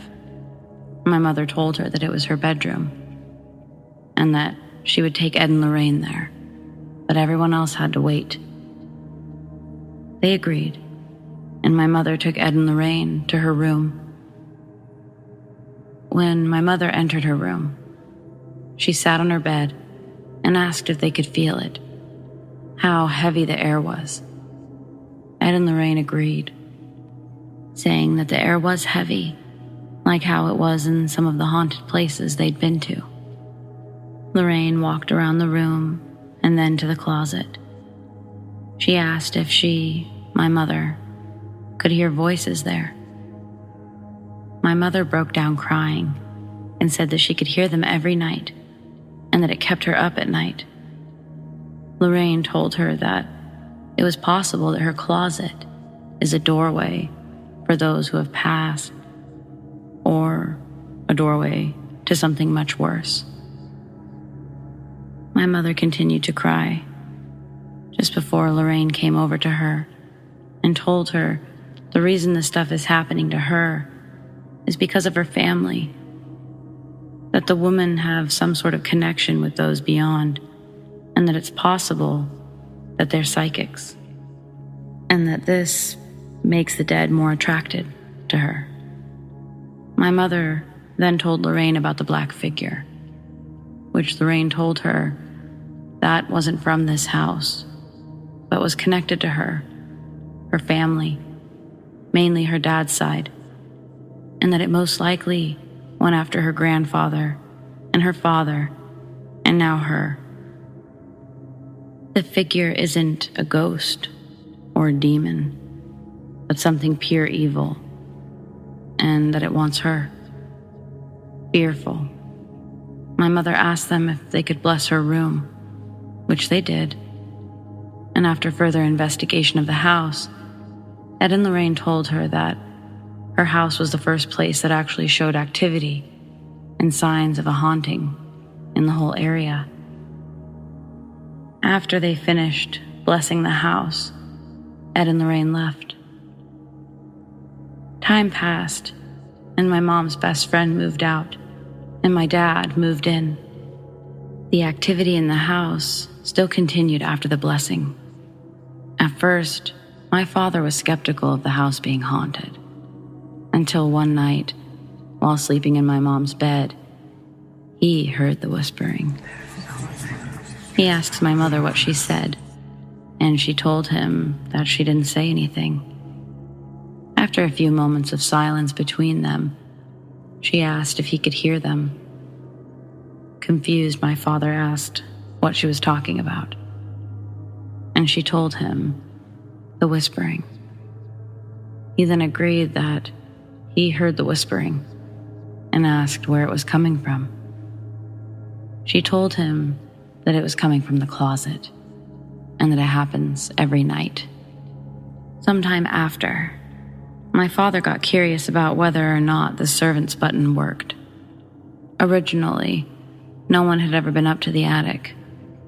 Both of my parents made their way up to the attic, but never reached the top, since on their way there, both were left feeling like they couldn't breathe. It felt as though the temperatures had dropped to below freezing, and my mother started to panic. She felt like she was being choked. She quickly told my father, "Turn back around," because it felt as though they were not wanted up there. Not wanting to upset my mother more, my father agreed and turned back around, never to go up there again. Once my mother graduated college, they moved out of the house, and strange events continued to happen, no matter where they moved. Around the time I was born, my parents lived in a rather small house with my 2 older brothers. Constantly, our cats would freak out, growling and hissing at the corners of the house. Not only that, but my mother would constantly see this black figure around the house. Later, my family had our new house constructed, and we moved out of our old one. These strange events followed us and got worse.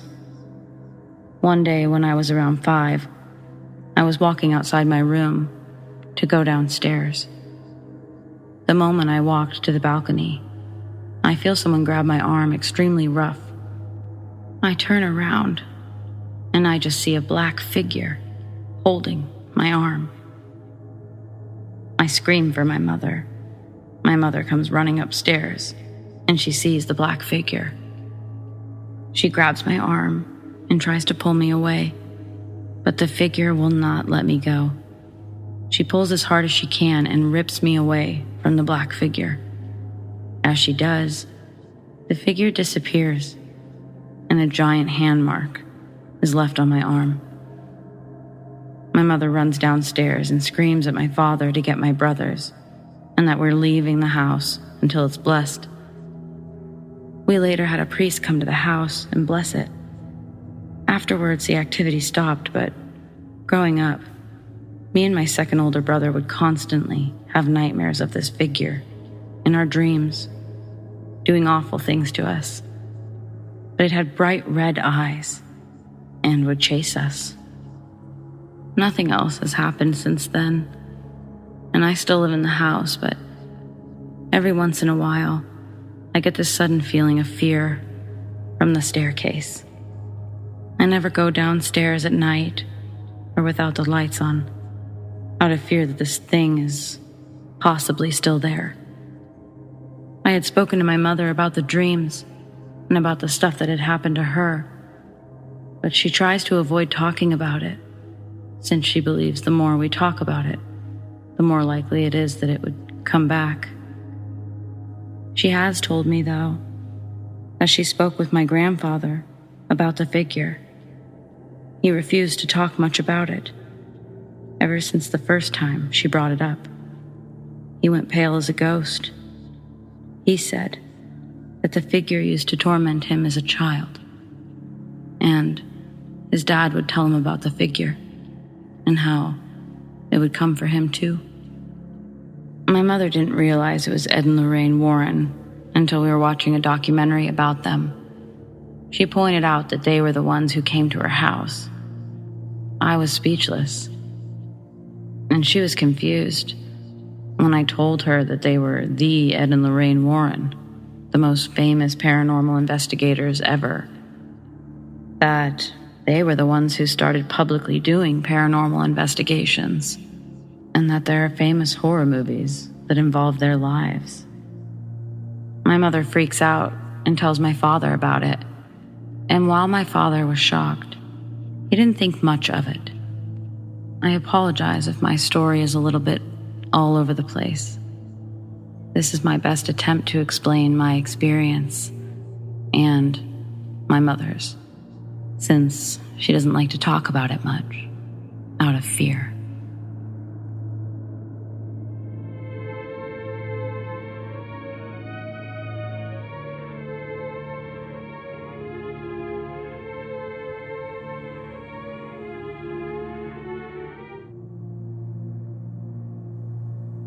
One day I'd gone to visit my aunt for the weekend, but I had been out partying.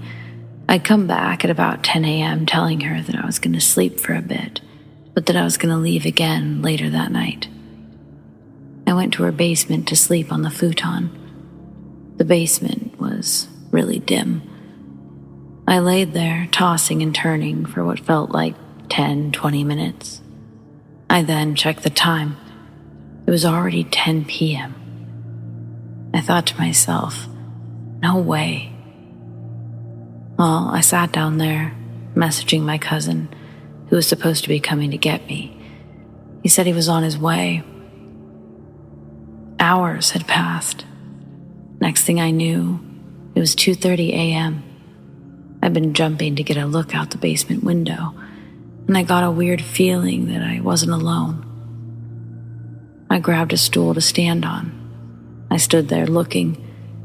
Suddenly, a hard, scratching noise on the cement wall was happening not too far behind me and getting closer to my ear. I froze, turning my head slowly to find no one there. I got down and suddenly there were 4 bangs coming from the furnace. And usually it was just one every half hour. I walked to the other window, and before I passed the stairs, I saw a shadow peek its head out from behind the stairs. I thought to myself, we've been through stuff like this. As long as you're not bothered, they can't bother you. But as soon as I got to the other side of the stairs, there was a shadow or a person just standing there, staring at me. I looked out the window. Still no sign of my cousin, but I ran upstairs and out of the house. Getting to the street, there he was, pulling up. That's been the closest that anything's ever gotten to me, and I somewhat believe it had intent to hurt me.